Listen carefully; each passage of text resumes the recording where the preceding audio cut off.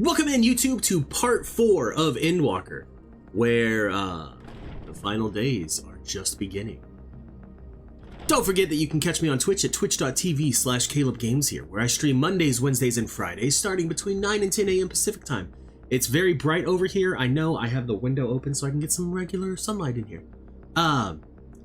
And YouTube, go ahead and like, comment, subscribe, hit that bell for notifications when I post new videos, all of that good stuff that helps me out with the algorithm.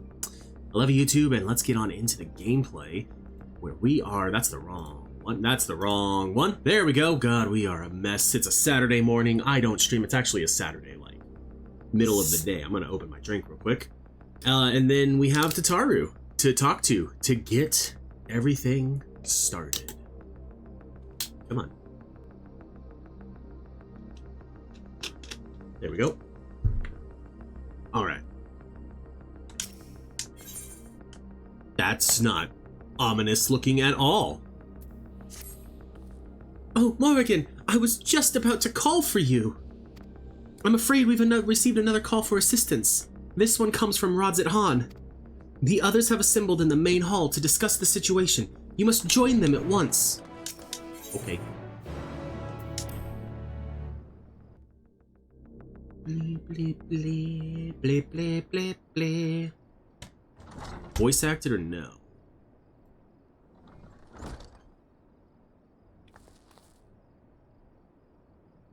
Oh, there you are.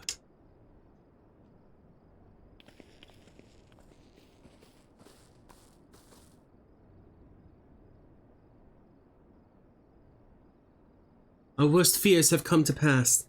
But moments ago, we received grim tidings from our contact in Thavnair. Vile beasts have appeared as if out of nowhere, claiming one victim after the next. What's more, they say the very sky burns above them.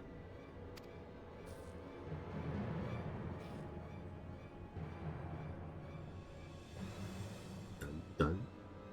Good gods! Are the final days already upon us? It would appear so. Sadly, that is all the information we have at present. No doubt the people of Thavnair are busy fighting for their lives. Then we must go at once. They need our help. Agreed. Agreed. Kryl, you'd best remain here with Tataru and gather what knowledge you can. You are in no condition for a long journey, I imagine.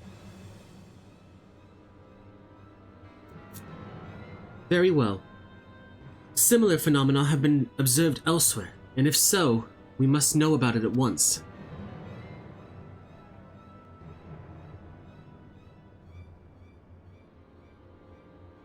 Be safe out there, yes? Absolutely, Kryl. Let us first make for Yedlamod. We must prepare ourselves for what may lie ahead.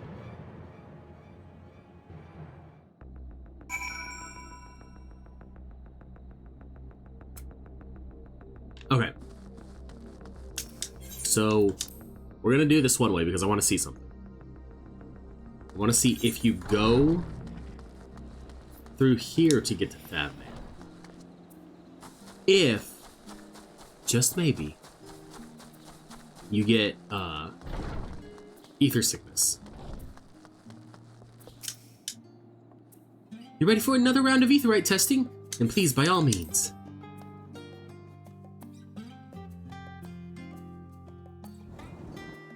Oh, it's gonna just throw us straight into a cutscene.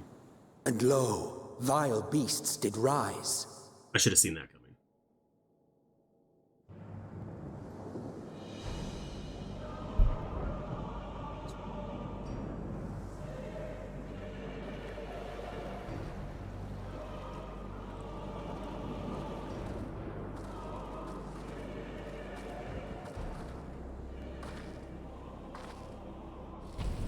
Leaving naught in their wake but blood and ash.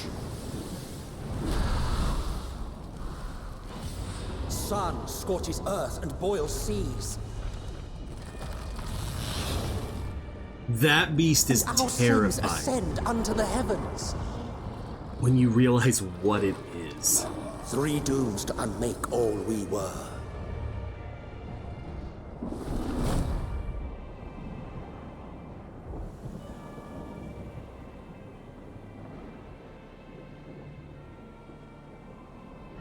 sky burns.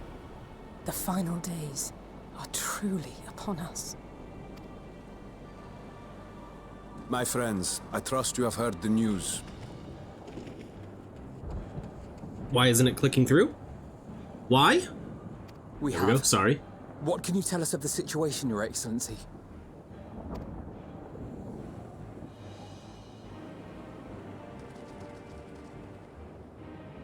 Last night, the isle was rocked by tremors, and the earth itself cried out. Aloft, the heavens began to burn. From all about, unholy beasts, the likes of which we had never seen, came forth in fury and rage. No. To say they came forth would be inexact. The people of Radzat themselves transformed into these baleful fiends.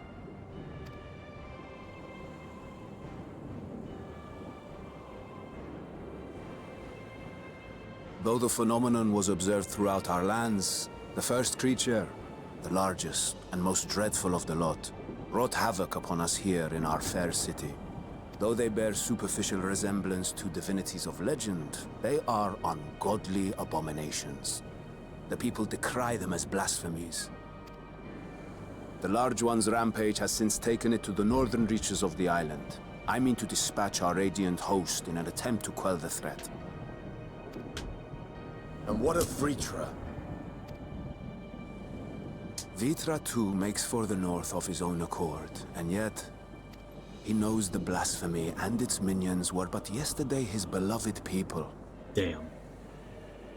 I pray his boundless compassion and mercy does not deter him from taking unenviable but necessary action.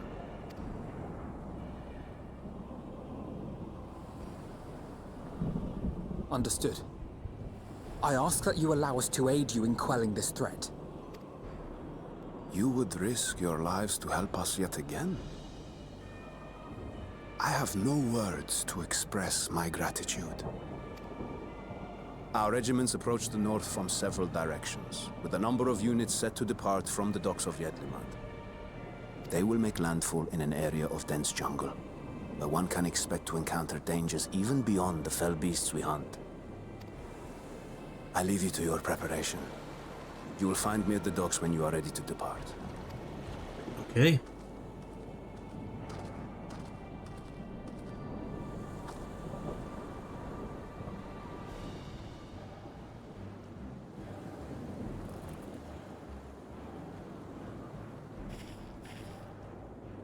We're as prepared as we'll ever be. Let's go.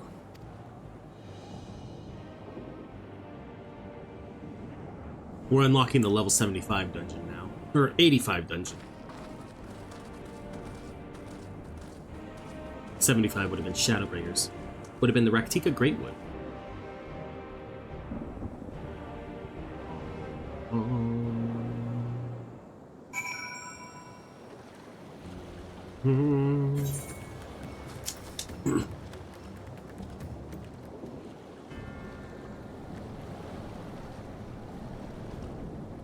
Everyone has assembled, yes? I thank you for lending us your aid in our battle against the blasphemy. Let us review our plan of attack. I would have you board this boat and circle around to the north side of the island. There you will find a dense jungle we call Vanaspati. It is a sacred wood, home to many temples and a number of villages. Vritra and the Radiant Host have gone there ahead of us. I ask that you join them and do all in your power to destroy this blasphemy. You got it, buddy.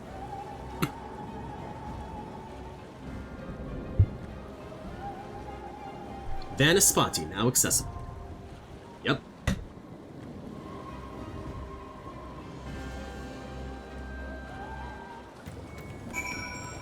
As always, we will try it first with a group of other players and hope for the best. There's not much we can do in the meantime while we wait. beyond fly around. What is the weather here? Apocalypse. Hell yeah.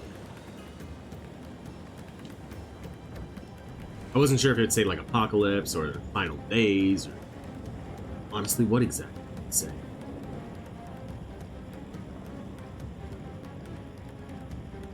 Bum, bum, bum, bum, bum, bum. How many more ether currents do I have here? 5. Well, 5 out in the wild. I still have 4 from quests, or 3 from quests.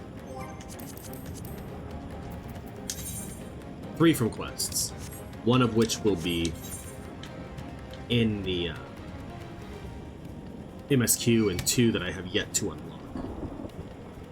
Let's unlock whatever this little stretch of map is.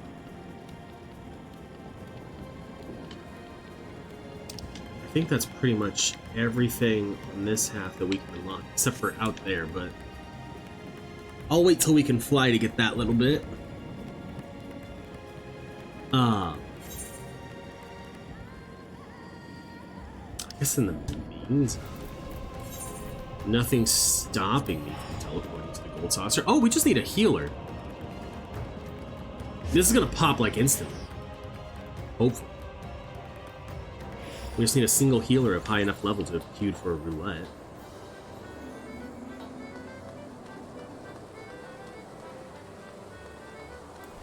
Let's just go ahead and pop our stance because it's one less thing we'll have to worry about. Let's do our tact bot.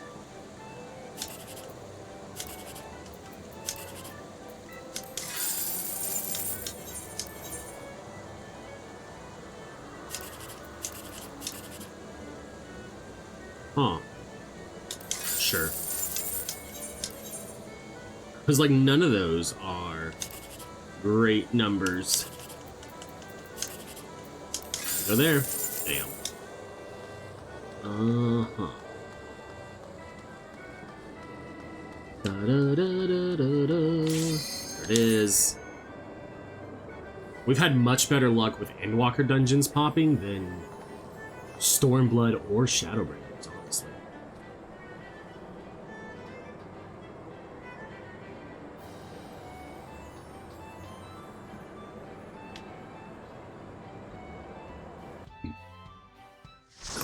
Alright.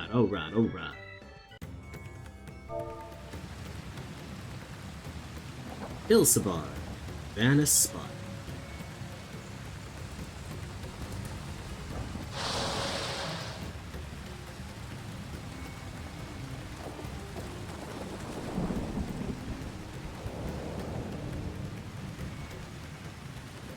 This dungeon is horrifying and heavy.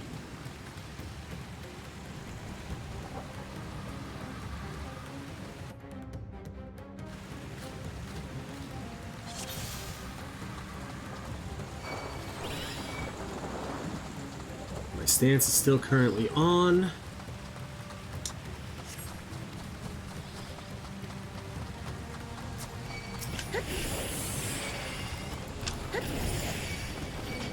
My friends, heed me. These are children of Thavnair. Forgive me. I could do them no harm. Nobody blames you, Virtra.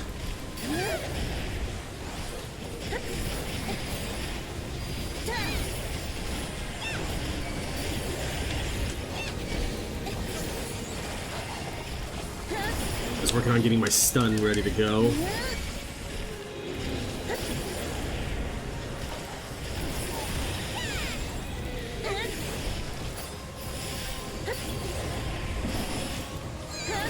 Alright, these things are surprisingly... They were getting close to dying quickly, and then they stopped dying quickly. If this is the only way, God, I feel like I run so slow. I shall silence the beasts of the air. Pray continue onward.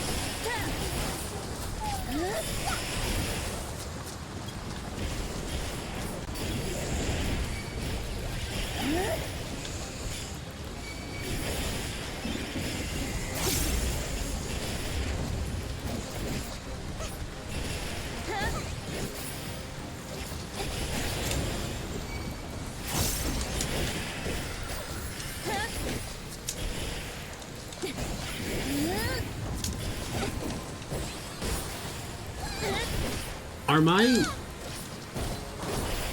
people only single targeted?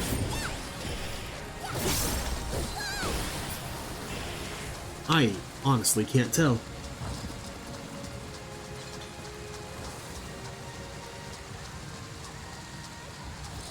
I do feel like I'm running slow. It's too late. Too late for all of us.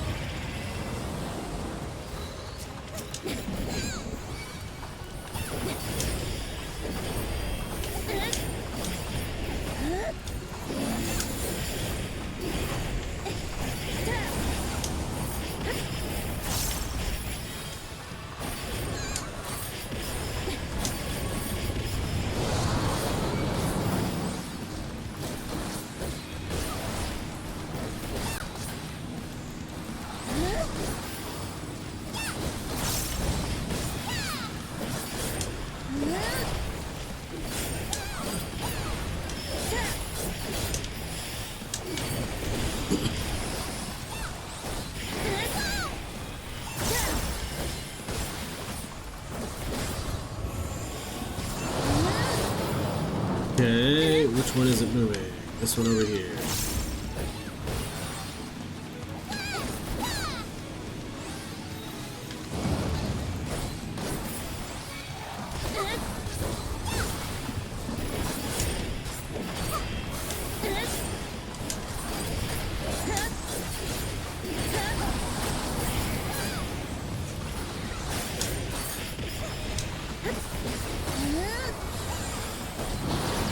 Oh yeah, temporary misdirection.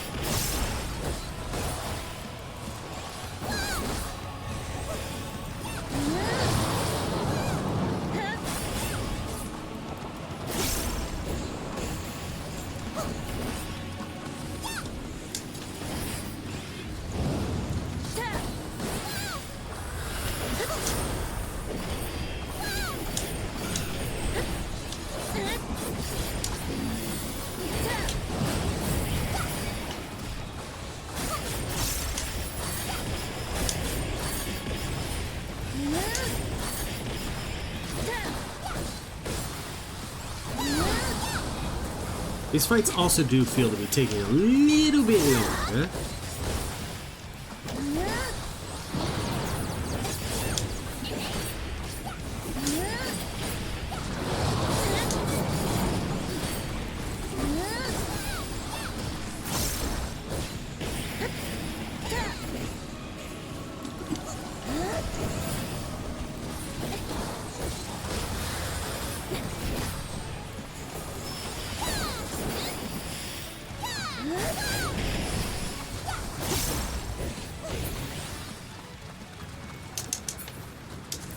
What is this vile presence I sense?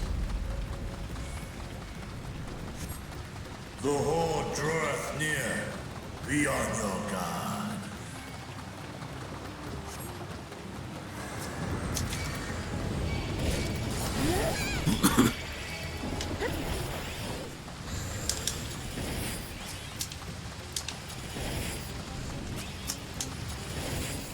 All right. There's nothing else here.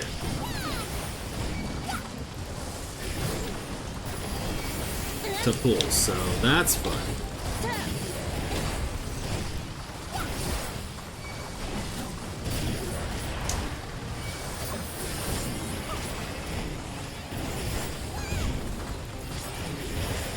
Since it's just a single pull, we're not going to use all of our big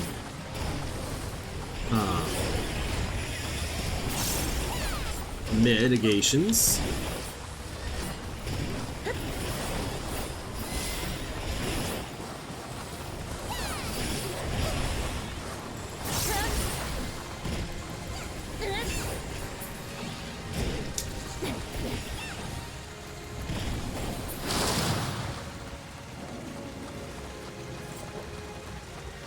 We have to get away from here. What's wrong, Mother? It's hopeless. Hopeless. No. Make it stop. Mother, Yeah. This dungeon hurts.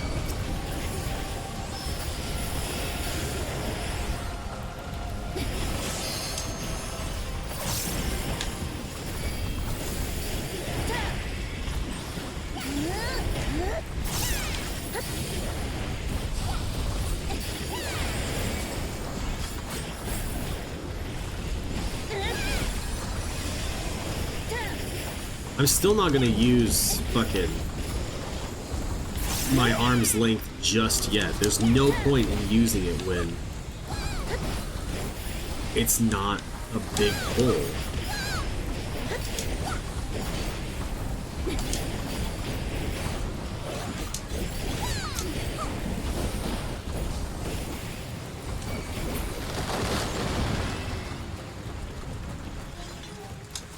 And then here we have the only double pull of this section.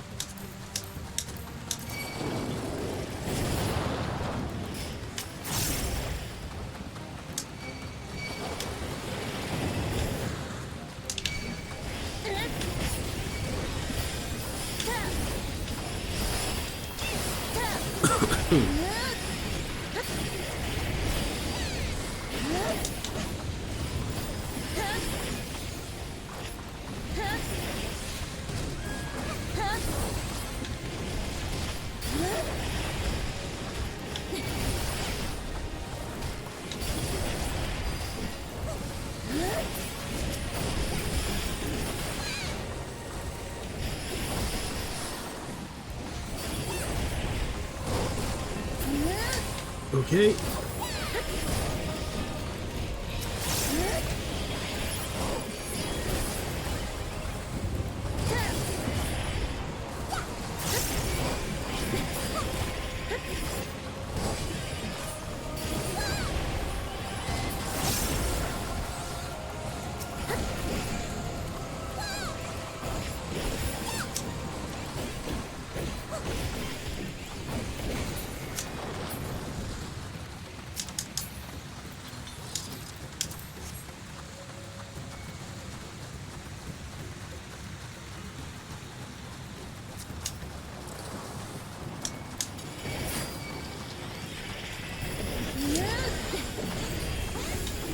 This thing, look, it's an elephant head.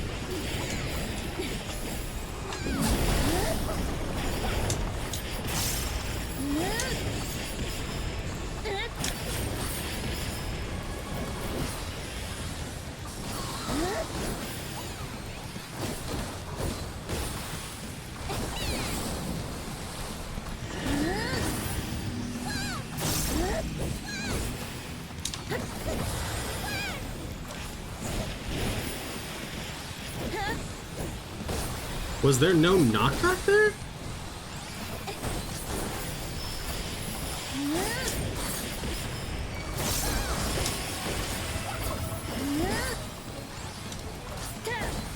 There should have been a knockback.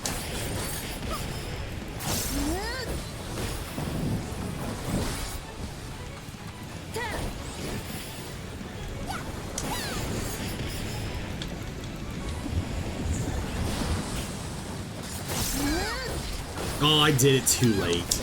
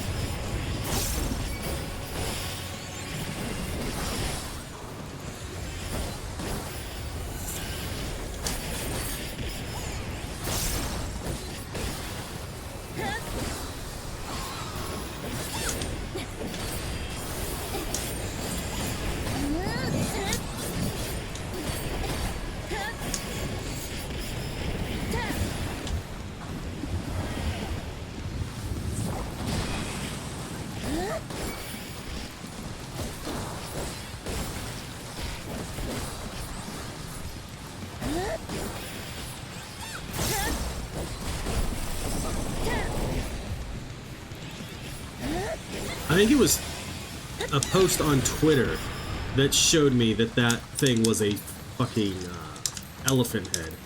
And I was just like, my god, that's terrifying. It's the head that was like split open. And then it brought like a whole new layer of lore.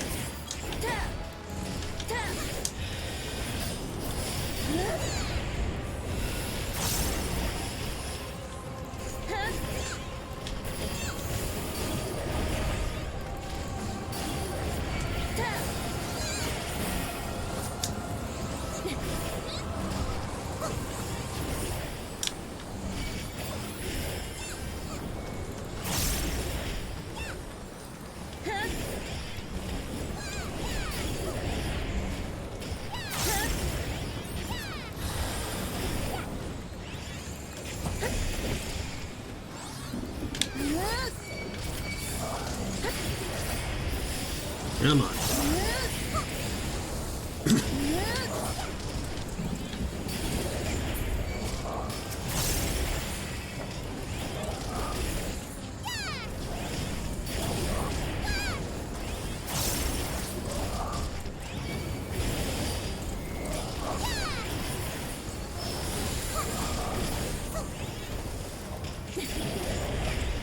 I just realized this set is only 3 pulls.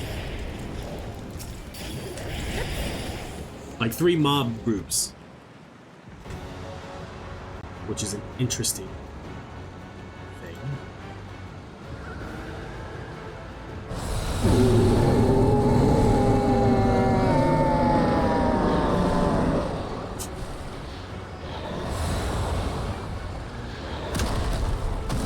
This thing's fucking terrifying.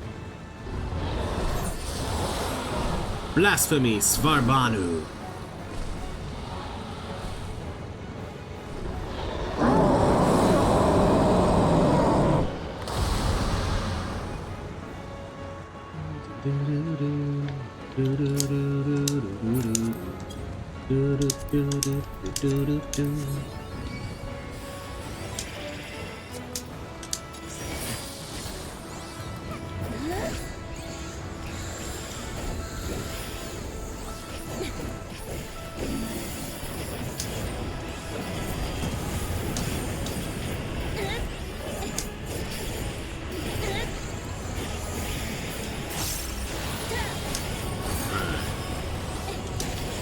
Red half's gonna be going off, so we want to be on the blue.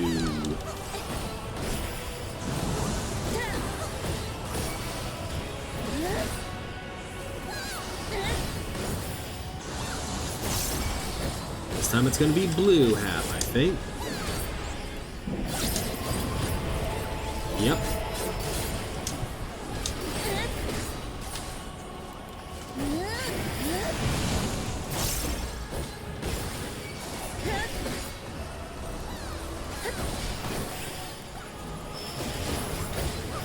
fucked my rotation up. It's fine.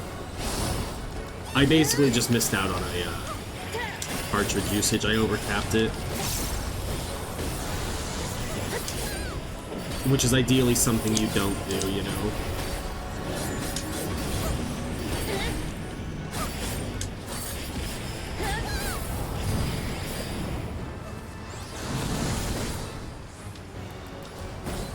So used arm's length way too late. That's why I got knocked back on that one. No, don't you go away from me! Ugh.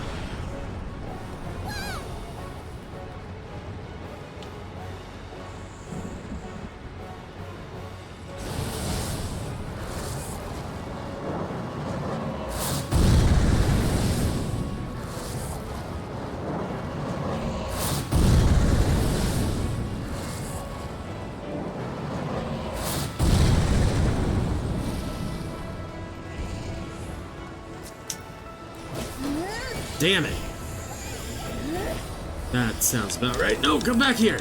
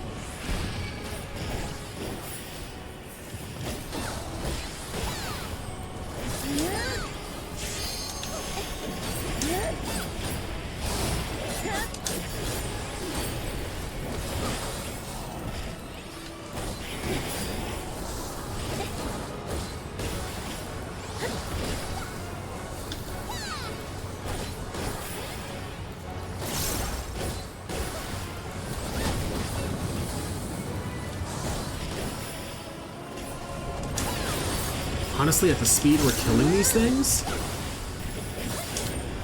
I almost could have done this faster with a trust.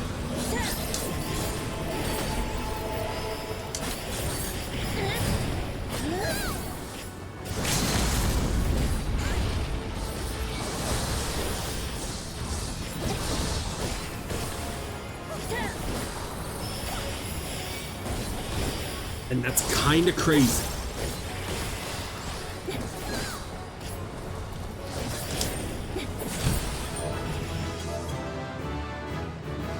All right.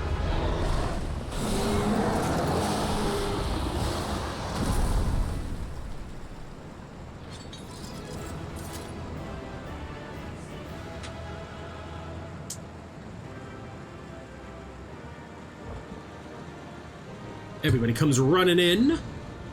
We'll give our commendation if the healer is still here, which I don't know if they will be. I don't know if anyone will be. The healer was.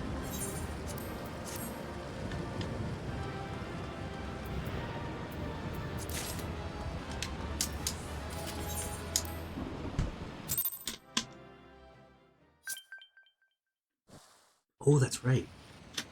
I have a thing to pick up from the delivery movie. Ruined. I'm ruined. I guess you could have heard him say that, but it was hard to hear. As I feared. There's What no is it? Ethan left. The beast was there, and now it is no more. Yes? Indeed. We saw it plain. But you didn't, did you? I saw nothing. Not the blasphemy that perished here, nor the other men turned beasts. And because of this, I now see all too well. There is no ether. Where the creatures should be, I saw naught but emptiness. God damn. Emptiness? But that would mean... Recall the words of the Watcher. 'Twas a stagnancy of ether, a cessation of flow, leading to decay and absence, that led the ancients to conclude their star was dying. This is the same phenomenon. The instant these people are seized by the transformation, their ether begins to rot and crumble away like dried mud. Until, from their corporeal forms to their very souls, naught remains. Damn. But the beast spoke with its dying breath. Surely at least a sliver of the man it was endured. Mayhap so. But even if the process was incomplete, it was little more than a faint residue. Gods be good. You're saying they cannot be saved? Not by any means known to me. Or by any means at all, like as not. For there is naught left to save. Fuck.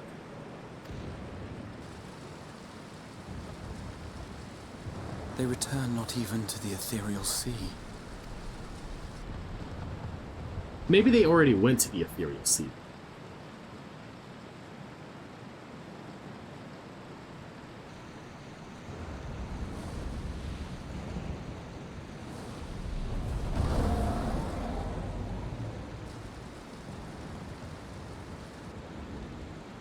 The beasts rage on, their hunger insatiable. Even deprived of their master, they perpetuate his legacy of hate.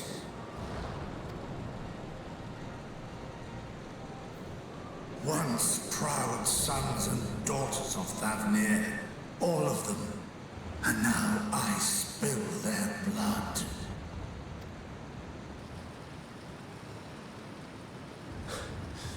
Vitra, my friends, I am heartened to see you safe.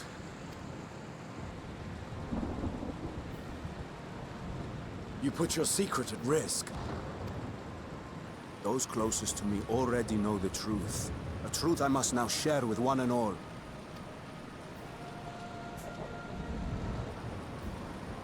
Vitra, calamity has come to Radzatan.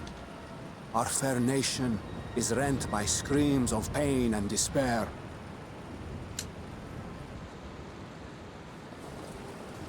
More than ever, we require a strong leader to shepherd us through the storm.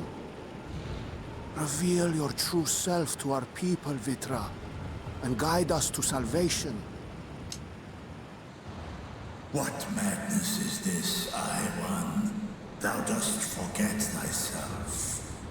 Were we to reveal our duplicity, it would do naught but foster confusion and chaos. Nay, I shall remain the Satrap's loyal ally, and do battle with the beasts.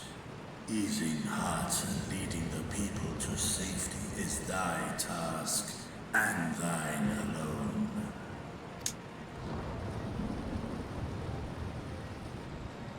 I ask that you remain at Ahewan's side, and render unto him what aid you may. I know not what lies ahead, but without you, Radzatan will not survive.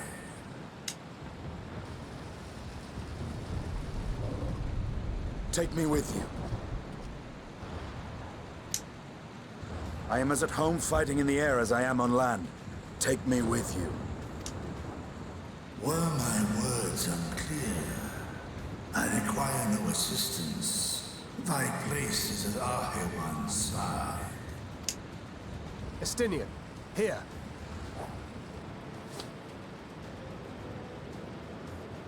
It's the last thing you ever wanted. A link pearl. We'd gain much from knowing your elevated perspective. And it'll keep you from getting lonely, which I know you loathe. Thancred, now is not the time to be making jokes. You heard the man. Seems I'm coming with you after all.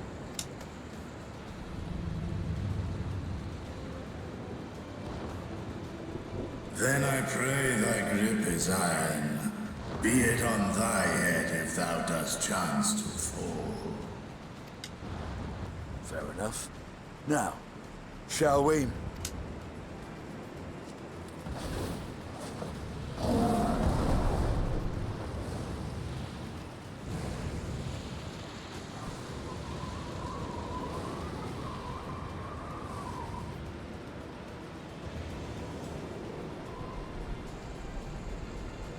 I fear it is as Vitra says. We will not survive this on our own. While I am loath to impose upon you again,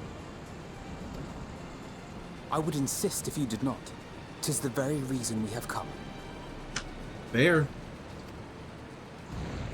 then once more I find myself without words to thank you properly. Let us return to the capital and plan our next course of action. Will you let me,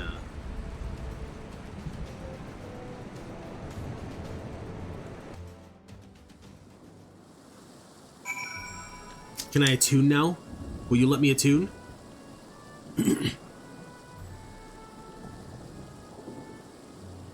Our radiant host has eliminated the immediate threat to the city, though it pains me to know these beasts were once my own people. There is no telling when or where the next transformation might occur. We must remain vigilant and steel ourselves for whatever is yet to come. I will just take the silver piece. Thank you. You may now enter Vanaspati with a group of.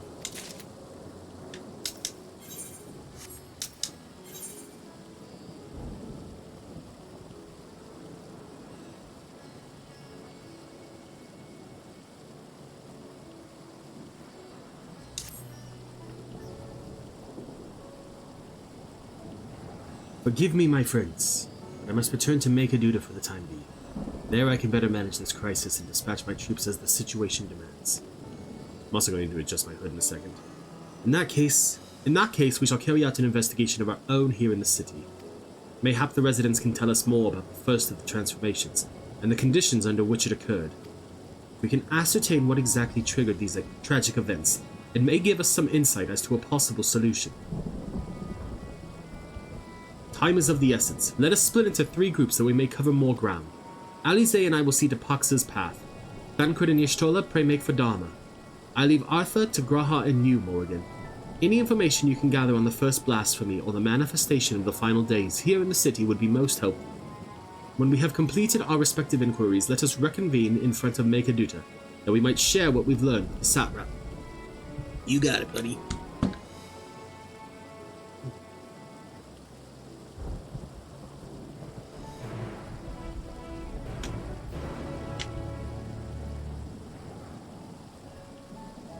There we go.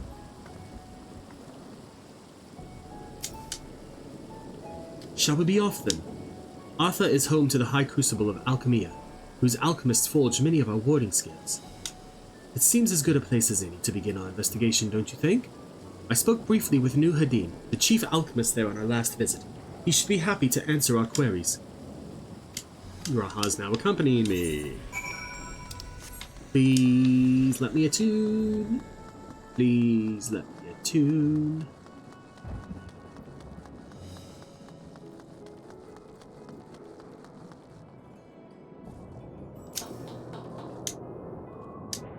Still won't let me. Damn. I was hopeful. Just because it would make travel around this place much easier.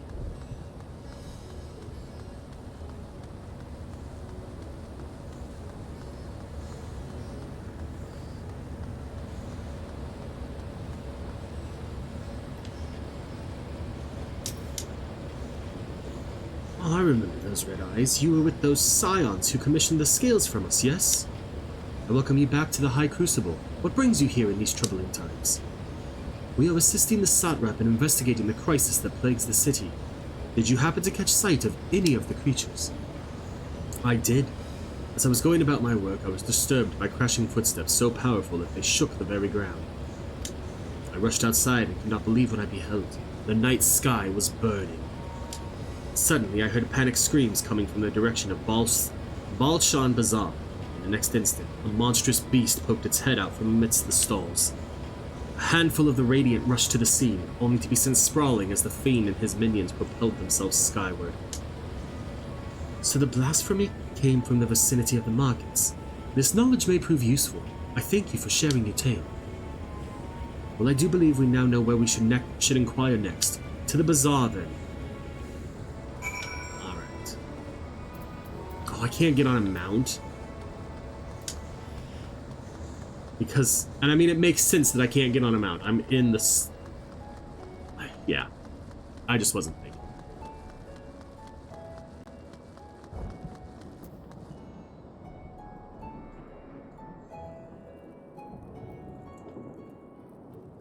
Is it going to be this half of the stalls, though? Or is it going to be the other half of the stalls?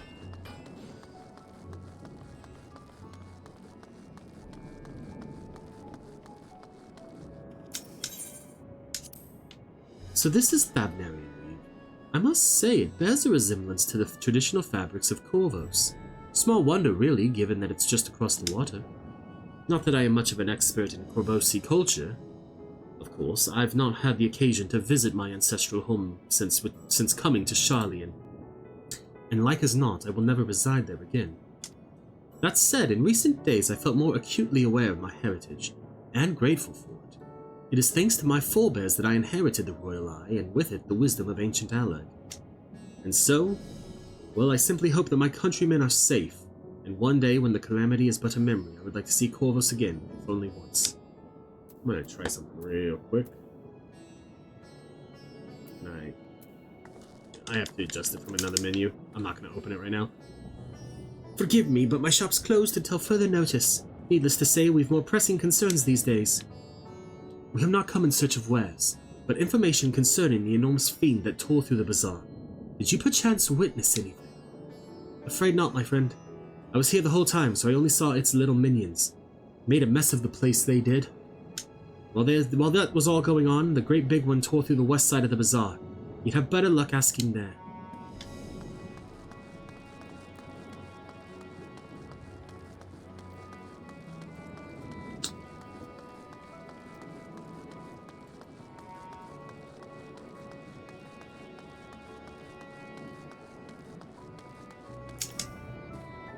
Something the matter, traveler?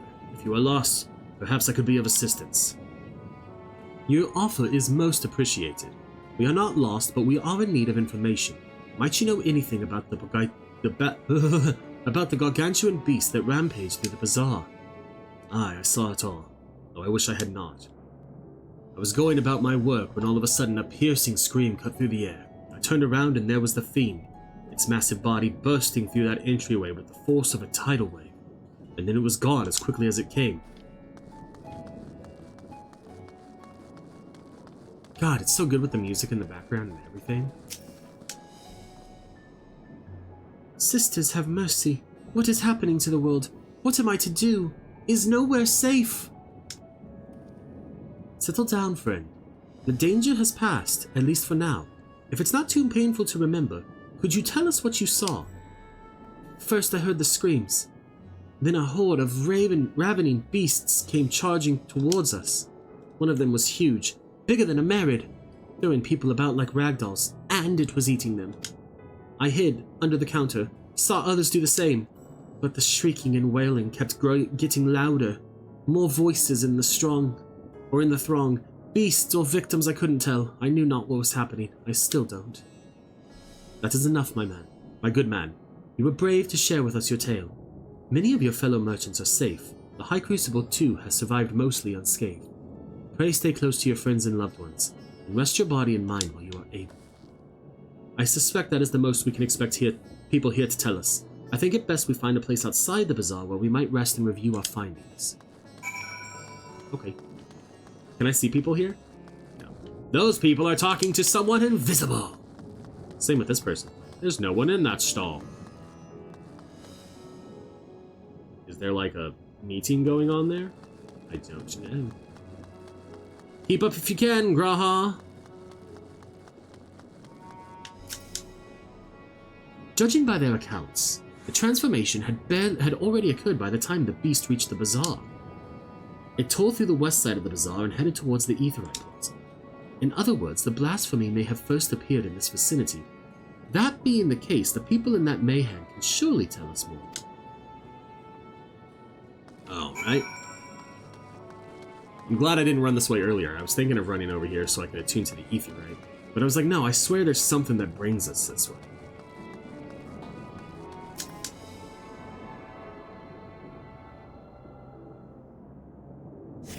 What bottoms is this person wearing? Antiquated Eidos. Huh. Going after that enormous beast, are you? Aye, I saw it. Including the very instant that poor bastard transformed. Damn the gods for putting me there. Started over there by the window. A few men, merchants probably, talking and drinking. Conversations must have taken a turn for the worse. Next thing I know, their leader, I suppose he was, buries his head in his hands, and black mist was swirling about him. Then his whole body bursts apart, and there stands a hideous, slavering beast. Massive and foul, all gaping maws and bulging eyes. His friends start shrieking, then the black mist comes again, until the change takes them too. The stuff of nightmares, I tell you. Nightmarish indeed. Incidentally, do you perchance know who those merchants were? No, I'm a decorator by trade. Not much cause to mingle with their sort. Saw Millie, the barmaid, chatting with him, though. She might know something.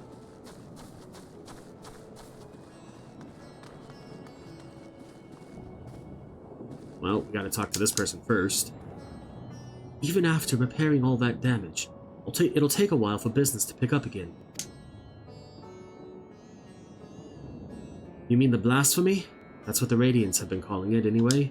I saw it too. We all did.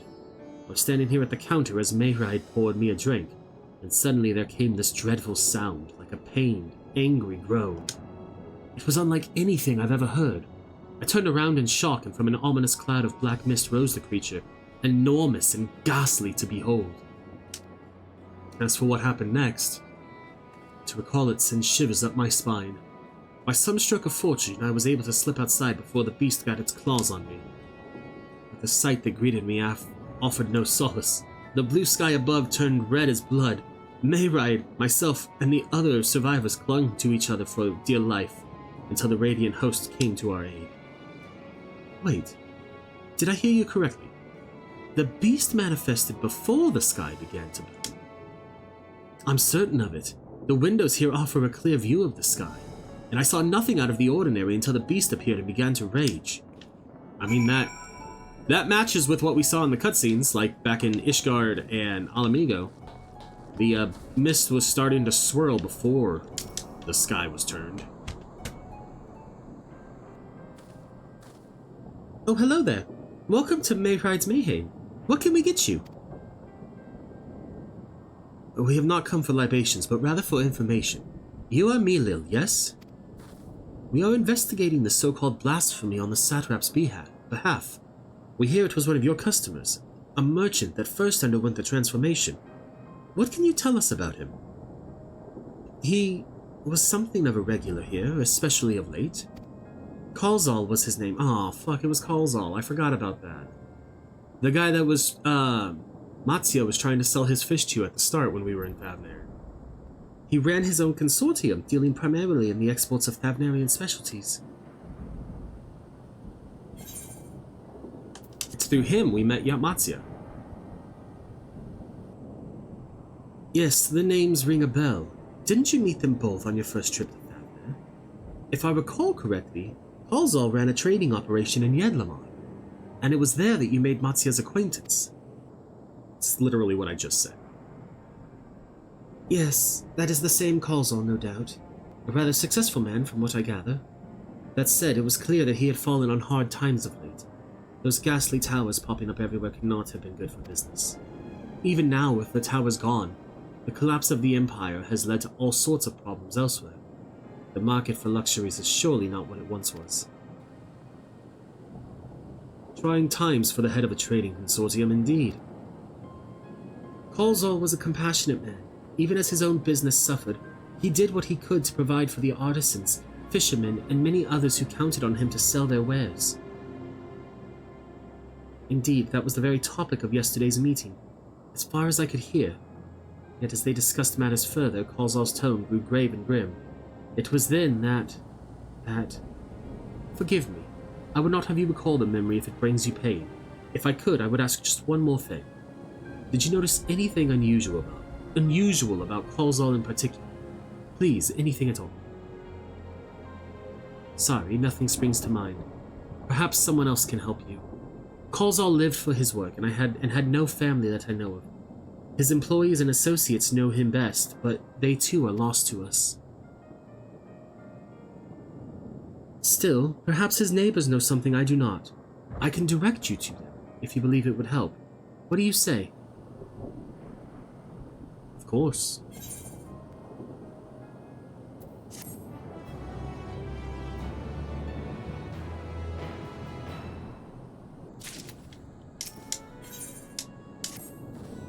Kalzal made his home in Kama, a nearby residential area. From what I gather, Kalzal lived there since childhood and was known throughout the neighborhood. Kama. The name is new to me. How do we get there? I'll write down some directions. I cannot promise that you will find what you seek there, but if nothing else, it is a start. Yeah, let's go to Kalzal's childhood home. Come, let's see where this lead takes us. Raha is accompanying us again. Yeah, let's go to Kalzal's childhood home and see what his home life was like. That seems like a good idea.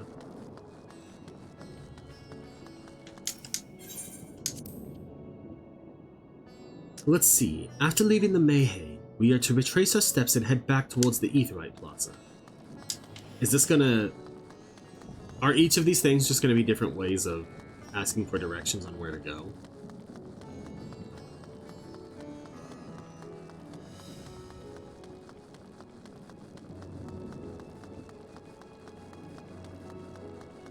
We'll find out right here. Because if they are, and if they're not... Yeah. From here, we ascend the stairs. I'm not going to stop and ask him in every spot, then. I was hoping there might be, like, actual conversation points. Like, maybe we get a little bit of Graha's insights to what's happening. But... not if it's just going to be... We turn left here, and we continue across the bridge.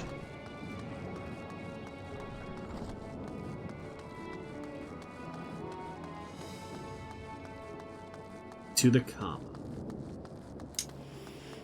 Not to be confused with the Kami from Stormblood, which are like the Kojin and the Far East's, like, deities that they believe in. Yes, this is where we go and we talk. But first... because I just get the vibe that I might not actually get a chance to come over here and interact with this Ethernet shard. We're gonna do that.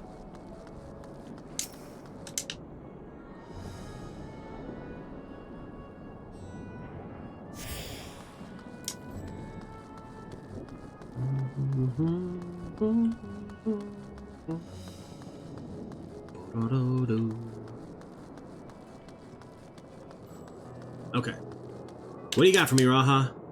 And this must be Karma. We've arrived at last. Let us begin questioning the residents without delay. No doubt someone here can tell us more about Kalzal. Oh.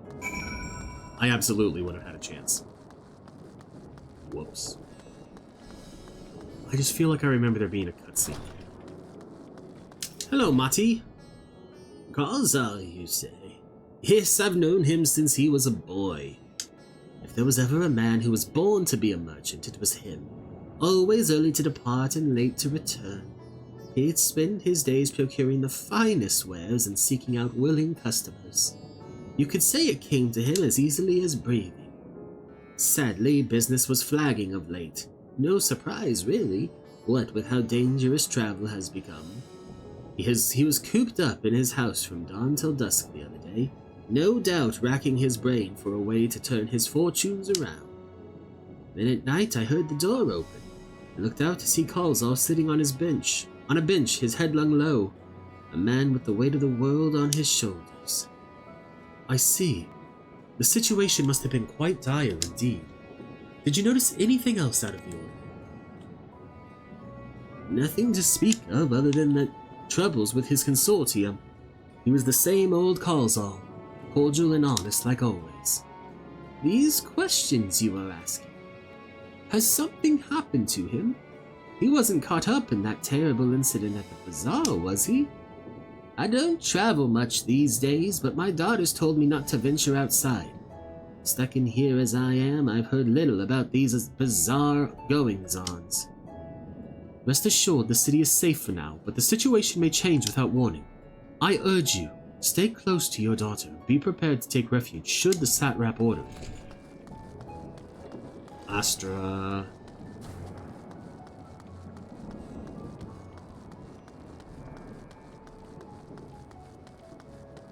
I'm going to assume the last person is somewhere in here? Yeah. Could you come back another time? I just woke up and I'm not exactly in the mood for idle chit-chat. Well, that's one way to avoid the panic, I suppose. Pardon our intrusion. You may not have noticed, but a great danger has come to Thavnair. I encourage you to stay alert and prepare to flee the city should the situation turn dire. But before we leave you in peace, pray allow us to ask a question or two.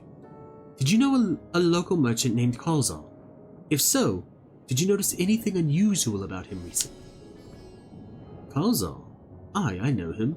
In fact, we spoke just the other day. Like many others, his business was doing poorly. Still, it seemed as though he'd managed to turn things around, thanks to a generous order from Ruveda Fibers. Why, he was practically dancing in the streets. I haven't spoken with him since, but I assume it all went well. Jinabaha might be able to tell you more, though. As I recall, he was the one who brokered the arrangement. Jinabaha at Ruveda Fibers. This sounds promising.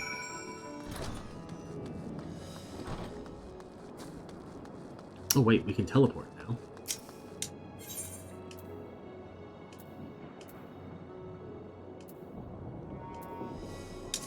Ruveda Fibers. Hey, now this might be something besides directions.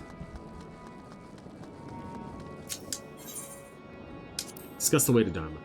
If I'm not mistaken, these stairs lead to Dharma. It is quite the sight, the red sky above. During the final days of yore, the heavens burned and stars fell. Creation magics run amok. That was my assumption when I saw Amarod. Perhaps the ancients believed the same, the terror of a single powerful individual was the cause of their calamity. And yet those self-same horrors now manifest themselves before our eyes. What could it be that sets the heavens aflame and turns ordinary men into beasts? Excellent questions, Graha!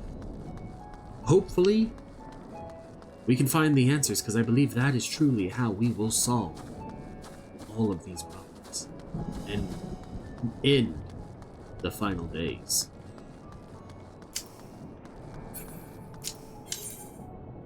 They're farming silkworms. This must be Ruveda's Fibers, where we should find Jinabaha. Yeah, right here.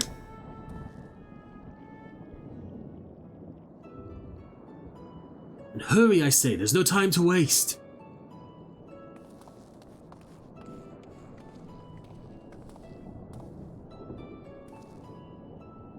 Pardon me, but are you in charge of buying and selling here, yes?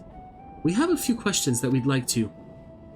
I'm sorry, but I simply don't have time to chat. If you haven't noticed, we have our hands full at the moment. We must carry all our wares and equipment to safety before those cursed beasts return. In that case, might we be of assistance? Perhaps we could speak when the job is done. Very well. You can start by helping us move our equipment. Ask the others what to put where. Of course. We're helping move. And you can carry our fabrics.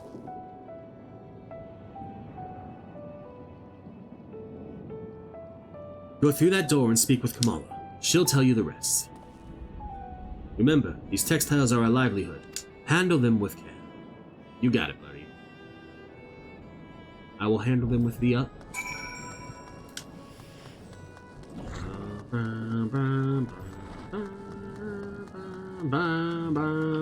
Okay. This area is for employees only. Out! Out! I am now an employee. What's that? You've come to help? Oh, praise be to Minduruva. Kind stranger, I welcome your assistance. On your way here, you passed 3 storehouses, yes? I'd like you to carry that small crate to Nabrafal by the storehouse near the hatchery. The crate of clothing is for Manuha. And that massive crate there goes to Zymeria by the middle storehouse. Watch your back with that one.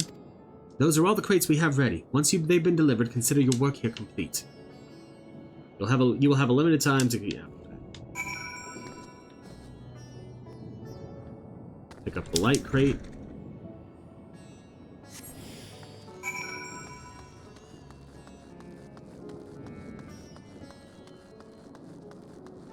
There we go, Nabrafal. That is it. You've come to the right place. We thank you for your aid.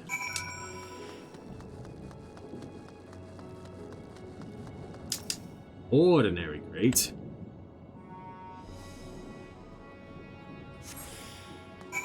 Manuha. If you have any crates of finished products such as carpets, clothing, and the like, pray bring them here to our primary storehouse. A crate full of clothing, is it? I can take that off your hands.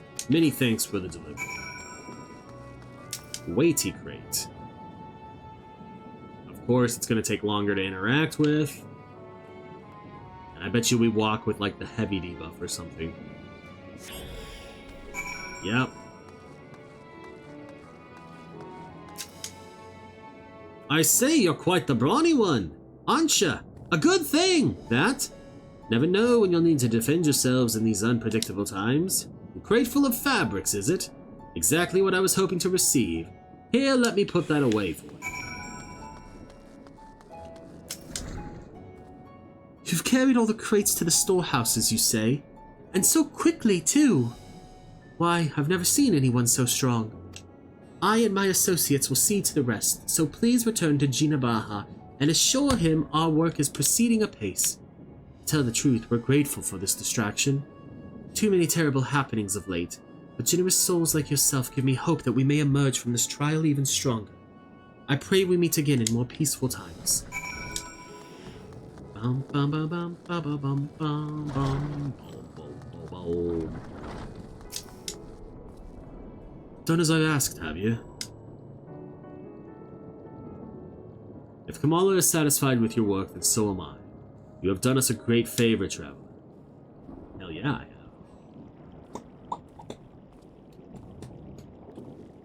I too have delivered the instruments and apparatus entrusted to me.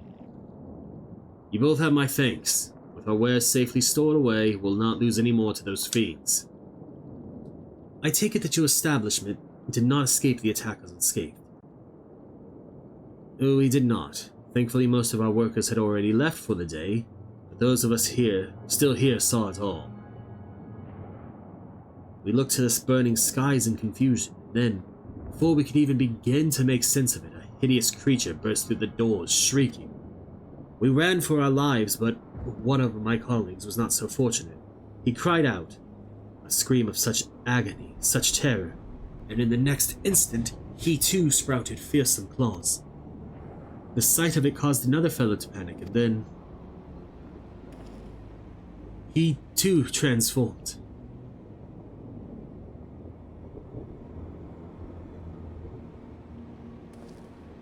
I'm sorry, was there something you wanted to ask?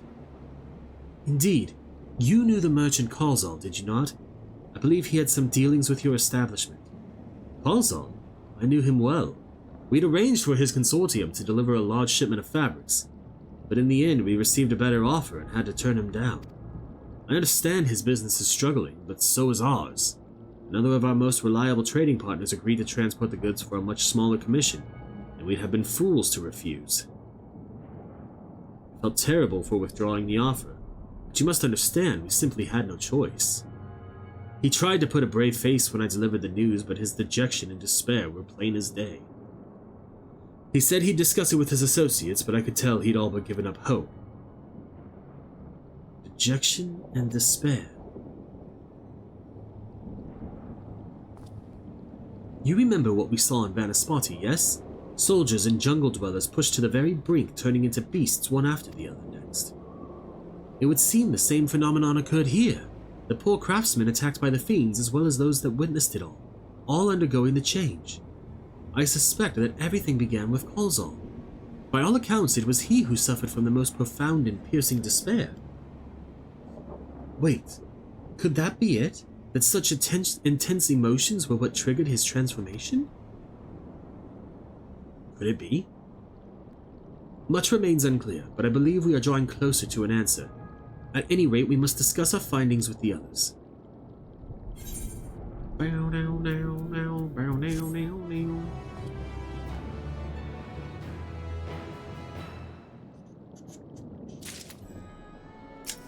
Alright, Raha. Beyond the depths of despair. We were to reconvene with the others in front of Meg Haduda, were we not? That should be just outside. With any luck, they will have already returned from their own investigations. My friend, we must take our leave. I pray that your establishment is spared further tragedy. But remember, your lives are far more precious than anywhere's. If you are ordered to flee, do so without hesitation. Indeed. Thank you for your concern. And pray you two take care as well.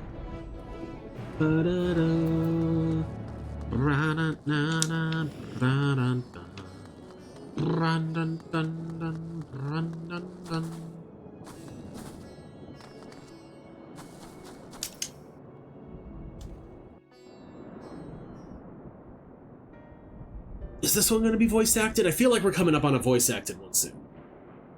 I'm going to assume it's this one. There you are.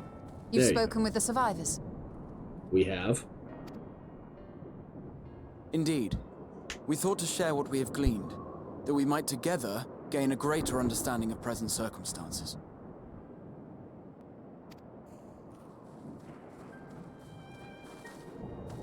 Fortuitous timing. Alize and I completed our own investigations not long ago. Then we should take a moment to compare notes. Shall we begin with the two of you?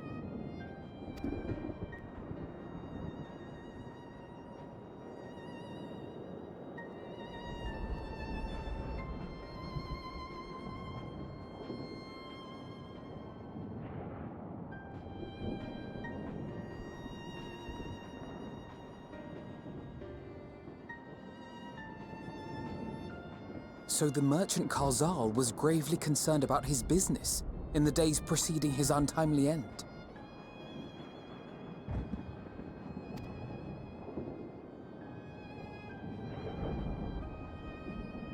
The tales we heard were much the same. The first victims to be changed into blasphemies were all overcome with anguish of one manner or another. Then those who saw their loved ones stolen before their eyes succumbed to a similar panic, setting in motion a chain of transformations. Fear, unease, despair. These negative feelings serve as a catalyst. If so, then it is not unlike the calamity that befell the ancients. With their creation magics, they unwittingly gave form to untold horrors. Had they simply lost control, surely it would have manifested in many forms, not all of them monstrous. Yet somehow, this phenomenon is triggered solely by the darkness in their hearts, a common thread with what we now witness.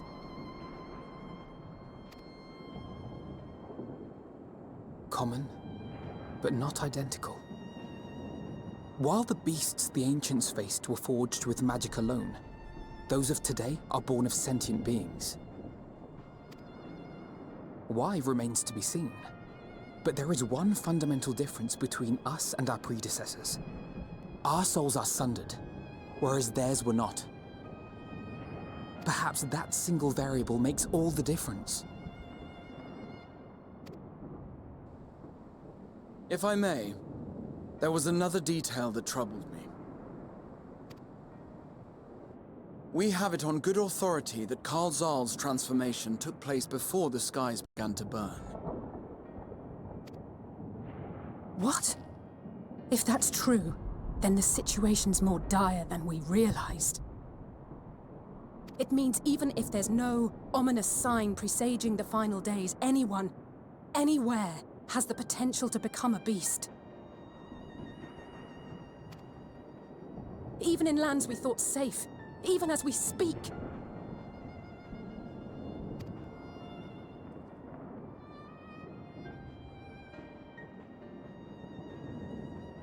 Look! It's the Satrap!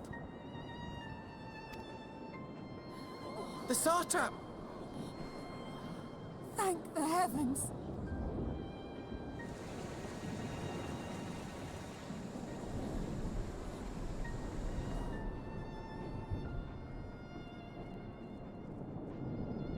My countrymen, I am relieved and heartened to see you strong and safe. While the danger has not yet passed, far from it, allow me to assure you that the beasts that raged within the city walls have been exterminated to the last. Outside this sanctuary, the brave men and women of the Radiant Host and our dragon ally continue to battle our unholy foes. I pray these tidings put your minds at ease and help you calm your hearts. Have faith that we shall soon conquer this terrible trial. Your Excellency, is there any word from Palaka's stand? I don't know. My grandson was bound for there yesterday, and I worry for his life. We are still awaiting a report, but I promise you, as soon as I have aught to share.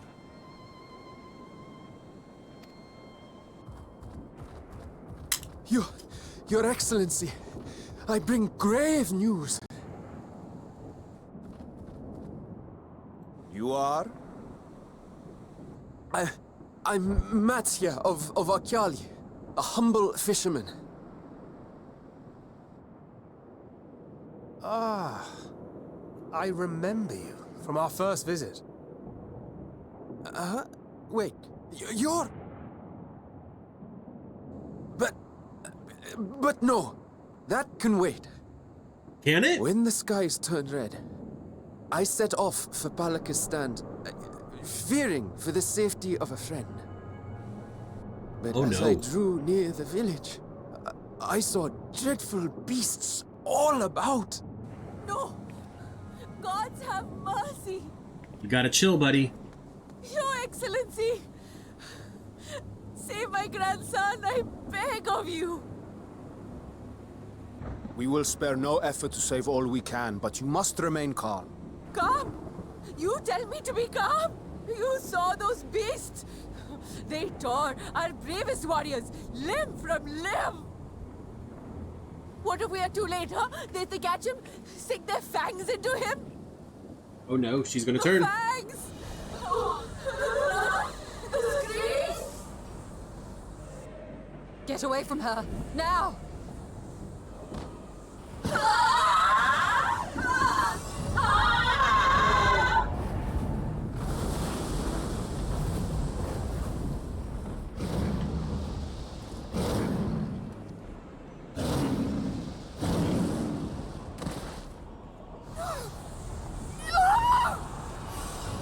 And this is how it starts again. Meanwhile, Warrior of Light's just standing around doing nothing.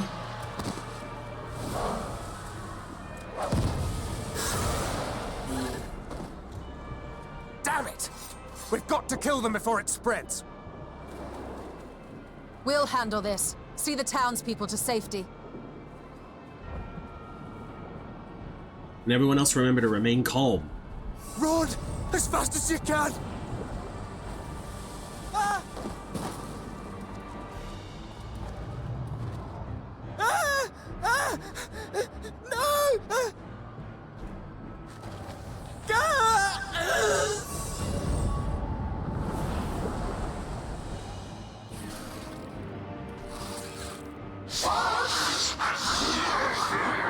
Fucking hell.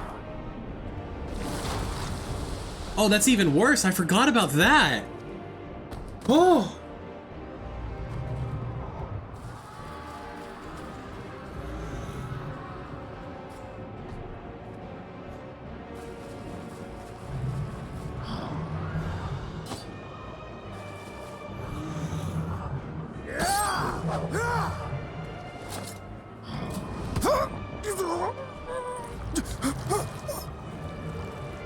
Vitra, our people, you must save them. And then he just fucking gets bored.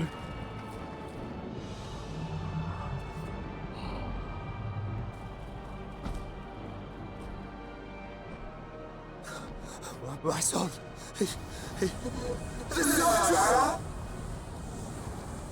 Enough. You must run. For their sake and your own.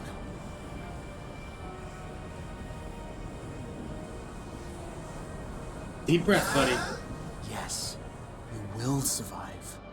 You must.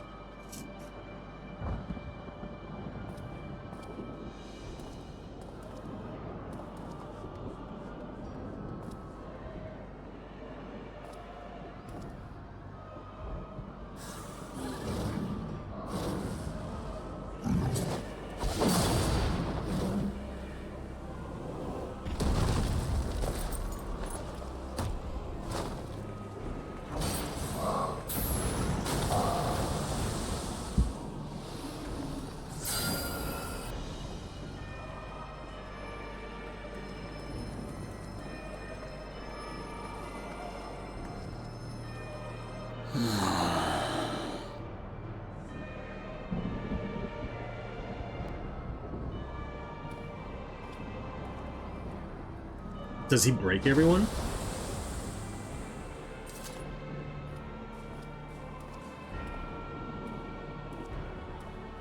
Or does he teleport us all again?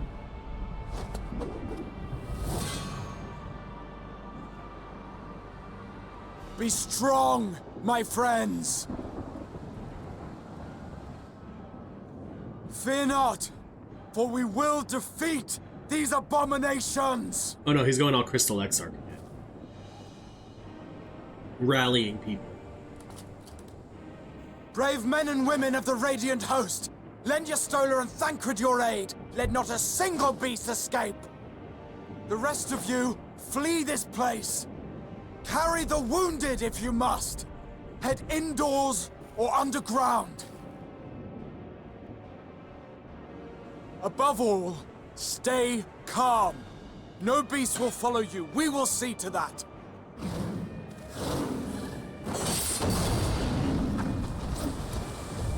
Alphino! Alice! Leave the city to us, and make for Palaka's stand at once! Matsya, show my friends to the village. I promise you, they're more capable than the host's finest. Right. Yes, give Matsya a Go job. with them, will you? We will save these people. As many as we can. That way he doesn't have to worry and despair. If he has a job to do, it'll give him something to focus on instead.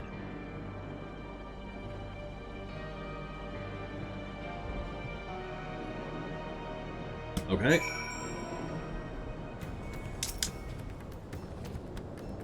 We must save Palaka's stand, whatever it takes.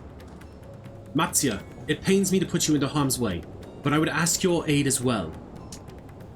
Of course, Palaka's stand is not far, just down the hill.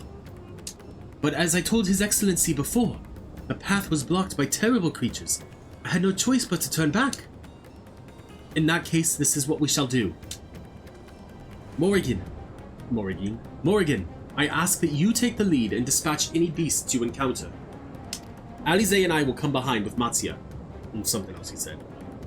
There is no telling what dangers await us. Keep your eyes peeled.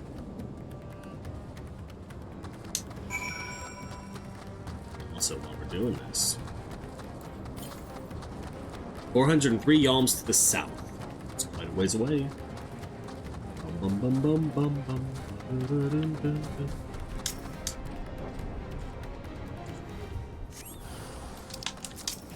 Hey, I fought one of you as a boss.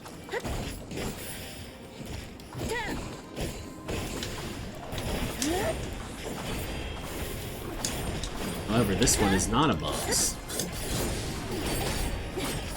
And much easier to kill solo. Okay. Next, you're gonna disappear. I'm not gonna allow it. Come back. She just teleported like 3 feet. That's all.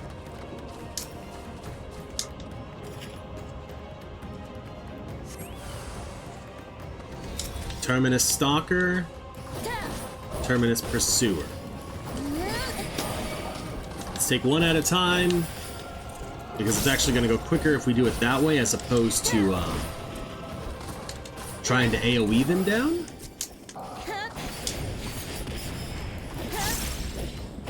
We're not going to look at what they're saying because that guy just said it hurts. And yes, this part does hurt.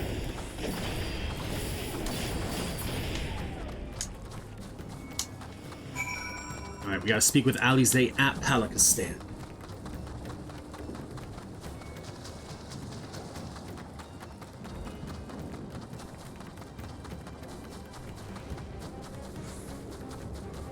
Bum, bum, bum.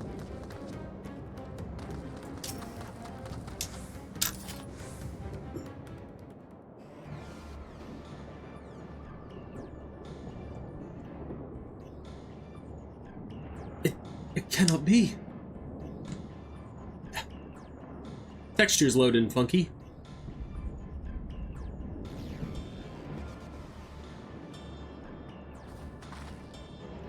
We must heal those we can, and quickly. I see no beasts, but stay on your guard. Yes, and attuned to the Aetheryte. We gotta save 4 villagers.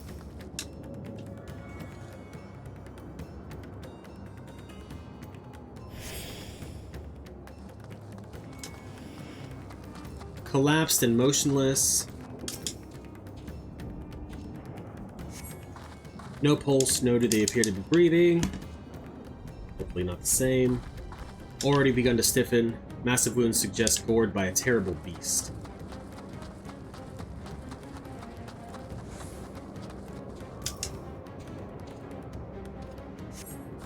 Though the village's injuries do not appear to be life-threatening, he does not respond to your efforts.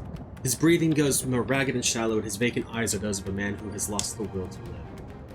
Even if I wake, the nightmares go on. No, leave me to sleep. You call out, but the man does not respond. Now, is it in there or behind? It's behind.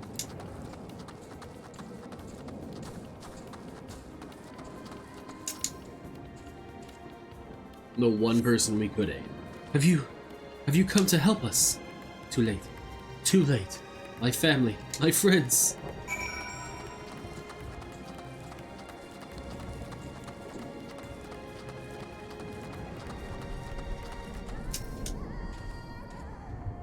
Are these the only villagers who survived? I can only hope others managed to flee, but if the rest have been turned to beasts, by the 12. Let us do what we can to see that the damage spreads no further, and no matter what comes, we must keep our spirits high, lest we ourselves suffer a similar fate. That we might live. I can tend to the rest. Pray look after Matsya. No doubt what we have seen here weighs even heavier on his heart than ours. Yes, Matsya. It's going to be all right. I promise.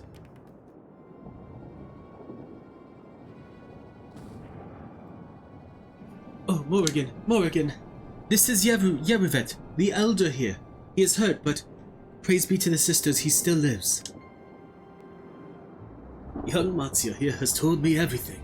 I have not the words to express my gratitude for your aid. When the heavens began to burn, we were afraid, but did our best to carry on as we always have done.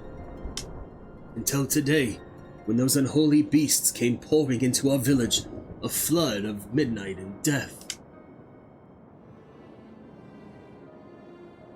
There are no words to describe what followed. Men and women I have known since they were babes struck down by those creatures, only to rise again to join the murderous horde, in the guise of those same hideous fiends. In the chaos, a handful of our villagers fled for their lives. I can only hope they have found their way to safety. Matsya, do you perchance remember Karasef and Mavan, the young couple who always bought your freshest catches? How could I forget, Elder? When I first came to peddle my wares, desperate to eke out a living, they showed me such kindness. Others shun me as an outsider, as is their way. But Karasaf and Mavon bought my fish and sung its praises. They turned my fortunes around. Alas, I fear they are in terrible danger. I saw them running towards a Gama temple, one of those beasts in close pursuit.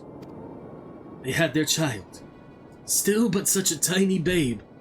To elude these fiends while caring for their one so young is an impossible task, surely. I beg of you to go to their aid. Matsuya, you can do it. You can do it. I believe in you, buddy. I want to help them, yet I am but a fisherman. I cannot face beasts on my own. Will you come with me? Abso-fucking-lutely I will. To save a family, I'll do it. Oh, thank you again. Agama Temple lies to the west of here. We must hurry. Okay, I will be right back. Alright, Matsuya. Southeast.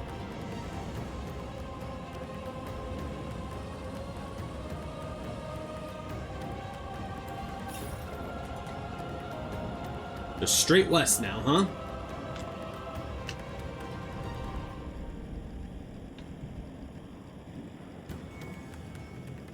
There's Matsuya. North.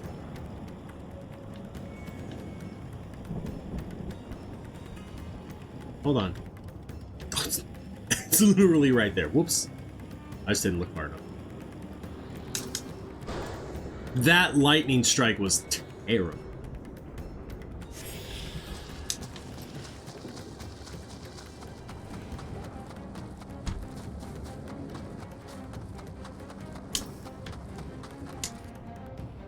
The temple is just ahead. It was built by those who worshipped Saint Agama, but has sadly fallen into disrepair in recent years. If my friends made it this far, no doubt they are hiding somewhere amidst the ruins. No, please, stay back! Ah! That was Karasaf! Oh no, this is not good. I'll take a look, you wait here. Please do, the cry came from the ruins. You must hurry. Yeah, buddy, I got it. I got it.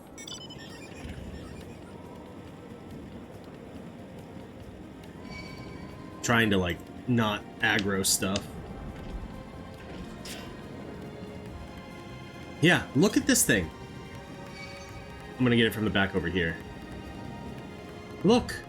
It's an elephant head. You stop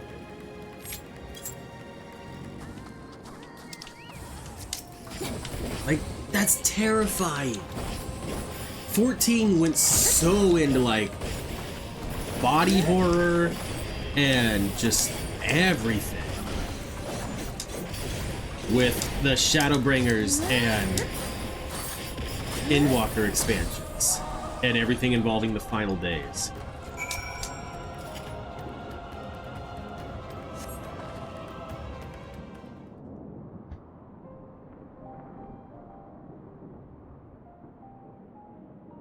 The man lies motioned on the ground bearing a grievous wound.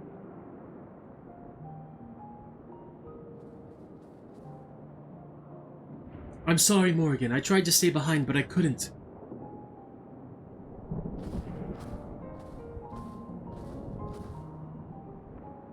No, it cannot be! Is someone... anyone... My arms, so heavy, and my legs... I cannot feel my legs. My wife fled with our daughter. I need to find them. Need to be with them. I need. Karasaf, no! Karasaf, you must stay strong. More time. I thought I had. I don't want to die. I'm going to dry his tears.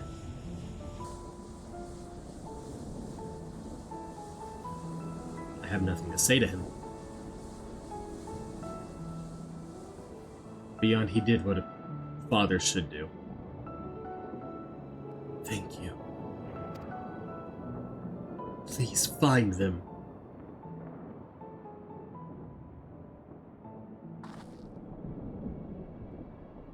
Mervan still lives. She has their child. We must search the jungle between here and Palakistan. There is nowhere else she could have gone, I think.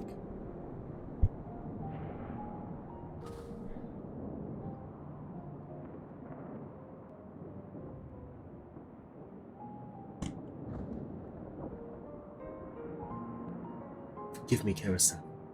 Once we have saved your wife and child, we will return and lay you to rest.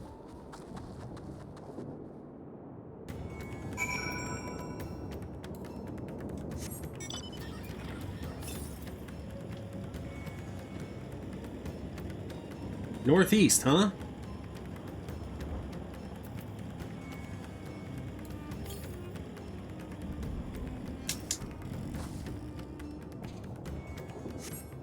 You see no sign tracks or other signs of recent travel. They must be elsewhere.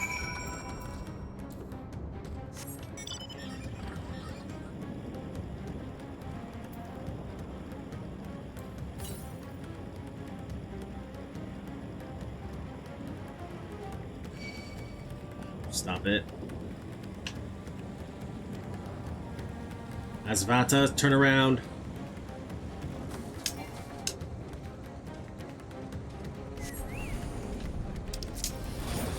Terminus Shadow.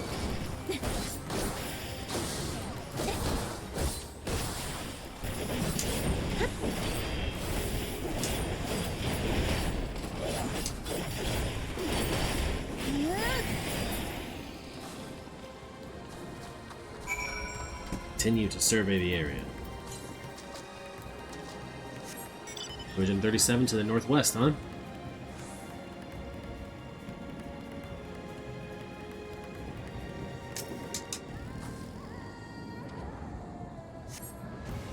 When Mevin and her daughter came through this area recently, you see no sign of their passage.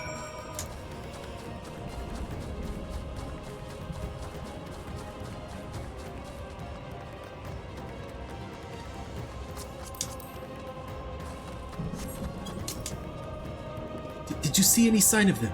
I found nothing. Perhaps the beasts have chased them farther from the village.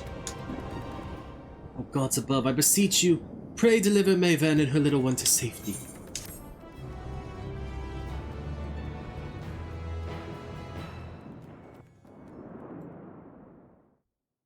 Meanwhile, in the skies above Thavnair. I feel like this one's probably gonna have voice acting. So.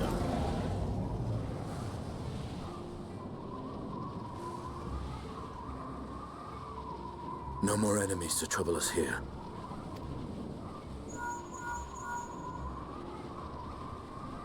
It's me. How fare you below?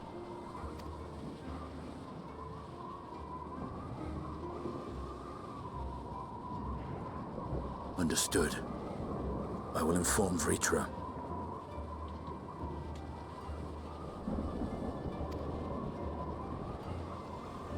Chaos and panic sweep Raz Khan, and many more have succumbed to the transformations.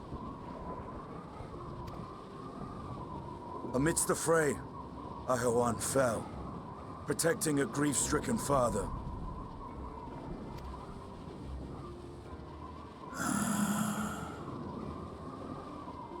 My friends fight alongside your Radiant host to secure the capital.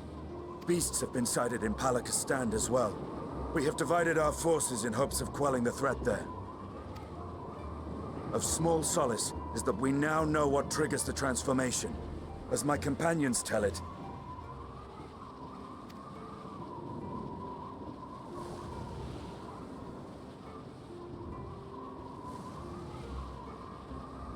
so it is the very fear and despair in their hearts which inflicts this abhorrent punishment upon them. A nightmare from which my children will never awake. O capricious and cruel fate, they are undeserving of such condemnation. will you wallow in sorrow or rise to the occasion? Razat is leaderless. Before he passed, Ahawan sought to reveal the truth to his people. Honor his wishes. Yes. To what end? To breed a new conflict between dragon and man? No. I don't even know why you think that would happen. These claws could reduce thee to shreds with a touch. These jaws crush thy bones to dust. Only through my proxy could I walk with my children. Without him, I am a bringer of fear, no different from the beasts which beleaguer them. Perhaps so. Only in death were Hraesvelgr and Shiva united. Indeed, whenever man and dragon have come together, death has ever been the inevitable result.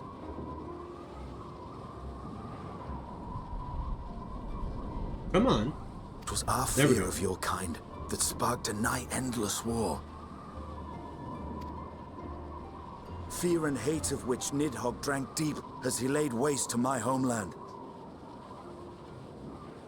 And in turn, I took my revenge on his brood. Blood for blood, pain for pain. I thought nothing of theirs, only of mine. And yet, were the chasm between us too vast and too deep, Hraesvelgr would not have borne Isael to battle and our rescue. He would never have entrusted a mortal champion with one of his eyes, and the Dragonsong War would still rage on. And I would still wage a never-ending war of violence and vengeance. The future of our star be damned. I cannot speak for Ahawan's greater goals, yet I know that he served you, served your people, long and true. In this time of unprecedented crisis, he turned to you. You could do worse than to place your trust in him. Good job, Athenian. It That's will a not be fucking easy, good speech. but the future of Razat hangs in the balance.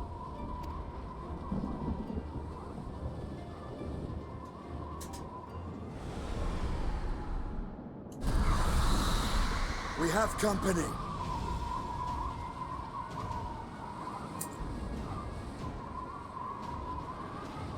I am ready. The hour has come, Vritra.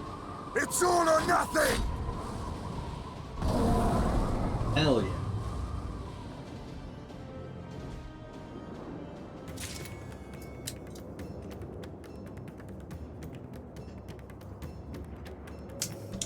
Sorry, I've been snacking on chips.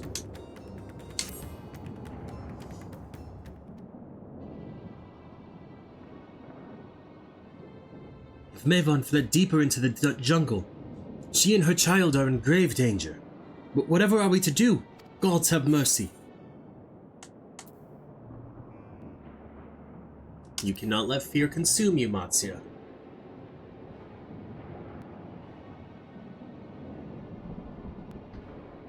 Fear? Consume me? What are you talking about? Then I too could become a beast? I understand, I think. I've seen to the wounded. How did the two of you fare? Did you find your friends? No.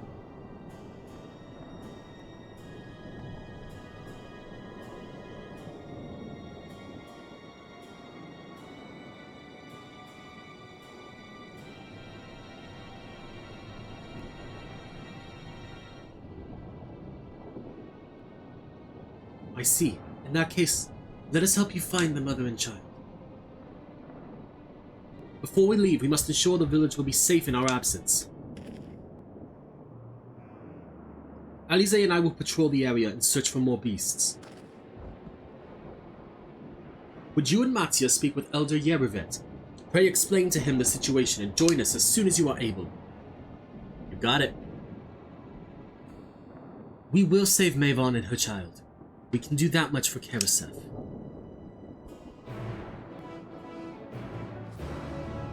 I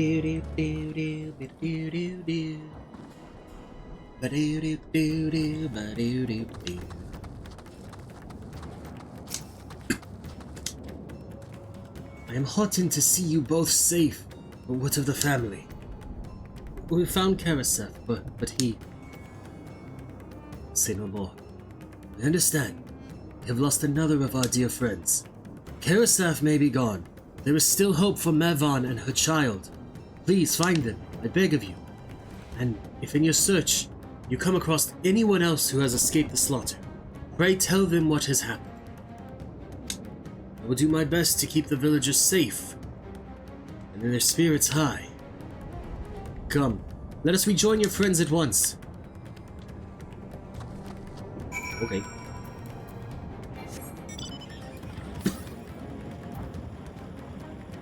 $183 alms to the southeast. I'm pleased to report that the vicinity appears to be beast-free, no doubt thanks to your earlier efforts. And with that, let us resume our search for your friend and her child. Where should we begin, Matsya?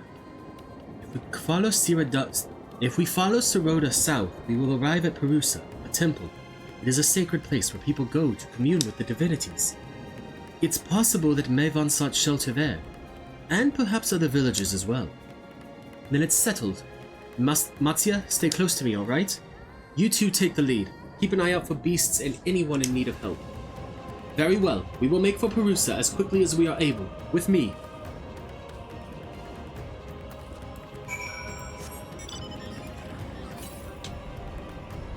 $136 yalms to the east. There it is.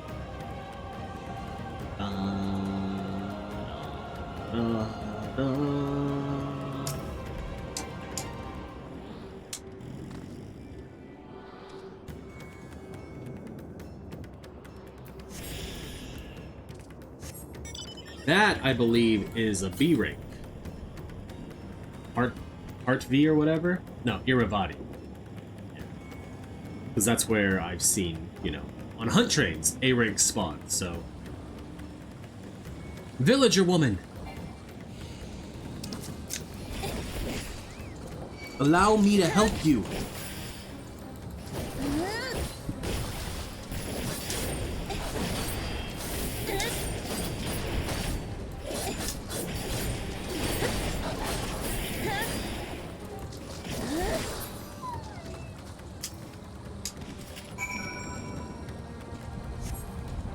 Thank you. I thought I was done for. Morrighan? She's a friend of mine too, but I have not seen her. She must still be out here somewhere, trying to avoid the beasts. And with her child, gods. Worry not for me. I can make my way back to the village on my own.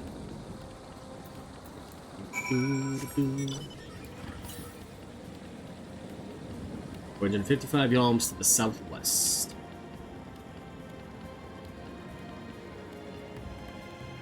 Matsya!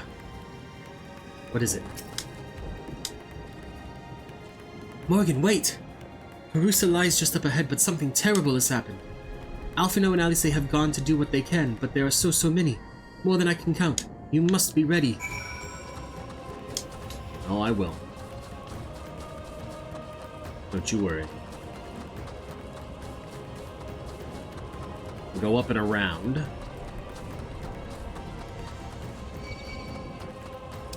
You know what? It's fine. No! Gods have mercy!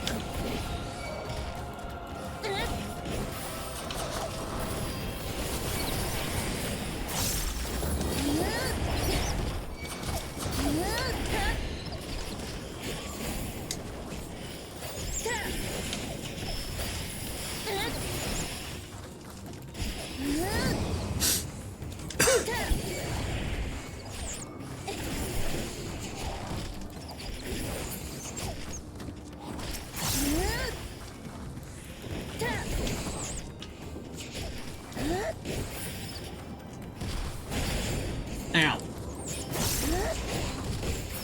Don't hit me with a tank buster. You actually didn't do that much damage because you're a much weaker version of the one from the dungeon.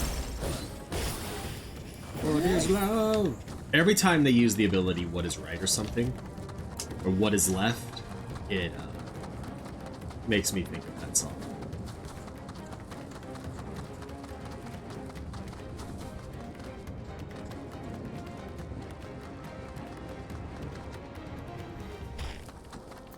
Oh, even that didn't hurt that much.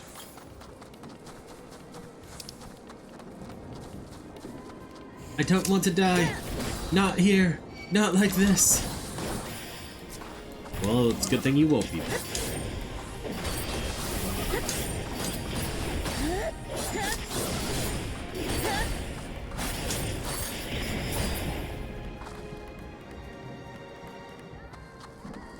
And there's one more this way.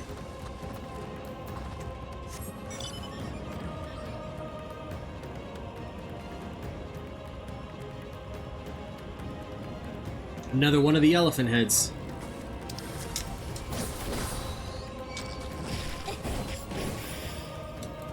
It's like a spider elephant head too, which like makes it all the more creepy. The spiders are terrifying.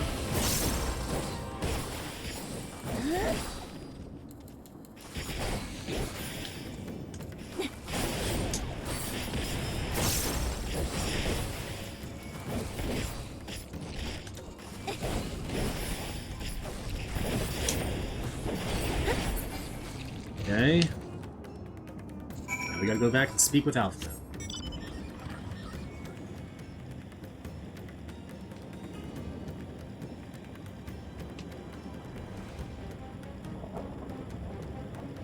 Just ignore the aggro of everything, please. There you are. How fare the others? Well, it's not great. I see. You've seen to all the beasts in sight. In that case, let's have everyone gather in front of the temple.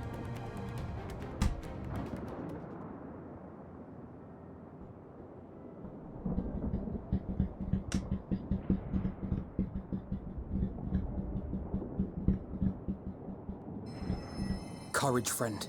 The pain will pass. Has anyone seen Morrighan?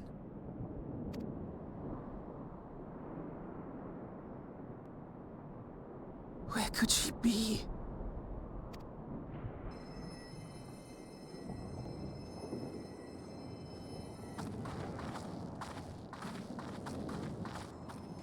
We've dealt with all the blasphemies and made certain no villagers are still in hiding.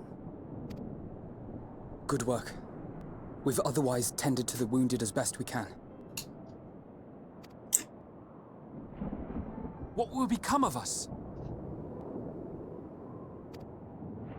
Help is on the way, surely. We may have to abandon our homes now, but we will return someday. Yes. But where can we go? Is anywhere even safe? That I cannot say. Well, I can. Nowhere's safe. Run all you like, but there's no escaping these things. And even if I could, it's too late for my family.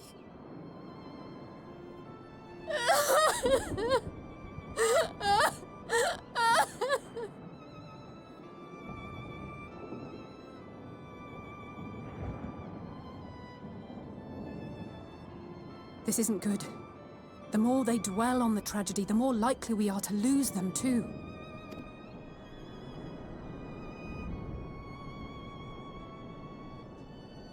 My friends, this is a place of worship. Should your heart quake with sadness, cast your mind to the heavens and remember. Remember the teachings of the old gods. Did they not implore us to stand fast when waves of sorrow break against our shores?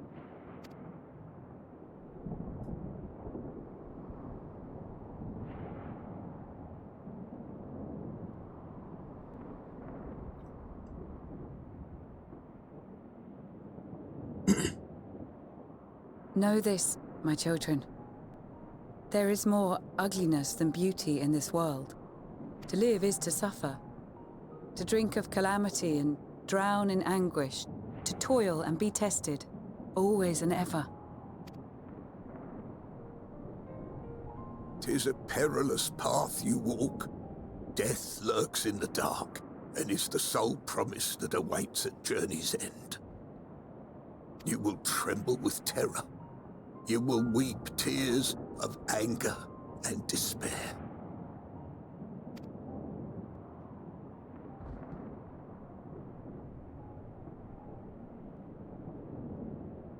But do not avert your eyes. See your life for what it is.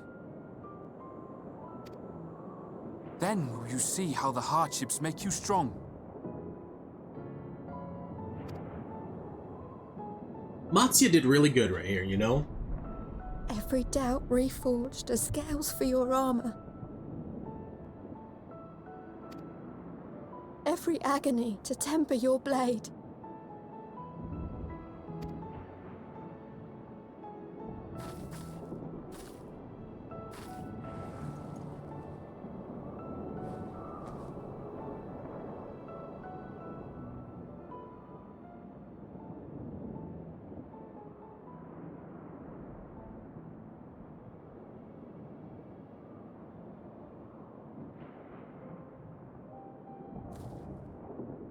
Thank you, lad.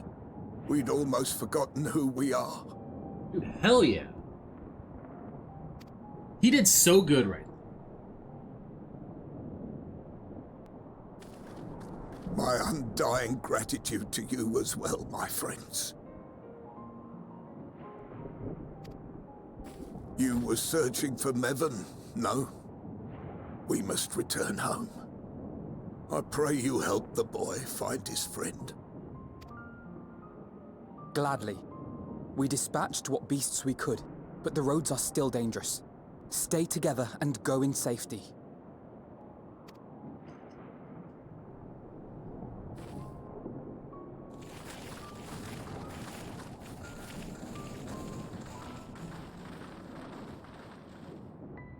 That was very impressive, what you did back there.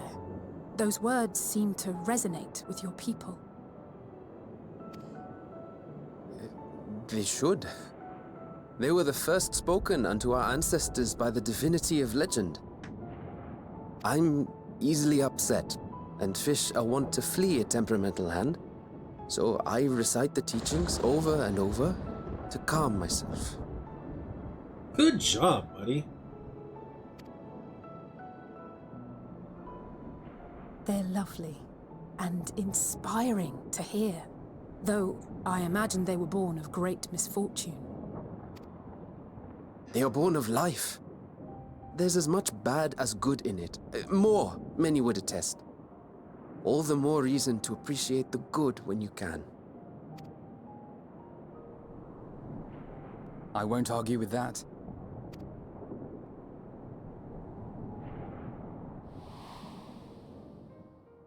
In darkness, seek joy. Surrender not to sadness, and see beyond despair. Walk free, and bear the light for others to follow. It's like she knew.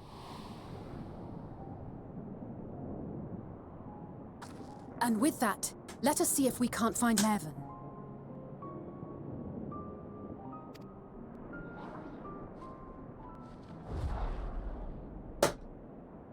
Did you see? That beast was chasing someone.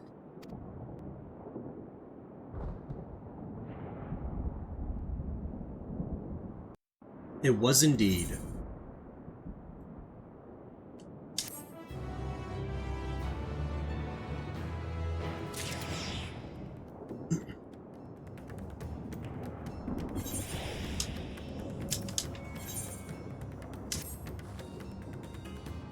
Over there. My view was blocked by the trees, but I'm sure I saw someone being chased by a beast. Morrighan, go with Matsuya and search along the river. Alfino and I will circle around to the south. Okay.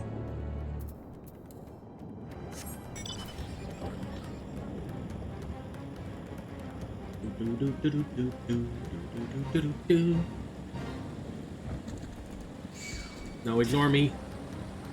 Please ignore me.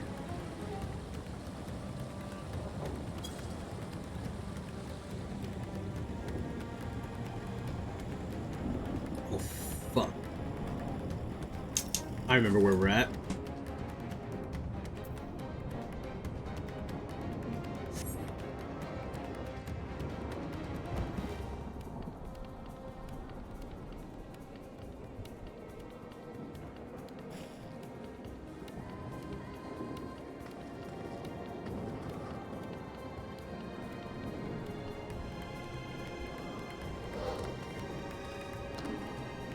That's her! No, I'm sure of it! Morrighan! Don't! Please!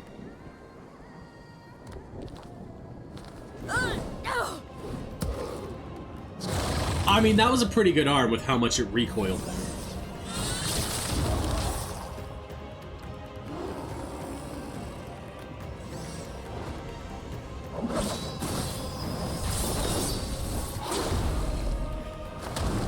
Oh.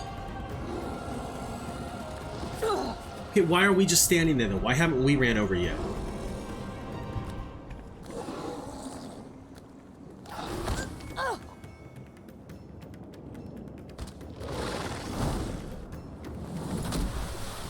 No! God have mercy! I guess that makes sense.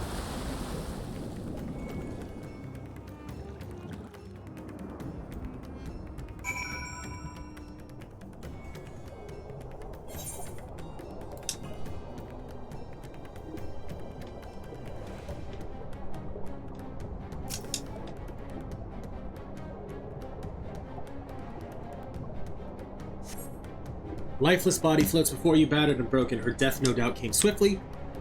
Her infant daughter, however, is nowhere to be seen. This baby sank like a fucking rock.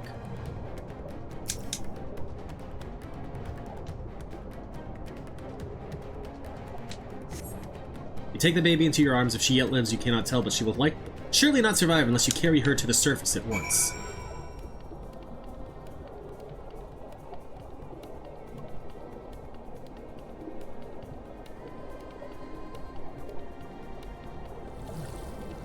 Where are the stairs? Oh, that way. There's none this way.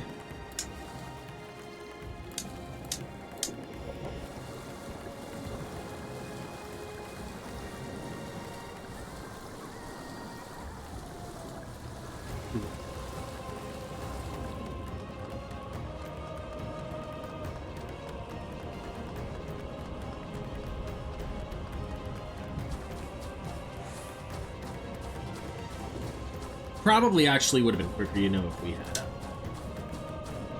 jumped onto our bike.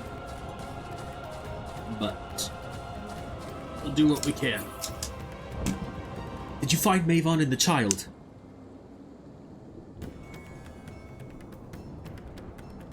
Damn it all! You have the child. Let me see her.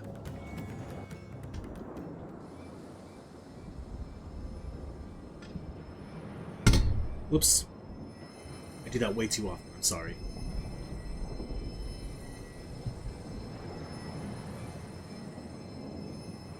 She's so cold, Elfino. The child is alert, and I see no wounds, and yet she grows weaker. My spells can do no more. What she needs is a change of clothes and a warm bed. We must hurry back.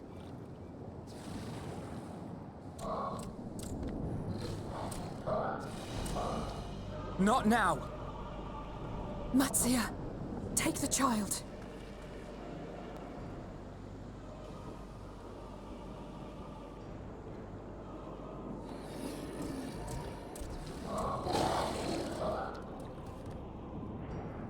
Damn it. It appears we've made enough noise to be heard for miles around. More will be upon us ere long. We make our stand here. Matzia, can you take her back to the village? But the child, all by myself. You can't be serious. Deadly, the actually. beasts will follow you home unless we stop them here. And so we shall. Be strong, Matzia. Her life is in your hands. You can do it, buddy. Recite the scriptures. Right. I can do it. Recite the scriptures. I know you can. We'll keep them busy, Matzia. Go!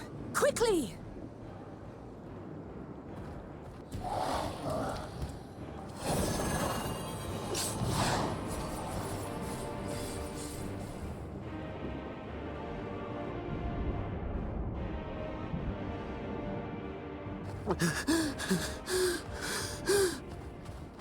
Steady. You know the way.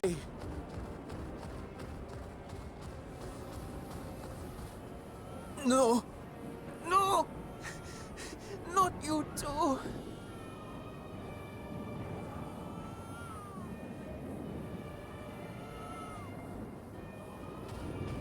Don't be afraid. Don't be afraid. To live is to suffer, to drink of calamity. It is a perilous path. Death lurks in the dark.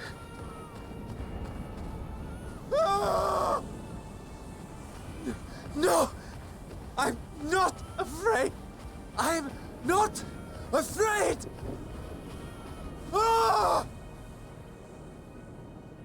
Do not avert your eyes. See your life for what it is. See how the hardships make you strong. Every doubt reforged. Oh no. Oh no.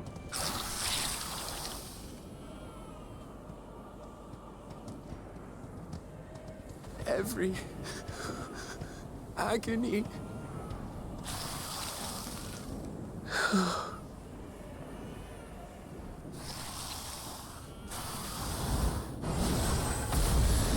Let's go, Westinian.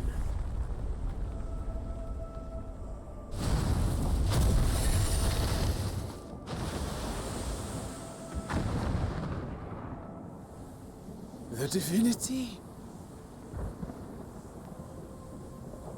Nay, but one who would deliver thee just the same.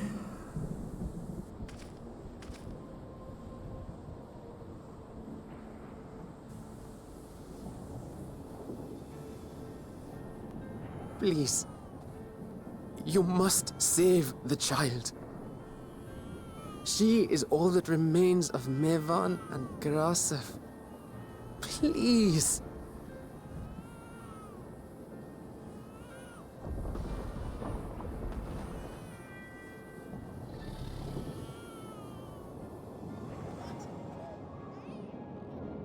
Well, well. Seems the babe's taken a liking to you.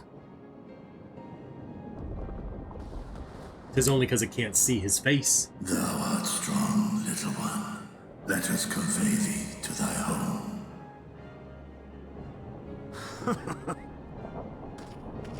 I spied our friends as we flew in. They appeared to be holding their own against the Horde.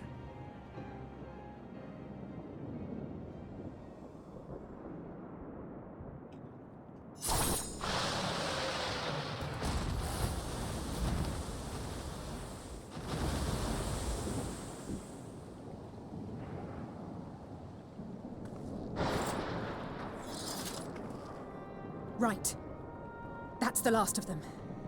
We should hurry and find Matzia.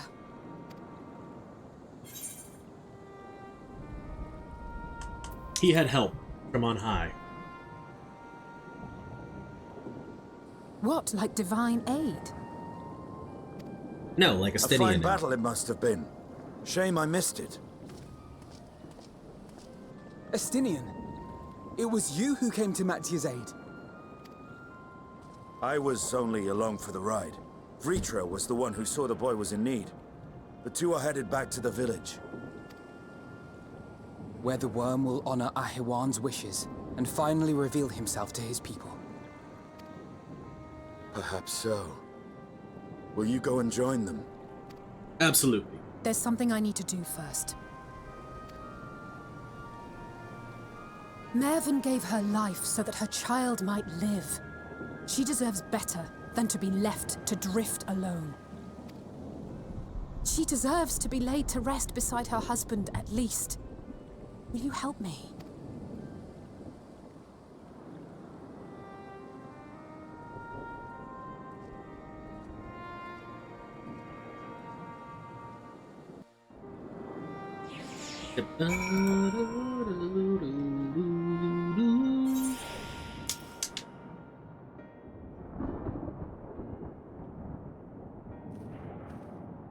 We have done what we can. 'Tis for the villagers of Palakistan to perform the funeral rites. If nothing else, Morrighan and Kerisaf died as they lived, as themselves, and not as beasts. Their souls will find peace in the ethereal sea. To think the day would come when even the smallest of solaces would be this comforting.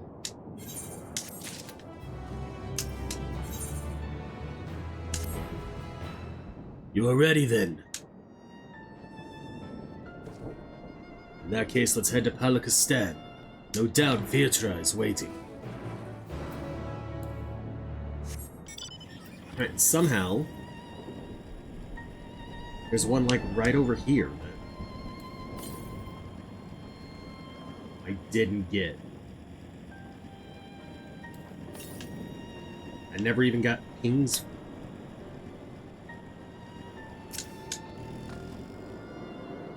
This leaves us, I think, 2 in this area? Yeah.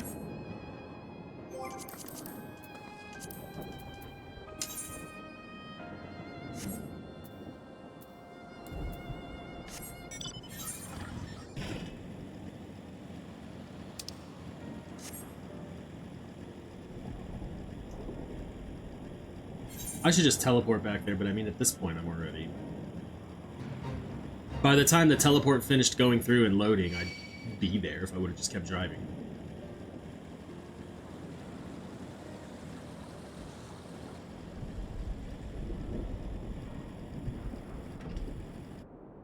Vitra.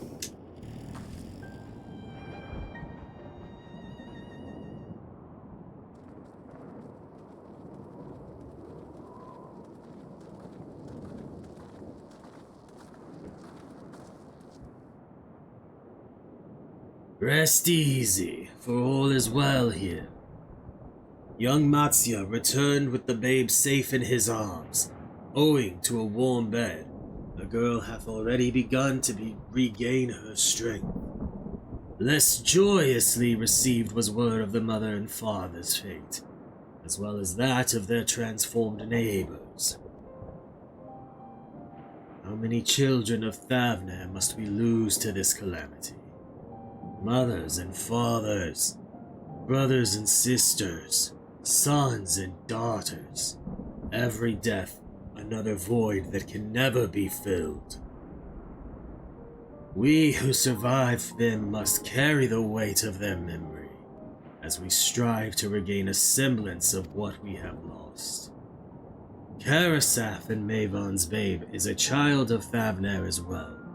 I thank you for returning her to us safe.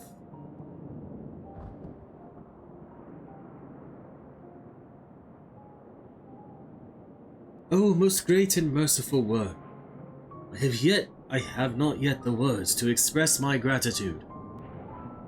They say that were it not for you, brave Matsya and the child would have been lost to us forever. Long had I heard the rumors that a mighty dragon had forged a pact of friendship with the satrap, but never would I have expected such a kind and gentle soul. Truth in part, but not in whole.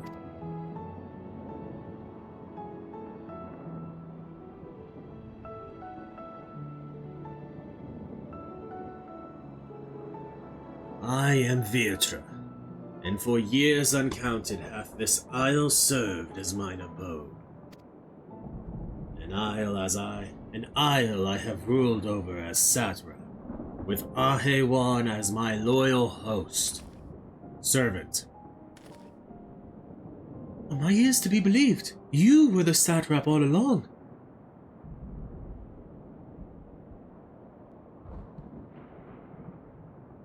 Nidana, what are you doing here?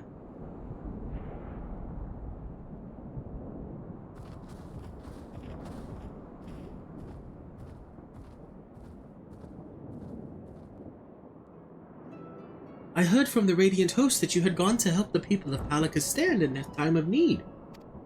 And so I and several of my colleagues from the Great Work came to offer our services. The alchemists have already brewed up some potions for Mavon's daughter. But enough about us. You and your role are the far greater enigma. If you were the true satrap all along, could it be that young Varshan was created to serve as your emissary? Thou didst suspect the boy was but a simulacrum. A rumor has circulated for many years around the High Crucible that our most skilled alchemists were once commissioned by the satrap's family in secret to fashion a mammoth indistinguishable from a living boy. Looking at Varshan with that knowledge, I simply put two and two together. I was not alone in drawing this conclusion, but like me, they no doubt recognized that the satrap was using the simulacrum to work more closely with his people, and decided not to press the issue. I had always assumed one of Ahowan's associates was manipulating it from afar, though the truth is indeed far more surprising. It is an honor to meet you in the flesh, Master Vietra. Pray allow me to express my gratitude. If you had not believed in and given unto us your scales, I do not know where we would be. Thank you, from the bottom of my heart. 'Twas thou and thy fellow alchemists that fashioned the means to unmake the towers. You were the saviors not only of Radzethan, but the star. Far too kind you are, Master Vietra, but the star yet wants for salvation. Once more will my colleagues and I commit the knowledge and resources at our disposal to the mission of aiding the people in this their darkest hour. It would seem this place is in good hands. I would return to see how Radzethan fares. What will you do, Scions? I worry for the survivors we met at Perusa. Shall we pay them a visit before making our way back?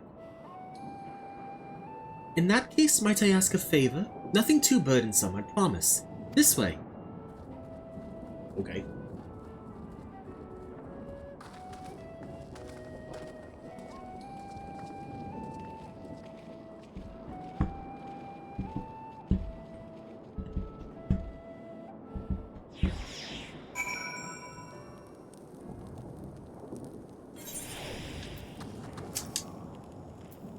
Needs to simmer just a bit longer, I'd say.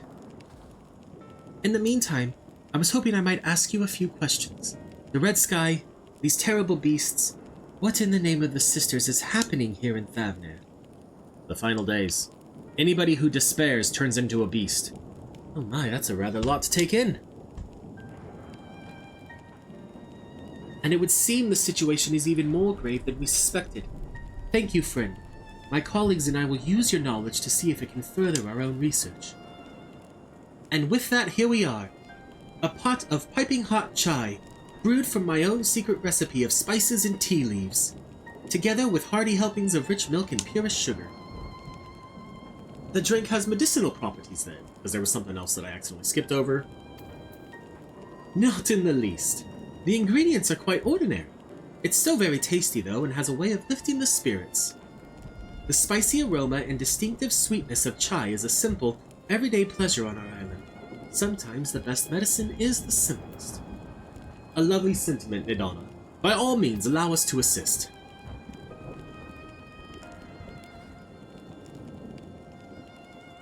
You lot distribute hot beverages. I'll do a sweep for errant beasts to slay. A far less arduous task, no doubt. When you've finished, look for me at the Wakeful Tirana. Where's the Wakeful Tirana?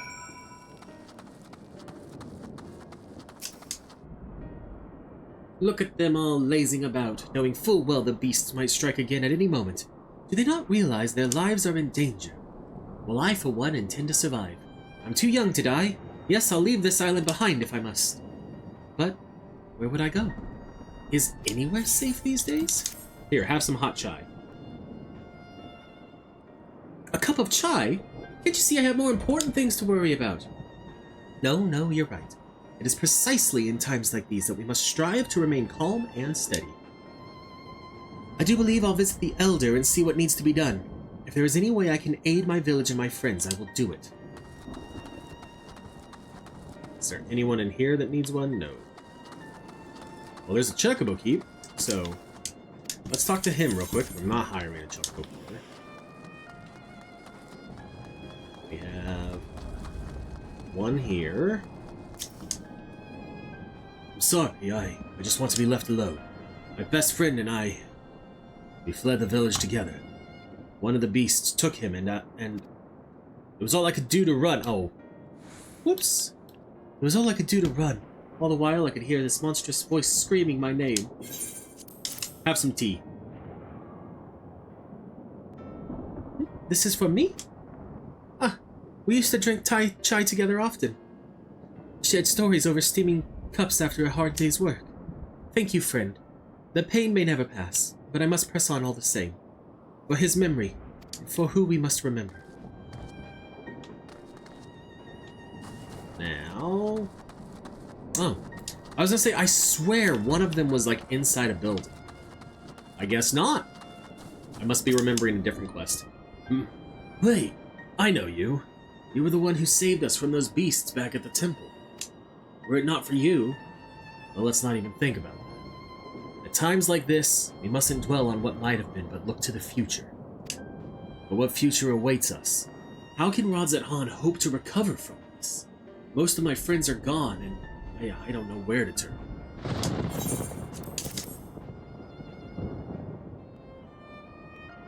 Cup of chai? Well, if you insist. That aroma has a way of clearing the mind. Come to think of it, we've faced our fair share of trials in the past as well. No matter how hard the times, we've always come together as a people united. One day at a time. One day at a time. And there are 2 blue quests here?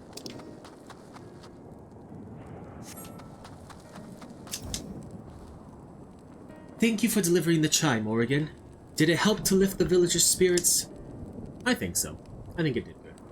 That is heartening to hear. Indeed, the final days show no signs of abating. That is all the more reason that we must try to keep our composure. Our lives have been forever changed. The people we have lost will never return to us. These tragedies will long weigh on our hearts. We have the capacity to live with our suffering, to carry the agony till we too join the fallen in death. It is not a surrender, but a recognition, for it is only in acceptance that we find the strength to move forward.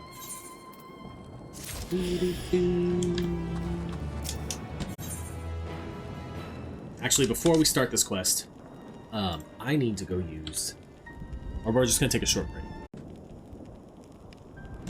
Let's, God damn it. I keep clicking like every wrong thing. There we go. As you have finished your deliveries, might I talk with you for a moment? I was curious to know what has become of Mavon and Karasaf's remains. Oh, thank you, friend. Surely they will be able to rest peacefully by each other's side. I and the people of Palakistan will perform the rites as soon as we are able. My back itches. Ow. As for the child, it will not be easy for her, growing up without her parents, but I promise to do what I can. When she is able to eat solid food, the fish I catch will help nourish her.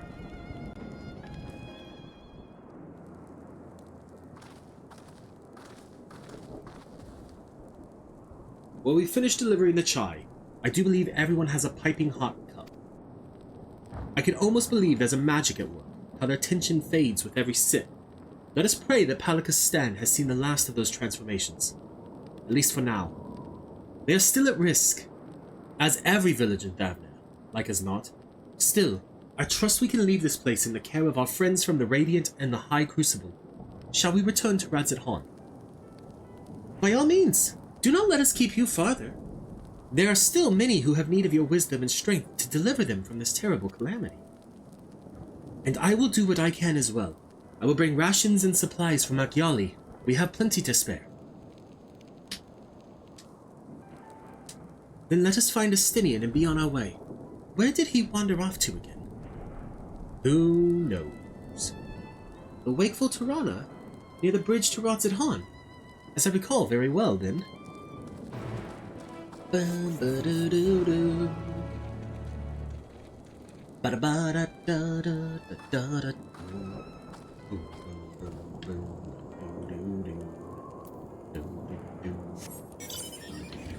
The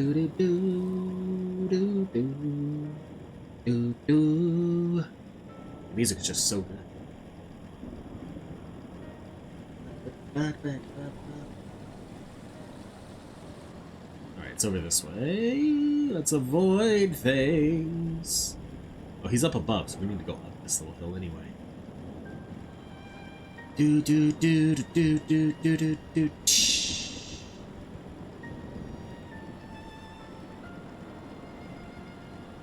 The wakeful Tirana. Sword. Alfino told me everything. Full glad am I to hear the people are safe. Likewise, you will be pleased to know I found no evidence of lingering beasts in the jungle and ruins. It would seem you finished off the last of them.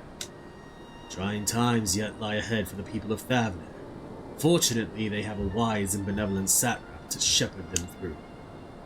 Speaking of which, we received word from Thavnair not a short while ago. He awaits our return to the city on Alzadal's path. Come.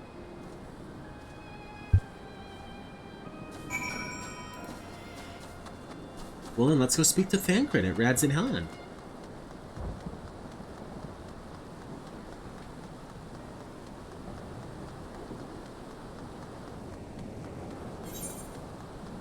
I have no preference. Send me to 1 because it only had 14 people. It sends me to 2. It sends me to the one that has more people in it.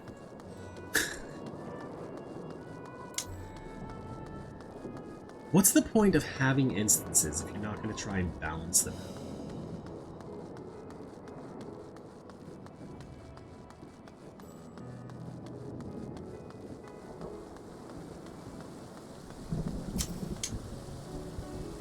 It is good to see you safe. Given the skies, 'tis all too easy to fear the worst. I am pleased to report that we've succeeded in quelling the threat here in the city. The beasts have all been felled, and the citizens are safe for now. I've also heard from the Radiant that an important proclamation will be made in the city square, although they said no more than that. Might you have any idea what this is about? What this is about? So Vitra is finally coming out from behind the curtain. I suppose we too should hear what he has to say. To make Hadud of it. But before that, it would appear that word of the assembly has not yet reached all the citizens. If anyone along the way seems unaware, we'd best enlighten them.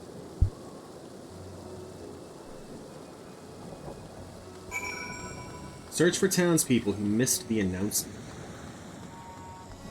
Okay. Can I do this thing yet?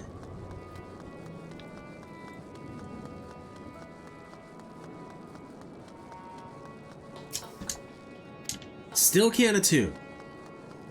I was so hopeful. I wanted nothing more than to be able to attune.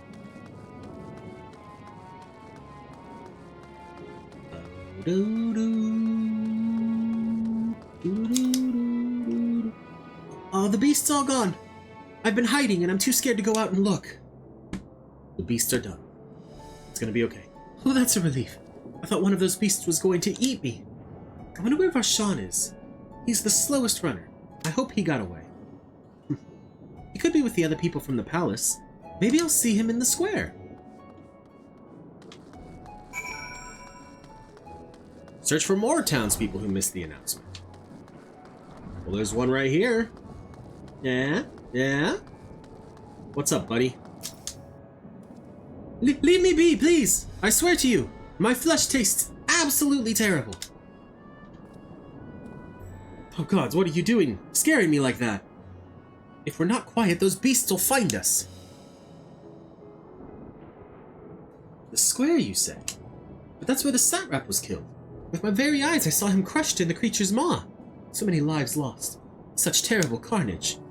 You say there was someone else who would lead Rotzidhan in his stead? Whoever they are, if they say anything to sully the memory of our beloved satrap, I'll make them regret it. Buddy. No one's going to. It's gonna be alright. Ba-ba-da-da-da. Ba-da-da-da-da-do. Ba-do-do-do. Ba-do-do-do.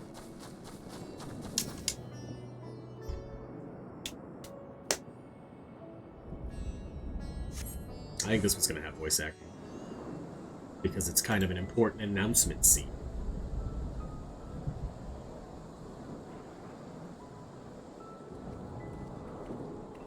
And it's got the good music playing in the background, Dynamis. Oh.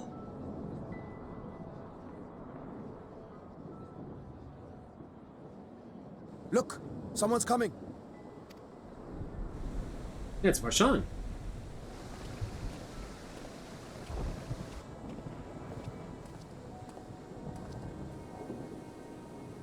People of Razathan, it warms my heart to see so many brave, resilient souls before me.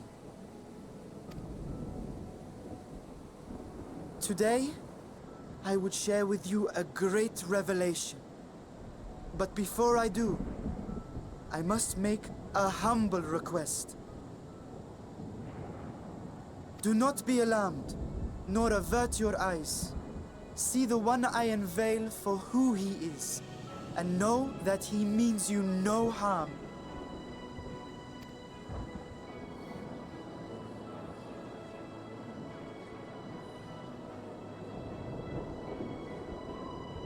Very well.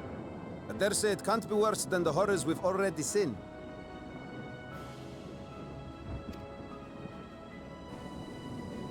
Many thanks.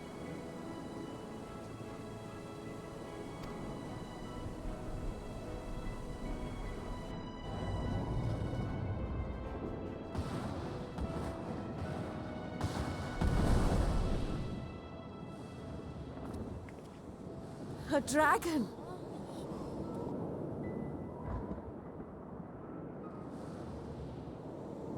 Wow!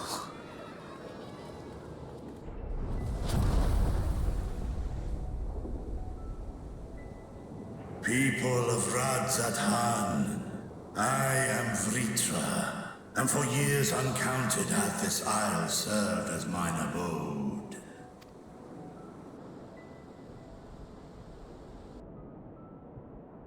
'Tis as the Satrap's ally I am known. Today, I would reveal the truth unto you.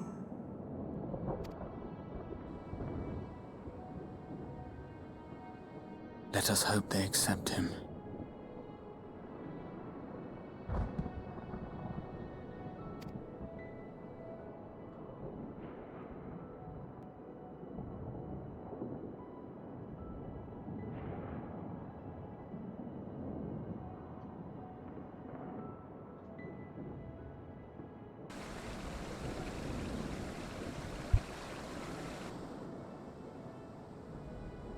If I am hearing this right, you were the satrap all along? That is correct. Rashan, I mean, Master Vitra, does your divine eye really see all?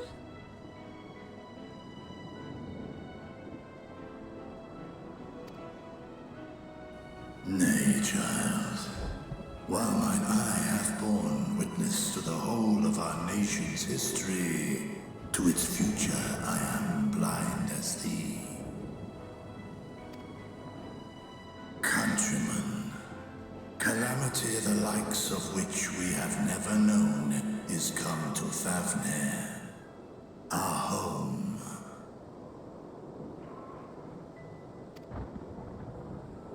Friends and loved ones have been taken from us. I, too, have lost my closest confidant. Ahewan loved this land and served it with dignity till his dying breath. A nobler satrap there will never be. For so long, I lacked the courage to face you. I will not easily earn your trust, this I know. And yet, I cannot sit idly by and abandon Razathan. to her fate. A font of boundless vibrancy, this jewel of the ocean. Since time immemorial, hath she glittered with every color imaginable. To this dragon, slumbering in his dark lair, 'twas a mesmerizing sight, and one that brought no end of joy to my heart. This calamity hath stolen too much from you already. Yet so long as you live, the light of Radzat will never be extinguished. I pray you let me watch over it. Over you. And lend me your strength, that we might face this trial and those to come as one.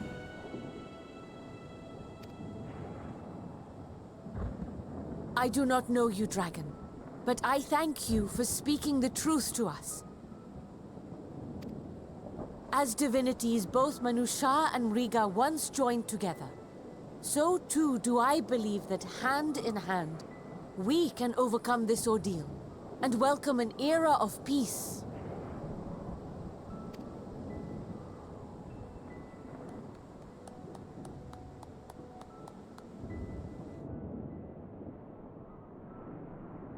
A sight that would have surely brought a smile to Izael's face.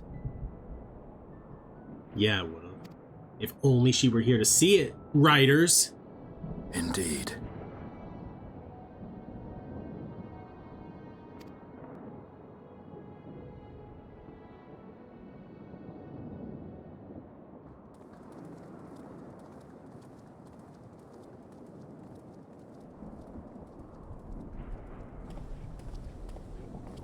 Excuse me, but I must speak with the Satrap at once.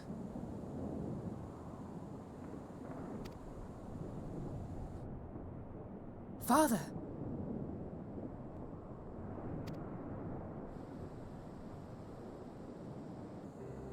You have suffered dearly of late, yet you must endeavor to look beyond these losses to the future you yet have. On behalf of the Forum of Sharlayan, I come with a proposal by which you, the people of Radzat, might be saved. I say again, I must speak with your Satrap. I beseech you, take me to him with all possible haste. I am Satrap here. Speak thy proposal. All present shall hear and judge.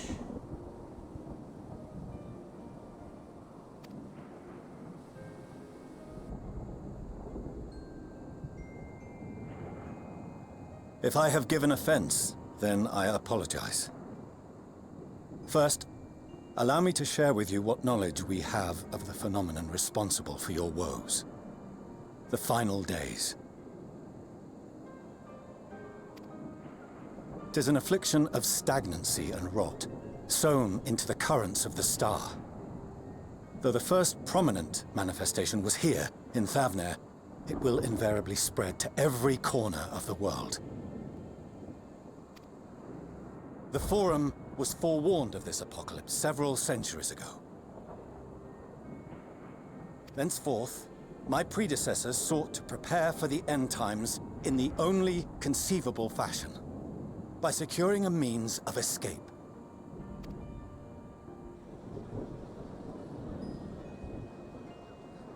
Escape the star? What madness is this? 'Tis by no means madness. With the coming of the 7th umbral calamity, the true nature of the Red Moon, Dalamud, was revealed. That it was an artificial construct of ancient Alag.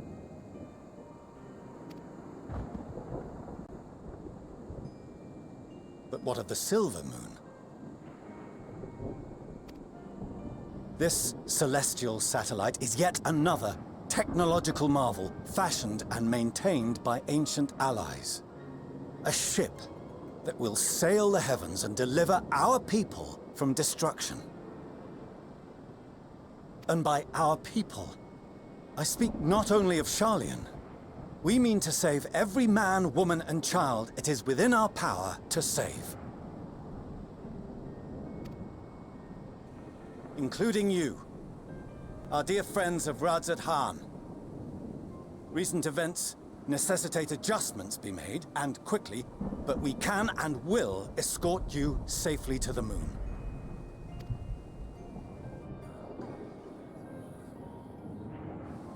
Long has thy forum been allies to Thavnair. I trust thou dost not extend this offer lightly. Yet I wonder, is this truly the way? Is there a future to be built for us beyond this star, our father deemed the last bastion of hope? It is for that very reason I come before you and your people. To answer any and all of your questions. To offer my assurances and allay your fears. Uh-huh. Sure. So, if you wish the best for your people, I advise you to render your decision swiftly.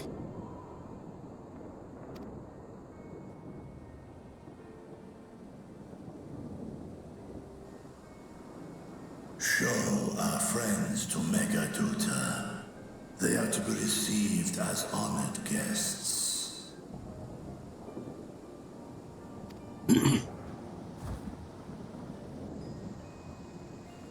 Worry not. Whatever decision is reached, your paths shall be yours to decide.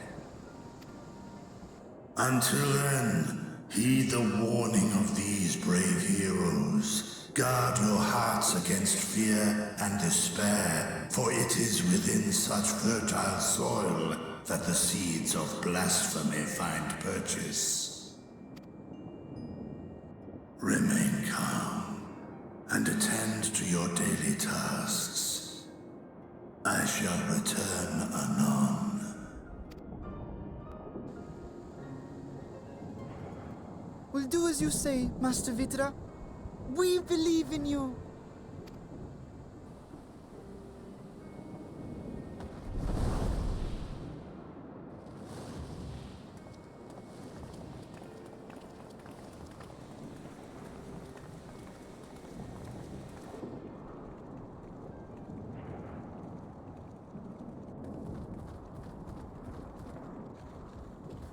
Oh, you're still here. What a relief. Nidana, what's the matter? Has something happened at Palaka's stand? Oh, no, not that I know of. I just hope to hear your thoughts on a theory of mine. Oh? Do tell. All who undergo the transformation are drained of their ether, yes? Yeah. What is it then that gives these beasts the strength to carry on as they do? Logically, they must be drawing upon an alternate form of vital energy. That put me in mind of our earlier conversation, when I tried to explain the essence which many confuse with ether. Akasha. Akasha. Yes, I remember. The unseen gift bestowed from on high. An energy influenced solely by emotion. Yes, yes. In this instance, negative ones set Akasha into motion, thereby infusing the beasts with vitality. I posit this as the mechanism by which the beasts are born and sustained. Ah, do you still have that flower? Actually I do, yes.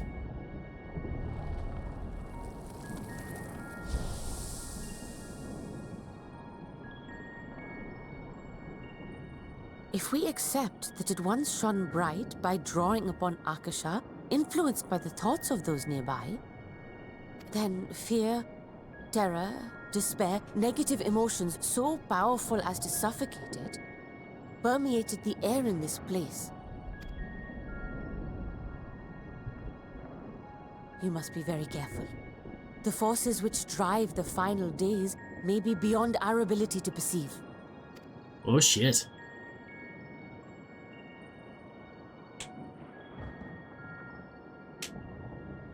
Sorry, I didn't mean to scare you like that. At any rate, I will continue my research into Akasha. Do temper your expectations, however. There are sadly few detailed studies upon which I may draw. Formulating a new theory as you have is itself no small feat. I wish you well in your endeavors, and pray you take care. Thank you. You stay safe as well, yes? Till next we meet. And we will meet again. Yes, we will.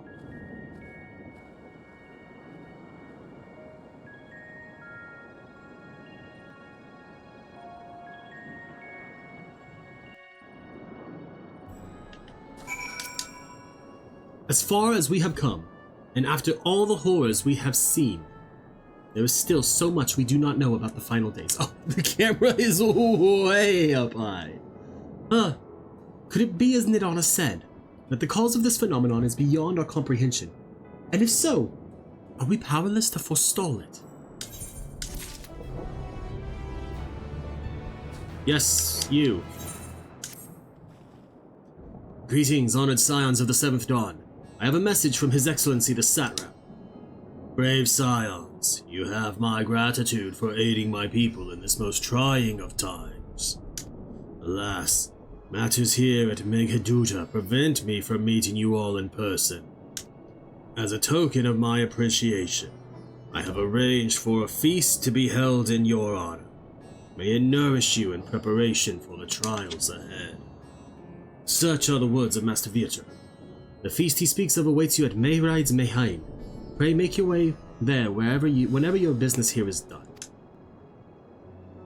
We thank you for your kindness. Indeed, I was hoping we might find a place to discuss our next course of action, and that seems an ideal venue. And to you, Morrighan and Initari, there is someone we had hoped to introduce you to in particular. While I am loath to detain you further, might you spare a moment of your time? A personal invitation, knowing full well your services are in the highest demand right now. This must be important. Worry not, we'll save some food for you, so take all the time you need. Alright, you kiddos, get out of here. Thank you, friend. Whenever you are ready, please join me in the Aetheryte Plaza. I shall go on ahead. I would love to join you by just quickly teleporting there, but I can't! Maybe I can now. I mean, obviously not from now. I just wanted to see. But maybe I can actually attune to it.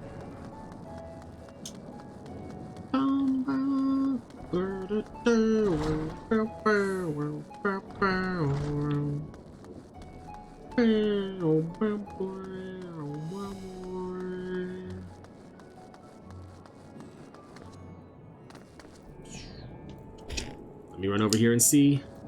I'm gonna run over here, it's gonna say no. I'm gonna talk to him and he's gonna be like, oh, by the way, don't forget to attune to the Aetheryte. Oh, hell yes. I mean, he's still probably gonna tell us to don't forget to attune to the Aetheryte.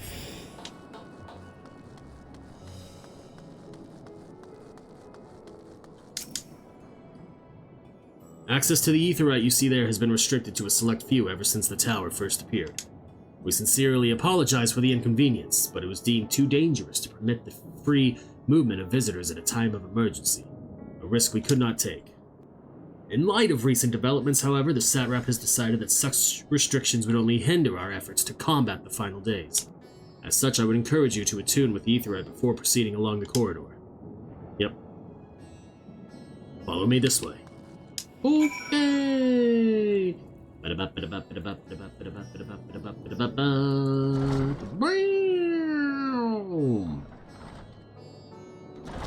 Keep going. Keep going. Sprint, last me. Just a smidge longer. 2, 1, jump. I don't know why I had to jump. Seemed like a good idea at the time, though.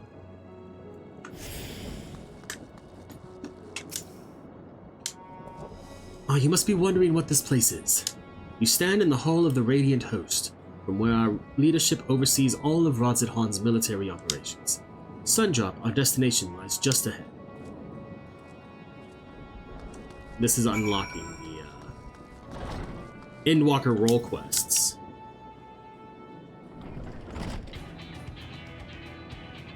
Welcome to Sundrop. Without further ado, allow me to introduce you to...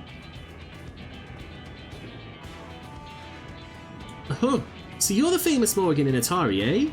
I knew it the moment you stepped through the door. You've the look of one who's walked through hell. Shirabot, please. You are speaking to the Satrap's honored guest and a savior of our people. Can you not show a modicum of respect? What disrespect is there in paying a fellow warrior a compliment? We're all friends here, or will be soon enough. More formally then, for the benefit of my countrymen, it is a pleasure to have you with us, O great champion of Eorzea, scion of the Seventh Dawn, warrior of light and all-around good egg, I'm sure.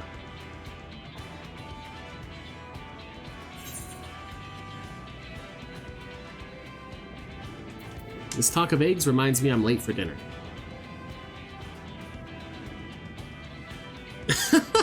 A woman after my own heart. Oh, I like that. Don't you worry, I'll keep it short. There's just a thing or two we'd like you to remember. First of all, about the room you're standing in now.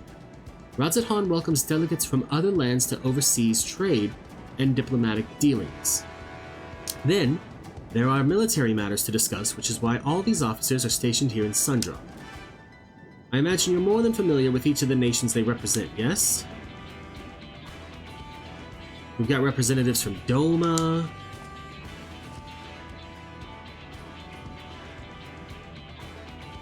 Ul'dah and Alamigo, Limsa Lomensa,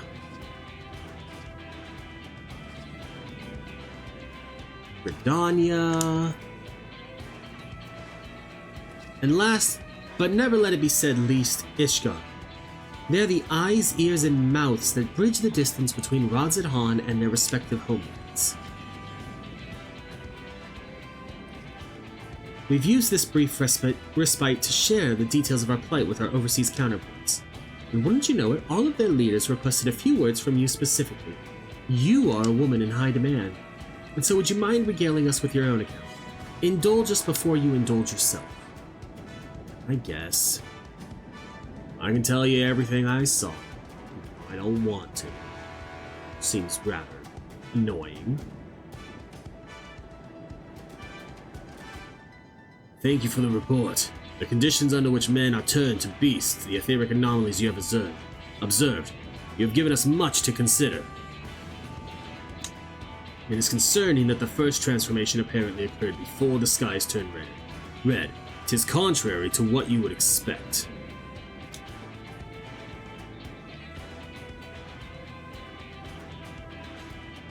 Thankfully, the information you conveyed to Lucia upon your return from the moon has already proved invaluable. As soon as reports of the calamity here in Thavnair reached the Grand Company of Eorzea and our Far Eastern allies, our leaders knew at once that the final days were indeed upon us. They began taking steps to assess the extent of the phenomenon's spread. Our agents were able to confirm that, for the time being, the skies burn only over the Bounty, including this island and Corvos.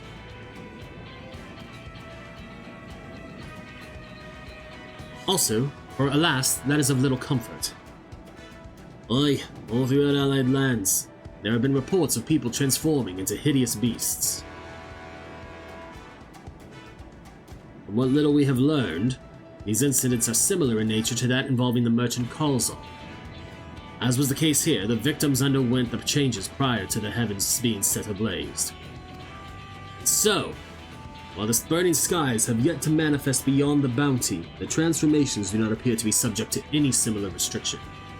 Anyone anywhere overcome by despair can turn, and nowhere is safe. That's about the size of it. Speaking of which, we ought to give these creatures a name, don't you think? Here in Radzathan, we've taken to calling the first to change, which tend to be the biggest, blasphemies. Fitting name as any. To ensure clarity in future communications, we shall urge our comrades to adopt this terminology. Our leaders have taken measures to deal with the threat, to the best of our abilities. Aye, each nation has assembled their own groups of soldiers to put down these so-called blasphemies and their spawn as and when they appear. At the same time, they are doing all in their power to put the people's minds at ease and prevent panic and fear from spreading. That said, brave souls with the strength and fortitude to fell these terrible fiends are not easily found. Just so, and it is for this very reason that we turn to you. Pray lend us your strength and help us to slay the blasphemies that plague our homelands.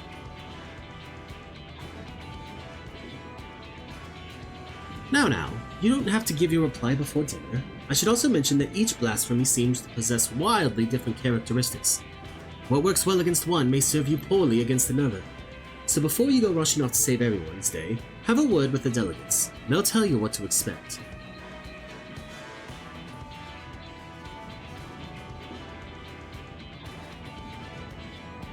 And with that, I do believe our friend here has a feast to attend. Spare a thought for us while you're tucking into all that fine cuisine, eh? Yep, these are the role quests for Endwalker. Luckily, we do not have to complete any of them before we can complete the main expansion. So, the tank one will probably be done off-stream, much like the Shadowbringers one was. Pray forgive Shirabot her rudeness. She can be a bit boisterous at times, but it is simply her nature. Anyway, my apologies for keeping you from your hard-earned rest.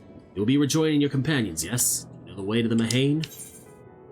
I know it like the back of my hand. I can just teleport there. Glad to hear you're becoming familiar with our fair city. You'll be pleased to hear that all drinks are on the house, so order whatever suits your fancy. And with that, I must return to my post. On behalf of all the Radiant host, I thank you and your friends once more for lending your strength and courage to Razid-Han in our time of need. We shall endeavor to fight the good fight to the end, that we might honor Ahawan's legacy and serve Master Virtra well. You have my word that your efforts will not be in vain.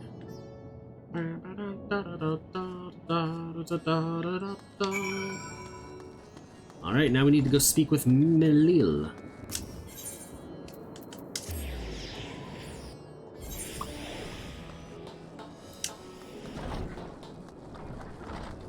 Oh, there's all of our peoples. Welcome. When the satrap asks us to entertain a party of honored guests, I was wondering who it might be. 'Tis a lovely surprise, to say the least. By the way, I heard all about Kalzal from your friend Grahatia. I understand there was nothing that could be done, but I was heartened to hear he meant us no harm. I cannot thank you enough for dispatching the beasts. As the smallest token of our thanks, your food and drink tonight are Mehride's treat. Speaking of which, what shall I start you off with? A glass of your finest local spirits. As you wish. Pray join your friends and I will bring you your drink. Alright, Y'shtola. Welcome back. Whatever did the Radiant want with you, pray tell? Well, there's blasphemies everywhere. Our allies have sent military delegates. That's news to me. Mind sharing the details? I just did. Blasphemies have sprung up all over. So blasphemies now plague all the realm. It will only get worse if what Father said is true, as it did in Amarot. If that's our model, then shouldn't we expect the effects to grow more severe as it feeds off its own spread? As if people transforming into those monstrosities wasn't bad enough.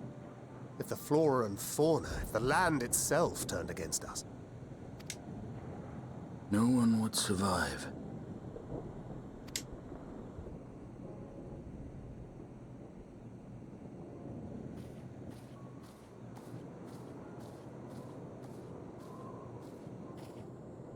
Here's your order, friend. Ooh, that looks good. That looks really good. May you find comfort in these dark times.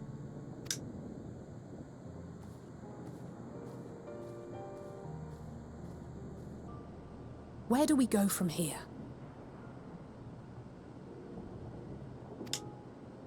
If there's one thing we've learned, fighting blindly and simply reacting to what comes will accomplish nothing.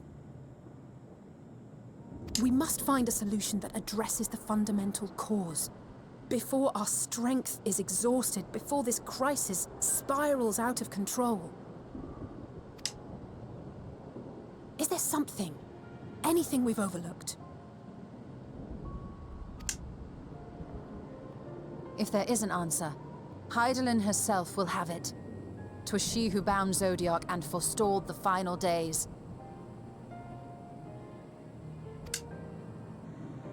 Alas, we have heard naught from her since the Tower of Babel. Whether she cannot or will not speak, I can only speculate. Even the flower she gave us is no more.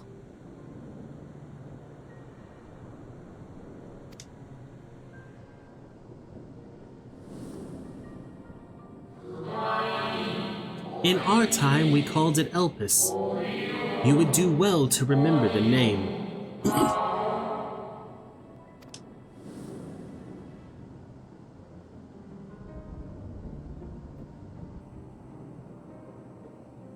So advised the Watcher. But what could be the significance of that name? It is entirely unfamiliar to me. To me as well. It meant something to the ancients, though. In our time. Most surely.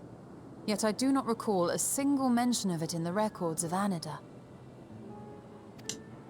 Another dead end. And quite literally.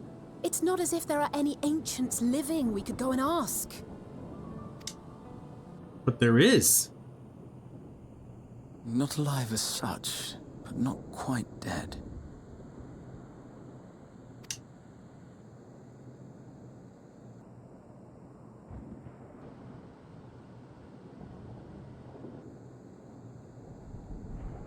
Elidibus. That's why we go back. I sealed him in the White Horus site of the Crystal Tower back on the first. I couldn't remember. Within that reservoir of ether that maintains it, ether that is returned little by little to the sea. Naught may remain of his soul. I couldn't remember why we went back to the first, to the Crystal Tower, but now I do. However, if part of it lingers, we might be able to speak with him there. I know we can no longer make that journey, but you, my friend, still can.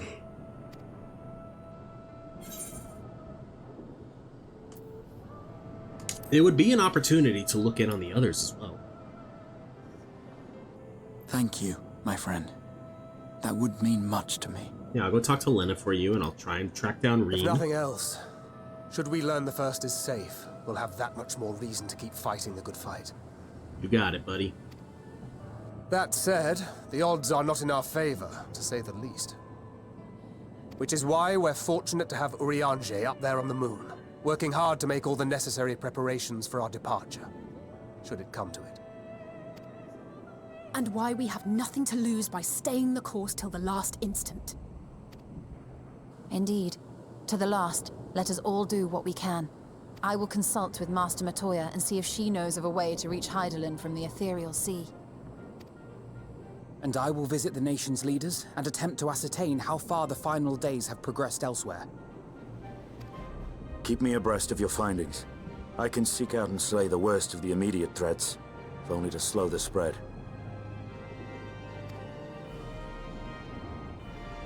Unease, terror, despair. Try as we might to suppress them, these emotions will return to harry us time and time again. But when they do, remember this. Your friends and loved ones are out there somewhere, sharing in your struggle. You are not alone.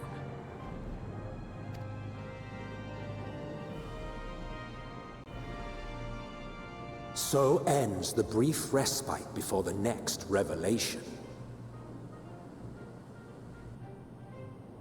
Yes, so much left for you to see. Where beginning ends, and end begins. What does that even mean?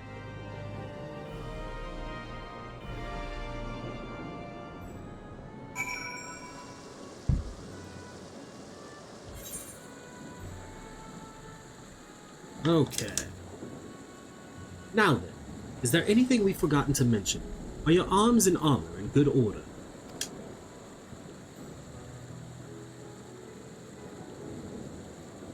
In that case, it's time we each attended to our task. And when you arrive on the first, give my regards to Reen. Tell her I miss her.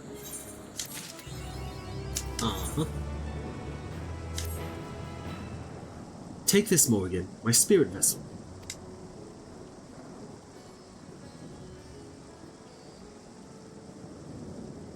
Empty now, of course, but it should allow you to operate the tower's systems in the umbilicus.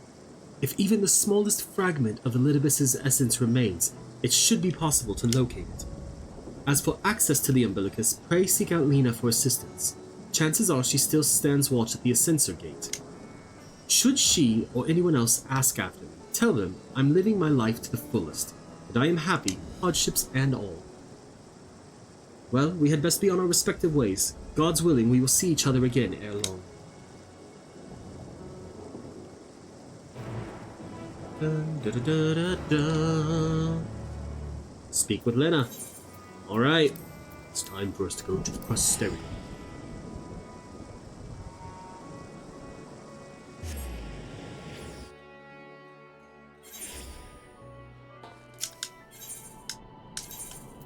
To Tessellation. And now we will fly over this way. As my leg itches, I'm sorry. Ugh.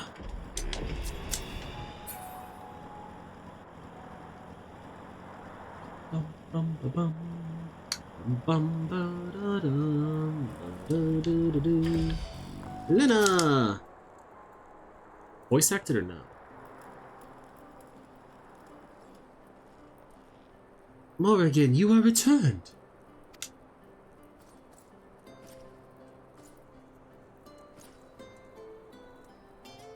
Have you been well, you and the others?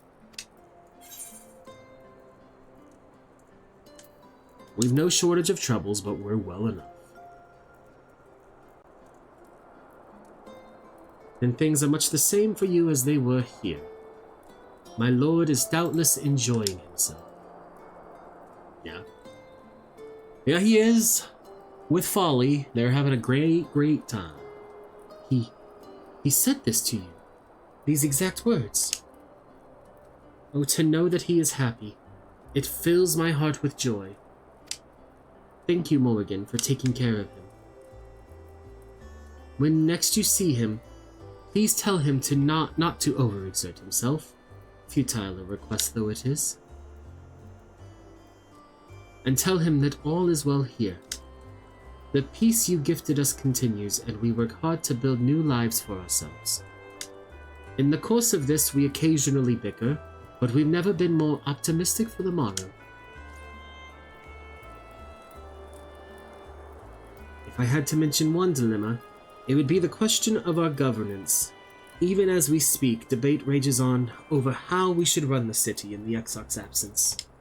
Most are of a mind that the Settlement Council should continue to oversee the general running of the Crystarium, while representatives are elected to determine policy and handle diplomacy. Thus far, nothing is set in stone, but however we choose to proceed, we will not replace our Lord. No one could.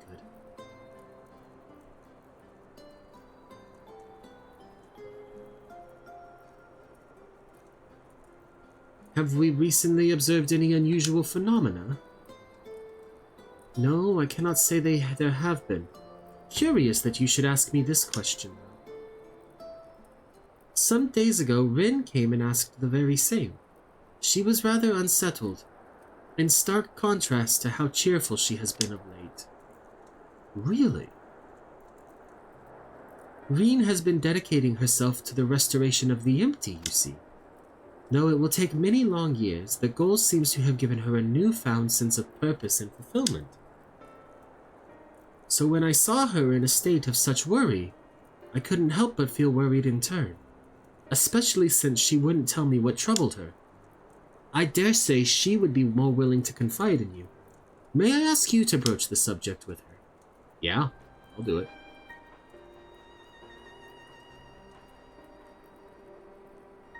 You wish to enter the umbilicus? Very well, I shall fetch the key at once, and take the opportunity to find Rin.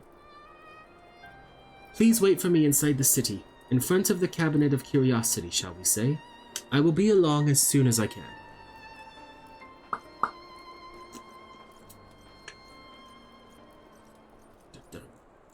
You can't just give me the key, Lena. I'll take the key. It'll be fine. No one will know. They're gonna know. Nobody's gonna know.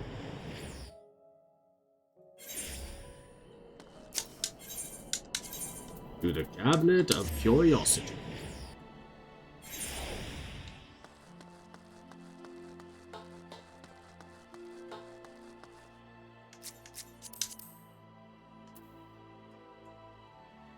What gear are you wearing, warrior? Mythical Curious.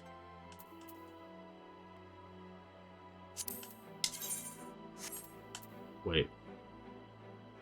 But those are just the straight up Saga skin. Oh.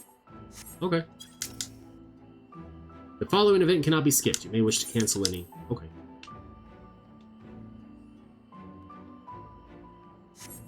Luckily, I don't have any duty finders going right now, so no need to worry about skipping them.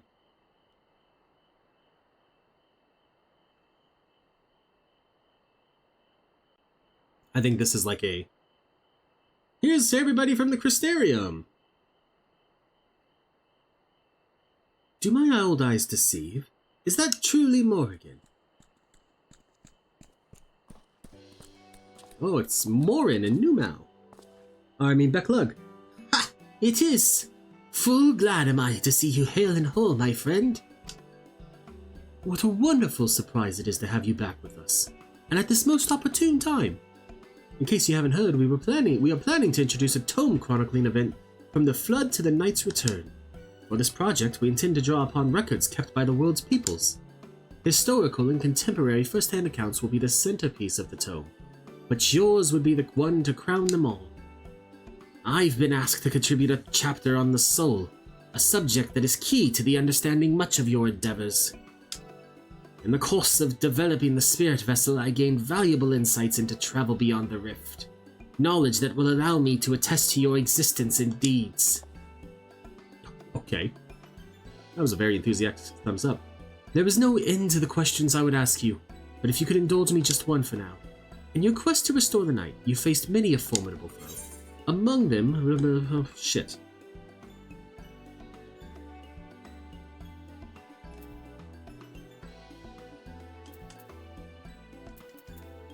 Titania, driven mad by light and loneliness. Ah yes, Titania, the fallen fairy king. Against such a fiendishly playful opponent, I can well imagine that even the warrior of darkness must have struggled. But you succeeded in setting them free, and your victory proved a pivotal moment in your quest.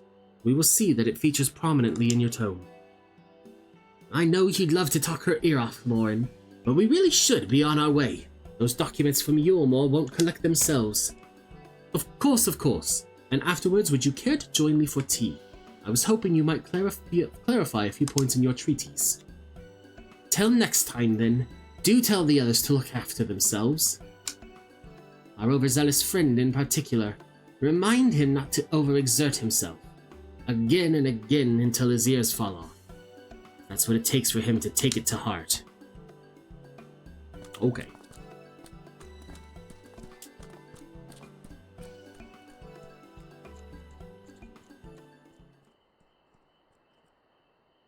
Who is it this time? It's gonna be like the Crystalline Mean, or... Is that the Warrior of Darkness? No, it's the kids. Adorable. It's her! It's really her! What are you doing here? If you're going to battle, I can give you some medicine. I made it myself. Best not, Riki. You'd only give her a stomachache. We've come to see Morrighan to get his advice. One of the gods finally agreed to teach us how to fight, but first we need to choose a fighting style. Well, I know that I want to be a mage. Arkul isn't sure what he wants to be. Magic isn't really my thing, so I was thinking of taking up the axe, or the sword, or maybe the bow. They all seem right, but it's hard to decide, so I thought I'd ask Morrighan. He knows about lots of things. Not this. He isn't here? Aww. Oh, why don't you have the Warrior of Darkness choose for you? What do you think suits Arkul best? Axe, sword, or bow? For fighting and hunting both, the bow. The bow? If you took up the bow, you could be just like... Renda Ray, the Warrior of Light! I love that tale. Let's borrow the book today. It's really popular, though. I hope it's still there. Thanks for helping me decide, Warrior of Darkness. I'll start with that style and maybe try something else later on. But when I get really strong, I hope to have a bout with you. Listen, kid. I'll kick your ass, and I won't feel bad about doing it.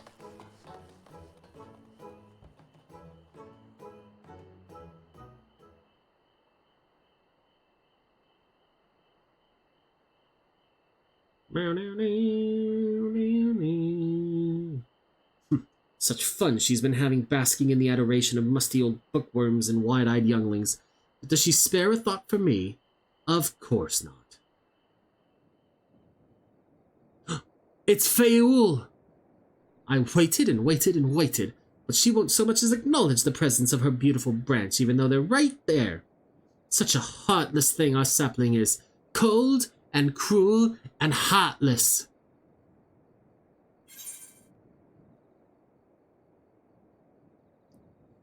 Oh, faithful Fayoul, loveliest of branches, how I have missed you. If you truly missed me, you would have cried for me at the top of your lungs the instant you arrived. To make up for it, you will call with twice the passion next time. Though for there to be a next time, you've some few struggles to overcome. So, my adorable sapling, the world is on the verge of destruction, is it? How do I know this? Joined as we are, spying on you is as simple as sliding down the back of a rainbow. Would that I could aid you in your quest, but the fate of we Fey folk is bound to that of the star. Whither it goes, so too do we follow. Such is our way. The most I could do for you is spare you the pain by gifting you the sweetest of eternal dreams. But if escape's not to your liking, then you must struggle with your fellow mortals. Ah, but here are the ones you are waiting for! I wonder what manner of conclusion awaits at Tale's End. Da da da da da da da. My apologies for the delay. Morrighan, it's so wonderful to see you again. You doubtless have much catching up to do, so I shall leave you to it. I've taken the liberty of unlocking the umbilicus, and you may enter at your leisure. You got it. Oh. Do-do-do, do-do-do-do-do.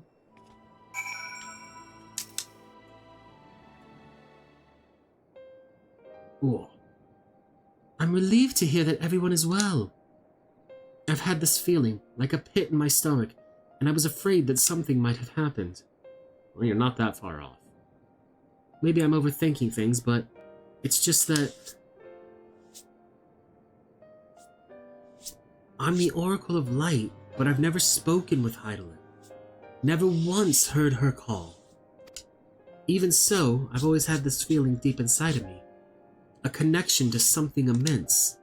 These past few days, though, that connection has wavered. As if that immense something was distant, then close, then distant again. And then the other night, I was jolted awake by the feeling it had been completely severed.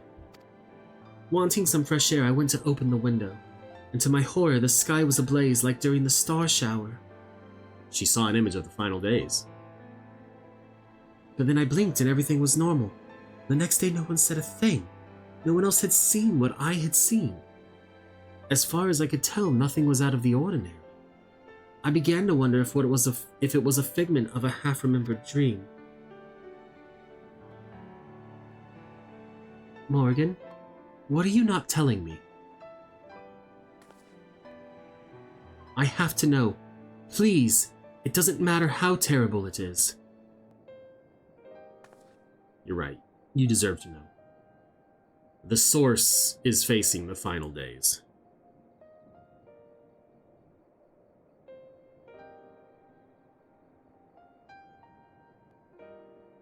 And it's my fault because I killed Zodiark. It wasn't my imagination then. The doom we witnessed in Amarat has come again. I can't believe it. Like I told you before, all is well here in the First. So don't worry about us. Please, look only to the threat before you. We're fine right now, and even if we weren't, we've learned how to survive. Should the final days reach us here as well, you may be assured we won't go quiet. No, we'll hold on until you can find a way to save all our worlds. So long as you continue your fight, so too will we, united in purpose beneath a blazing sky. Okay. Na na na na na na na. Hope upon a flower. You're headed to the Umbilicus to consult with Elidibus, right? I'll do some consulting of my own and speak with Lena. Decide how we might best prepare for the final days. So it's farewell for now, but we'll see each other again. I'm certain of it.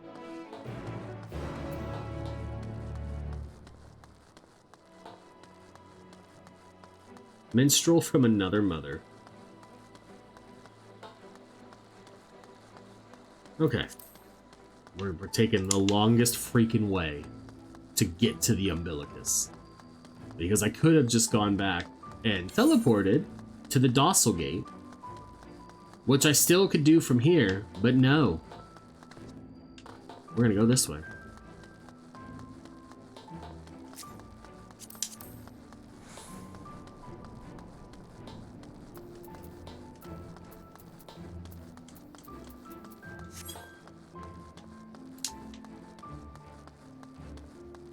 We'll get there eventually, though. Tis only right. That made no sense. Oh, Mistress Morrighan, welcome back. The captain, something.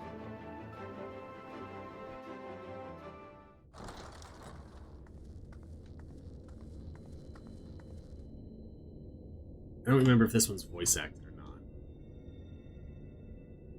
I feel like it is.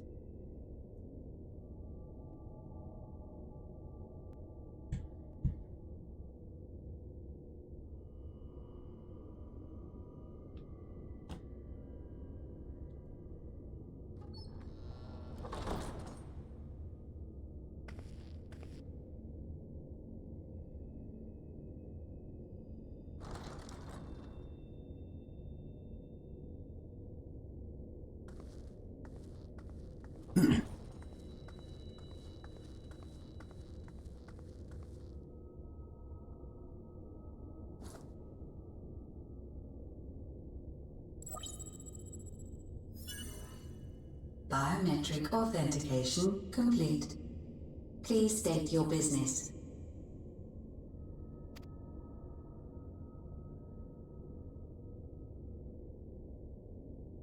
Acknowledged.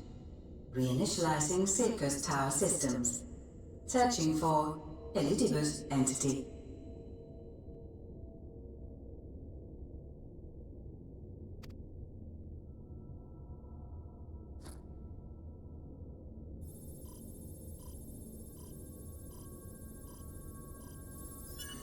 Target located in subterranean core power accumulator. Projecting image. Ooh. My There he home. is. My friends. No more than a dream.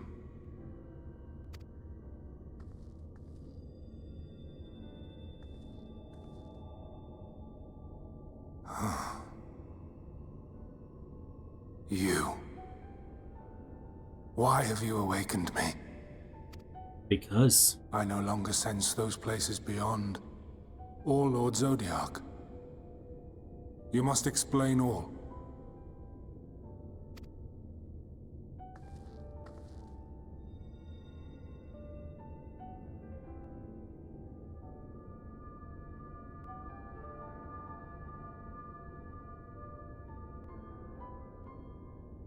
So, he is fallen, and my brethren's souls returned to the star.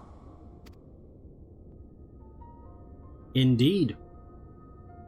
The doom we sacrificed so much to prevent is come again. Old burdens now yours to bear. You did warn us, honestly. But if this is Fandaniel's design, then I, as Elidibus, have a duty to fulfill. Oh. Your unsolicited act has restored to me some few memories of the convocation. Such knowledge as I have, I will share. Okay.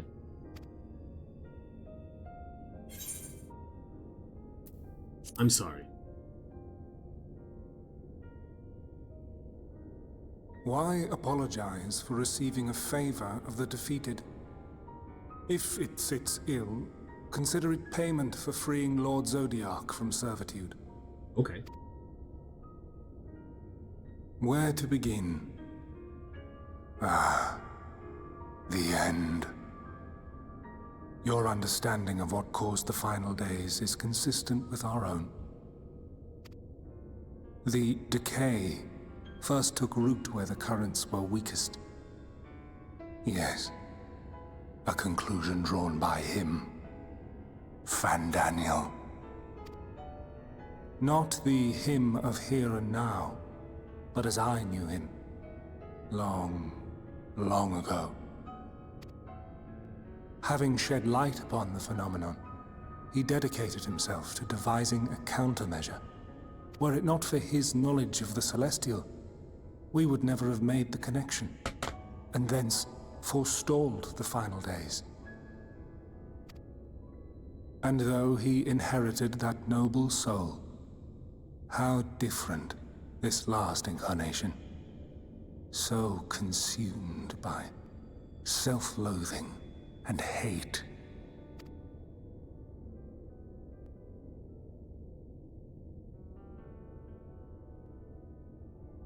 Elpis. Yes, the name is familiar to me. Can I show you a flower? Yet I know it not as a flower, but a place. Oh.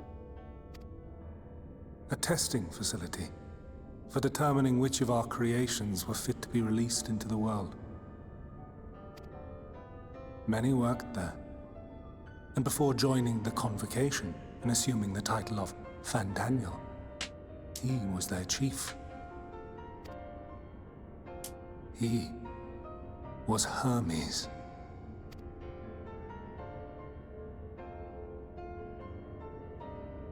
That is all I know. The crystals tell little of the lives the 14 led prior to their induction. Okay. Elpis itself would tell even less. Nary a ruin has survived.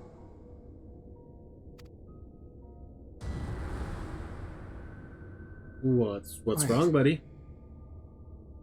I saw you there. In Elpis. How? No. I did not. But I did. I did. A lingering trace of impossibility. And a truth that fills my heart.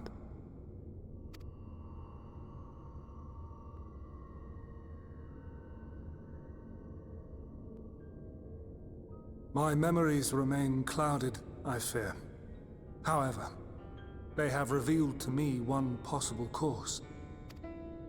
You must travel to Elpis, to the time when Hermes served as its chief. In glimpsing the Exarch's memories, not only did I make his summoning magic mine own, I also mastered the workings of this tower, which, having absorbed my empowered essence, now harbors an abundance of energy. As such, I believe I can deliver you unto the past, unto that place and that precise moment. Interesting. Given the eons that must be traversed, the gateway will not be fully formed. Your form will be less tangible still than those warriors of light I had summoned. In all likelihood, none will be able to see or hear you.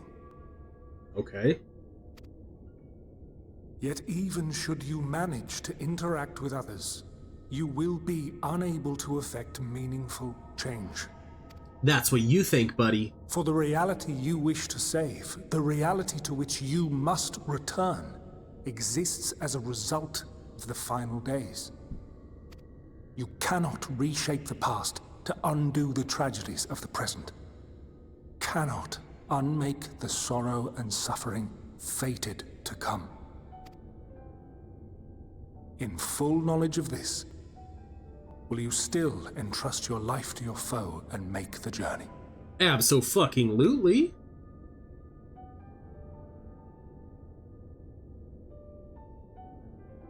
I was gonna say, it doesn't even give us a Very well. I shall cast you unto the river of time. Let this be my final act.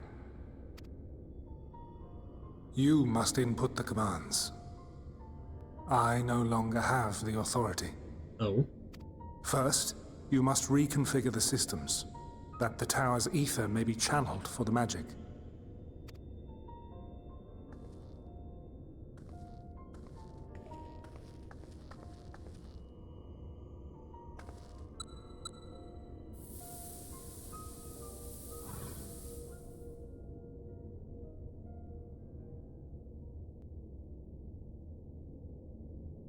The preparations are complete. The gateway will soon open. Return at once to the ocular.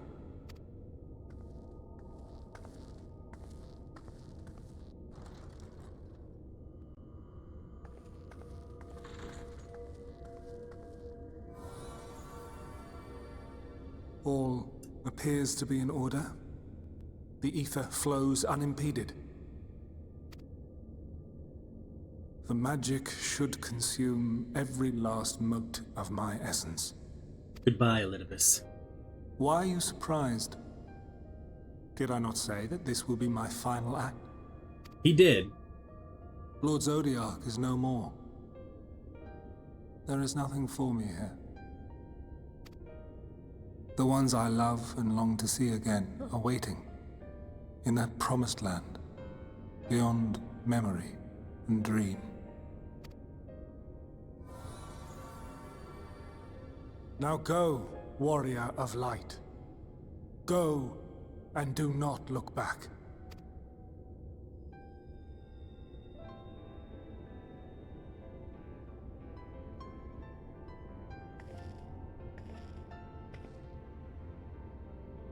Well, Hydaelyn, I take my leave of you. Yours is the mantle of the last of us. May you have the joy of it, the burden, and the solitude. It falls to you now. You and your champion to save our star. Damn.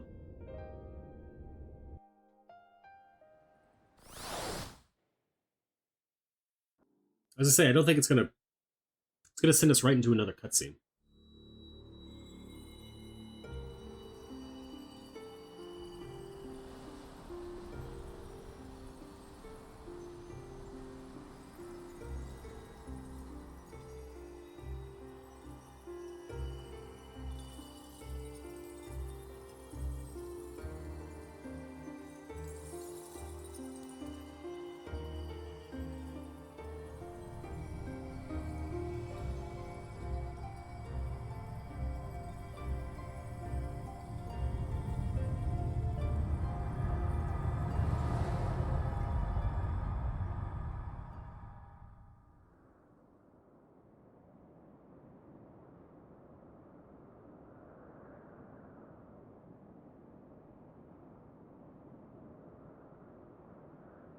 I am indeed less tangible than even the warriors of light that he summoned.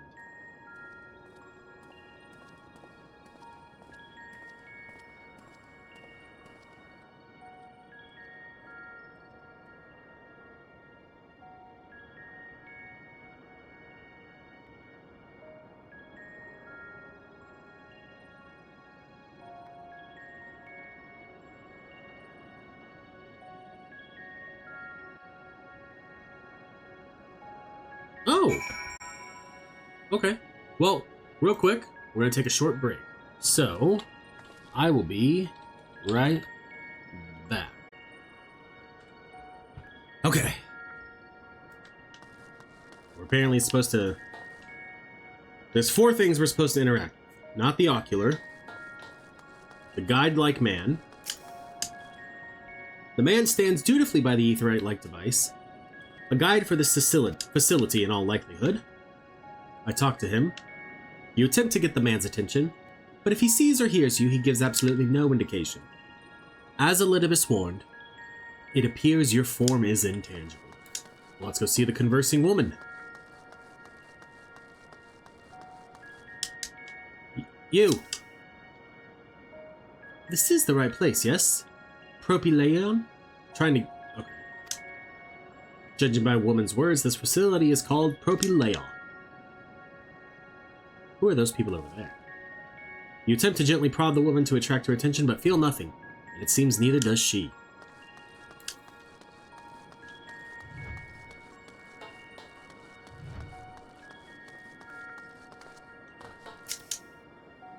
The device is reminiscent of an aetherite. Perhaps it is possible to attune with it. I'm trying. It's going to tell me no. Despite attempting to channel and focus your energies, you fail to attune with the device. You can only assume it operates differently.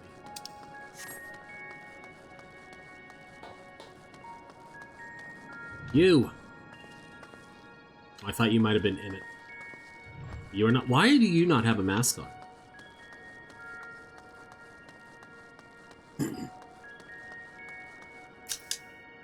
The remarkably large man wears a black robe and a half mask, much like the phantoms you encountered in Mare Lamentorum and the recreated Amaron.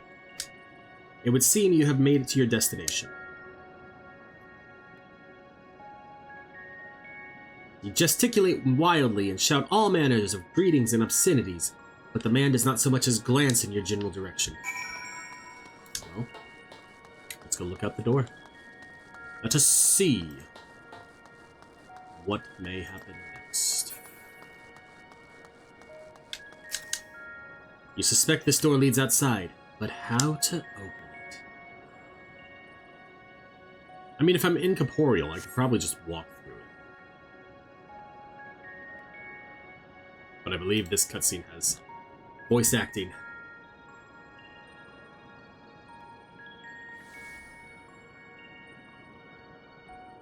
And here we are, Elpis. Well, well. How rare to receive you in person. To what do we owe the honor?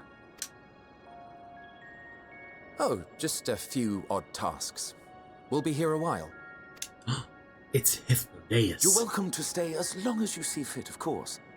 As a matter of procedure, however, I must ask that you kindly remove your masks. Why?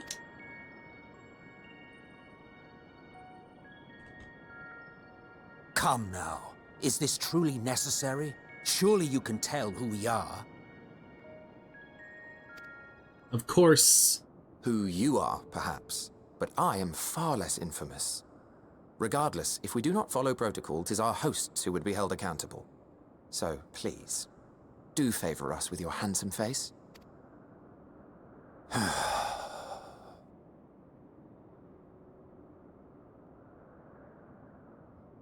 Emmett would be the one to be a Karen.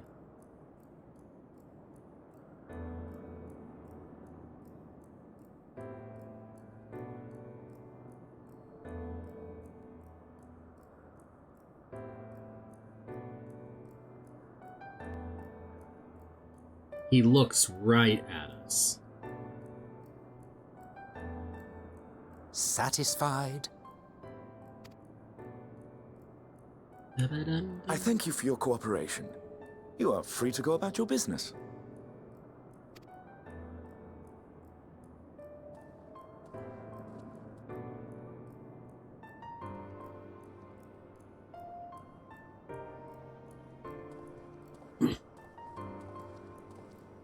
This part's so good.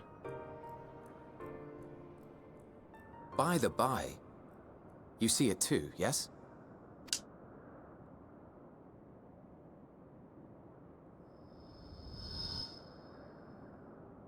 What's I haven't happening? the foggiest what you're talking about. Uh-huh.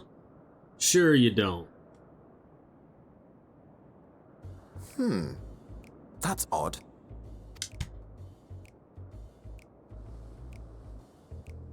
It's right here. A bit thin in the ether, but there's no mistaking it. The color of its soul is almost identical to Azem's. It's because I am Azem. Do you suppose she created it? Rather unusual for a familiar to have a soul, though.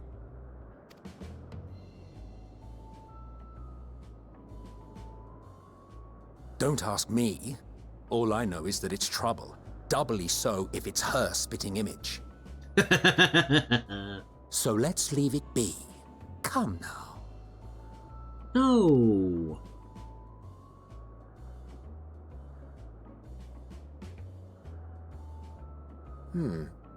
It's trying to say something, but it's literally too intangible to form words. Why don't you give it some ether? Spare a snifter of your bounteous reserves. Who do you take me for? Why, a dear friend, of course. One who wouldn't let acts of kindness, such as my accompanying him on errands to far-flung outposts, go unrewarded. You just got blackmailed, buddy.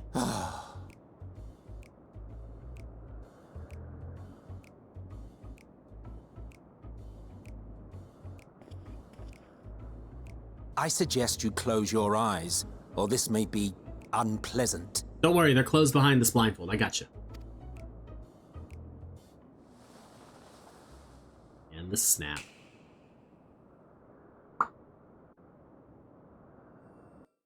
Do-do-do-do-do. You may open your eyes.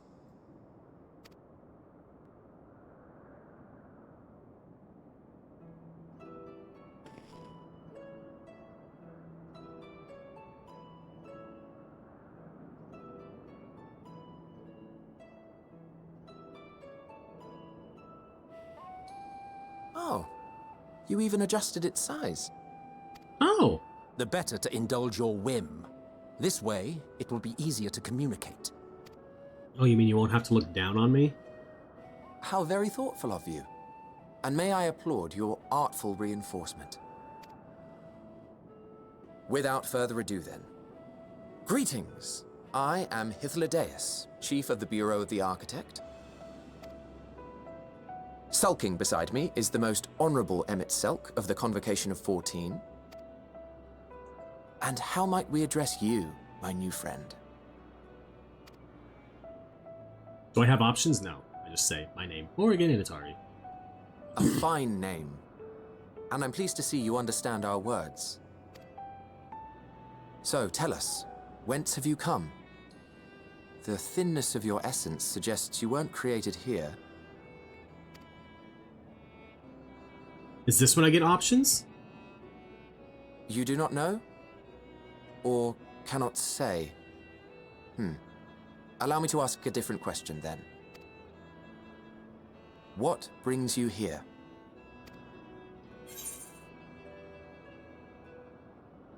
I seek a man named Hermes. Well now, the same as us. Perhaps Azim wished to come too, but had to settle for a familiar. If she truly wished to be here, then she would be. Right you are. My apologies if we've given offense. The two of us can discern the color of souls, you see, and yours happens to resemble that of a friend.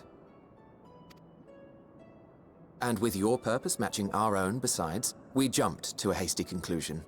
Uh-huh. We are here to speak with Hermes, the chief overseer of this facility, which we also intend to tour in order to gain greater insight into the man's work. We, I say, though this is Emmet Selk's charge. I am here only to serve as his guide. And I should be happy to serve as yours as well. by way of an apology for the misunderstanding. Wait, are you suggesting that we bring it along on official business? This thing we know next to nothing about? I don't like being called a thing, If Emmett. you harbor suspicions, better to keep it close than leave it to its own devices. Wouldn't you agree? Actually, that's very valid. I can't argue that. Besides, having a mysterious life form in tow is the norm rather than the exception here.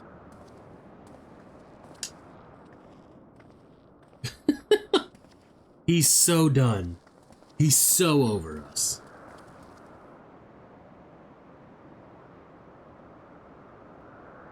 Welcome, my friends, to the testing ground of creation at Heaven's Edge, Elpis. The world unsundered. It's foggy here.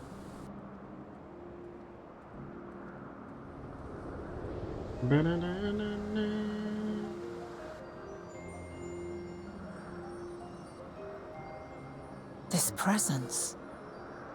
Uh-huh. What about it, Vana?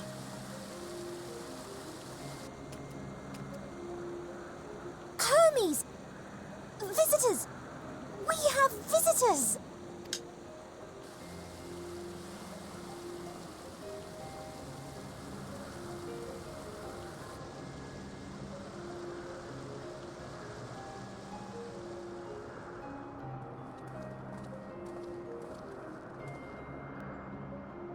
What secrets are you hiding, I wonder? Don't worry, I'll tell you them all in due time. One of them involves me kicking your ass and you dying. But, you know. This is hardly my first time here, but the scenery never fails to take my breath away. Why, it feels as if you could reach out and touch the heavens. Now then, to begin our guided tour, perhaps you already know these things, but for the sake of thoroughness, I shall start with the basics. Using concepts to give shape to ether, creation magics allow us to bring forth anything we desire, be it inanimate objects or living beings. Anyone may conceive of concepts, but they must all undergo evaluation at the Bureau of the Architect. As part of that process, living beings and certain arcane entities may be sent here to Elpis for in-depth observation and study. A fascinating facility, isn't it? I dare say you will enjoy touring it with us. Now then, our friend Hermes. Aside from overseeing the facility, he also conducts his own research. Chances are he will be at the main observation hub, so let us seek him out there first. Attired as you are, however, you stand out a little too much. Our dear Im itself wishes to keep a low profile for his errands, so... Do you know how to make a robe? The basic concept will do. No? In that case, Im itself? No. Your whim, your responsibility. You're getting not another thimble of ether out of me. Ah, the way he scrimps sometimes. You'd think he wasn't a nigh bottomless font of magic. Very well, I shall make the robe, but perhaps you can assist. Come, let us search for the requisite material. Let me check my compass. 452 yalms to the northwest, so we got a ways.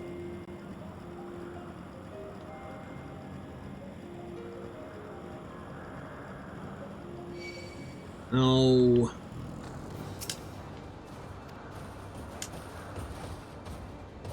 Yep, that's about right. Hey! Don't hit my friends.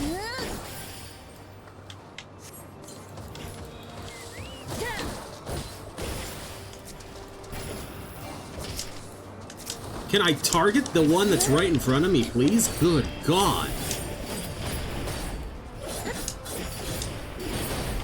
That makes me wonder something.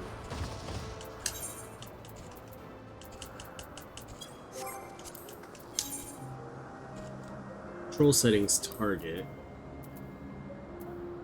Target's closest enemy's cone. Huh. Yes, these creatures should suffice.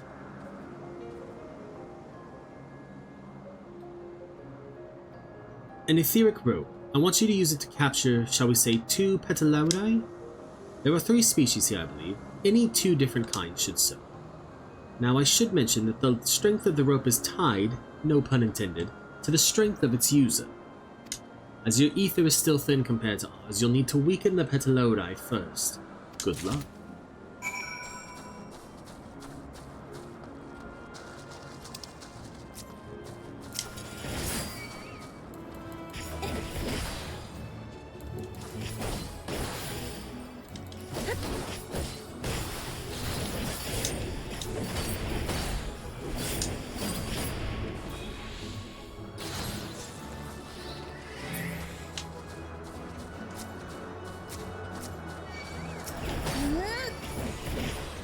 Alright, let's take care of the Ophion first.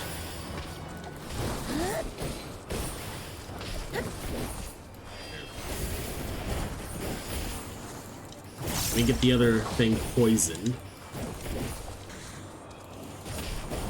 so that I can slowly start eating at its health.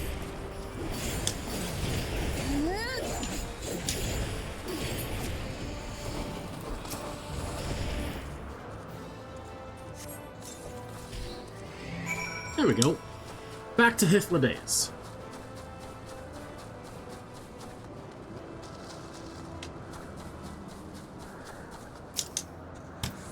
You've caught the Petalaudai. Come, come, let us see.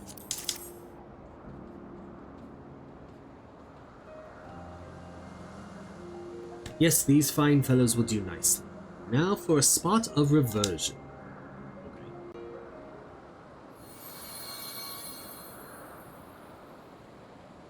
There, it's ready.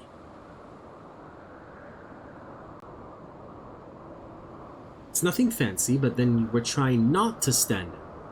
Try it on for size. Won't someone be angry with us for using those creatures? Oh, it's fine. There's no one around to tell us off. And besides, we can always make more Petalaudai.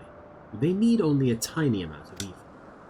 It may take some effort to get the form and composition right, but anyone familiar with the concept should be able to manage.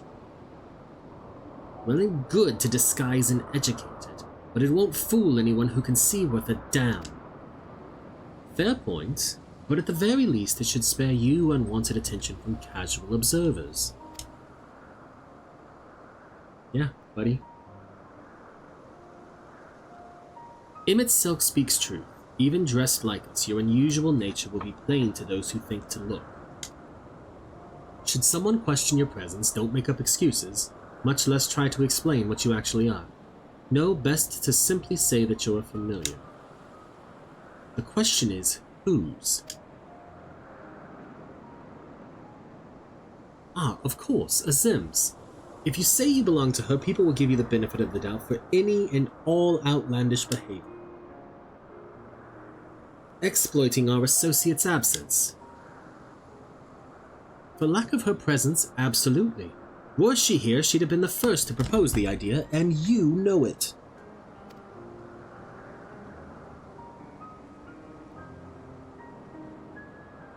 With that, your story is settled. Let us continue with our errand. I'm not putting on the robes, buddy. You can't make me.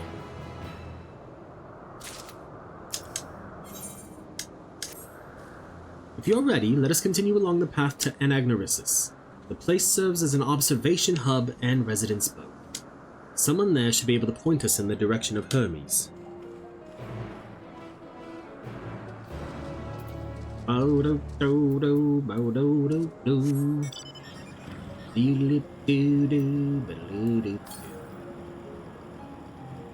150 yalms to the west. Okay, so it's on that.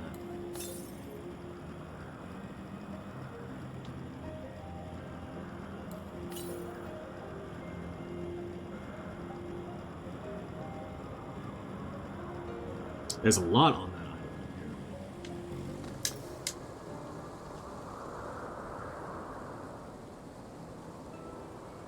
here. Yes, can I help you?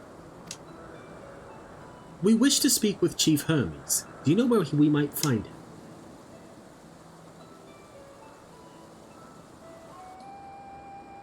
Well now, by your mask, I assume you are one of the 14. I wasn't aware there was to be a visitation. Between you and us, it's something of a surprise. Your discretion in the matter would be appreciated. I see. My lips are sealed. The Chief should be out conducting observations as usual. His focus of late has been aquatic creatures, so I expect you will find him at one of the pools here. The pools, you say? Many thanks and apologies for disrupting your work. I say, Hippolytus, well, I've never met Hermes. You know him well, do you not? That being the case, couldn't you simply find him by his ether? Aye, that I could.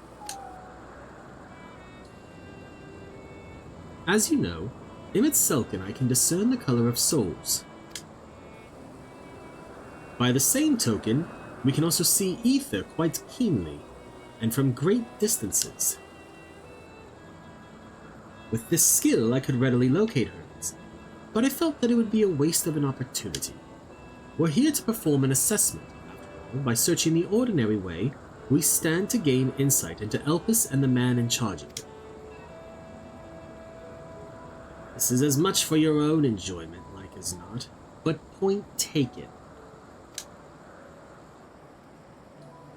If you're going to accompany us, make yourself useful and help us look for Hermes. According to his profile, he has short, dark hair. Okay. So you know it's because we're in Elpis that we don't have our cowls up. A special exemption due to the need to be aware of dangerous creatures. Elsewhere, we do not exhibit our individuality. It's unseemly. This is all common sense, but I would not assume you possess any. It's a rare treat indeed to be able to search for someone by their appearance, and I thank you for humoring me. Come, let us find our man. You got it.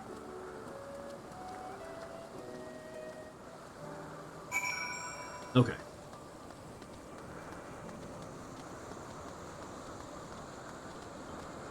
Huh. We need to make sure we attune to the ether.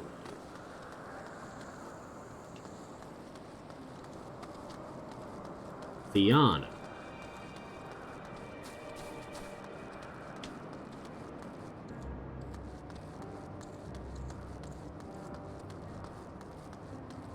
He's over there.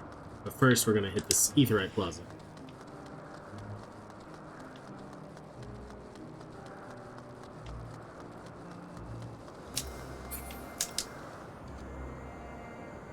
And then real quickly, we'll see where our next ether current is. 120... Oh yeah, it's on the other side of that building. I knew that.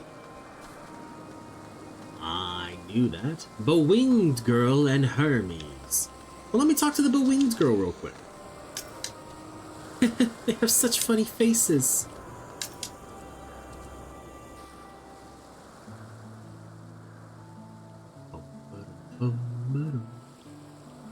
I think it's this one's voice acting.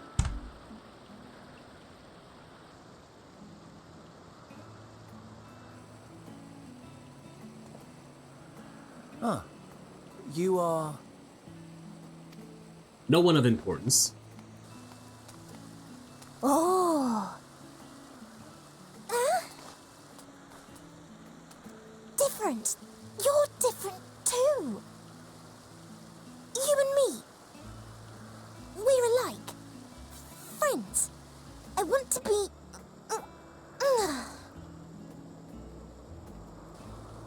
Wait. Please. Wait.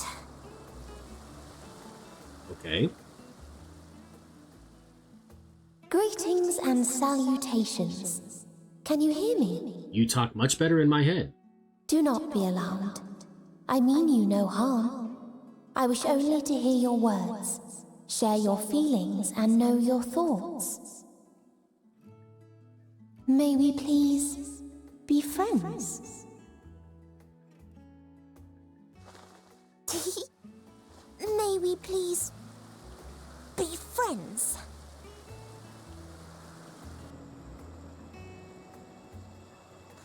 Ah, I see you found him.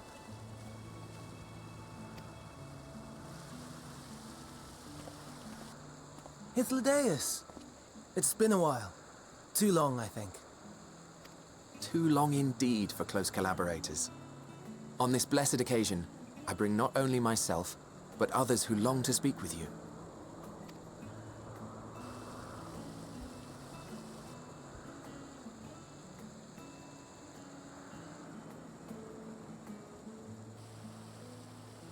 You are of the Convocation? I am indeed. Emmet Selk at your service.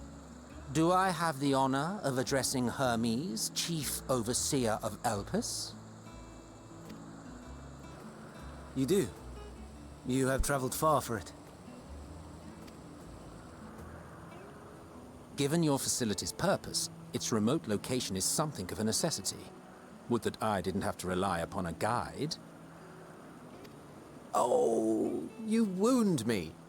Have I not ever been an attentive and helpful friend? True. But moving along to more agreeable company, this one we chance to...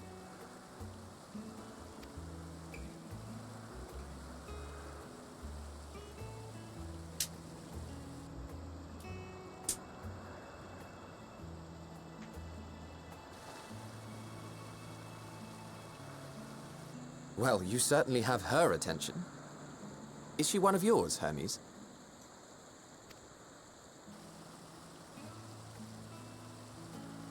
Her name is Meteon. It means shooting star.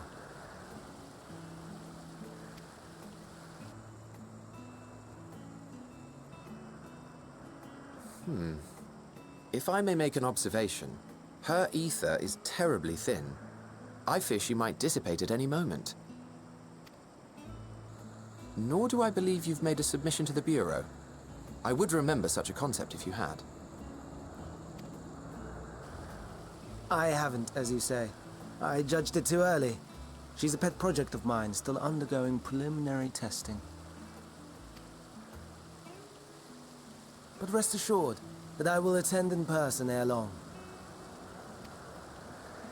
Very well. Being an authority on flying life forms, I appreciate that you are exacting in your work. I shall look forward to your submission. If we have finished with the perfunctory chit-chat, I would discuss official matters. By my coming, I trust you already anticipate the subject. I have an inkling, yes. Please wait to the main building yonder. I shall join you as soon as I've returned these creatures to their homes. Okay. What's wrong, Hermes? An amystoma is missing. Oh no.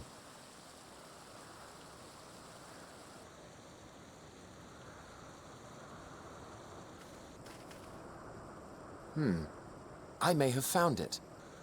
A creature with the self-same ether as those there, nestled in the boughs of a tree outside the grounds.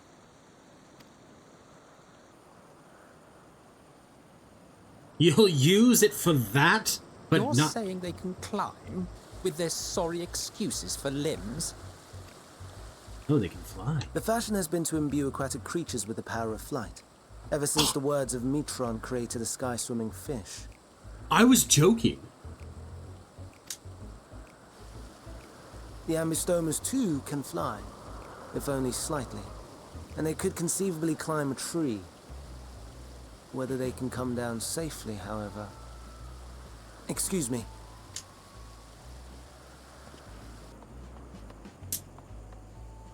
I'll help, too!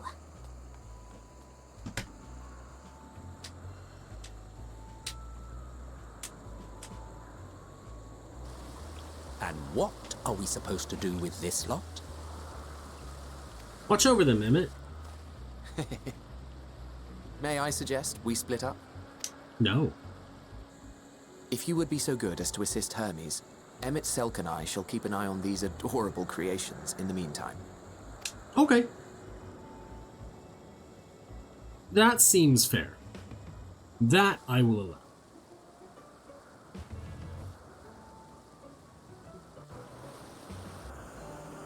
Okay.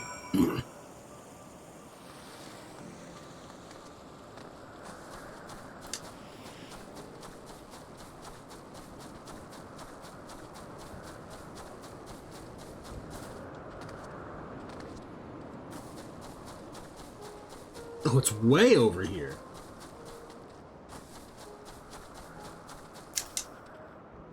Hermes, are you all right? Oh, buddy. It seems Hermes and Meteon have found their quarry, a creature known in this age as an ambystoma. Yet though it has been safely extricated from the tree, Hermes appears to have found himself in quite the predicament. The ambystoma, Hermes saw it high up the tree. He climbed up to get it, but it jumped on him and he slipped. Do you need a hand? No, I'm fine, if a little embarrassed.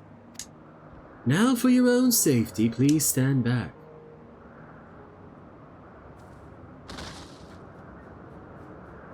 Did he land on his butt?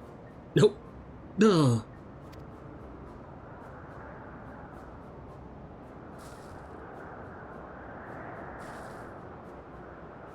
Hermes, are you all right?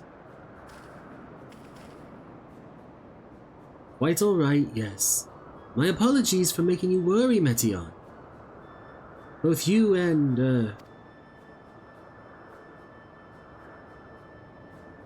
Morrighan Initari, you are called. An intriguing name, somehow reminiscent of a new creation. Thank you for coming after me. I don't know why that got so aggressive.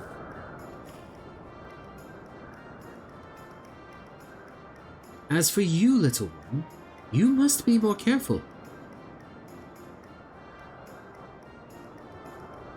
You may be able to fly, but it doesn't mean you cannot fall and hurt yourself. Oh no, I had forgotten all about its fellows.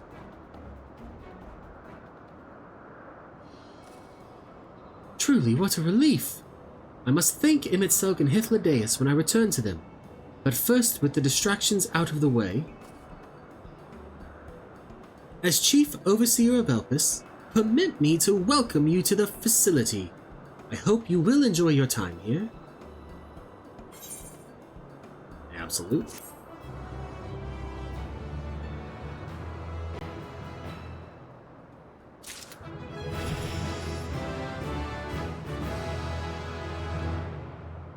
All right, and we leveled up. Hell yeah. Okay, well, with that, we're going to end our bonus stream here. Thank you all so much for watching part 4 of Morrighan Initari's Adventures through Endwalker. I hope you enjoyed it. We are, oh, my powder gauge got expanded. Hell yeah. I'm enjoying it.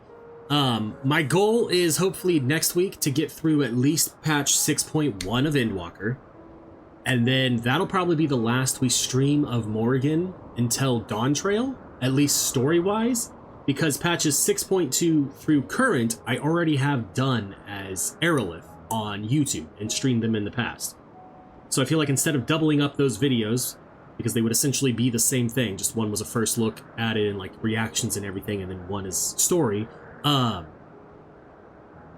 we'll play as Morrighan up through 6.1, and then I'll finish off stream with her. But thanks for watching. Hope you all enjoyed it. And if I don't stream later or tomorrow,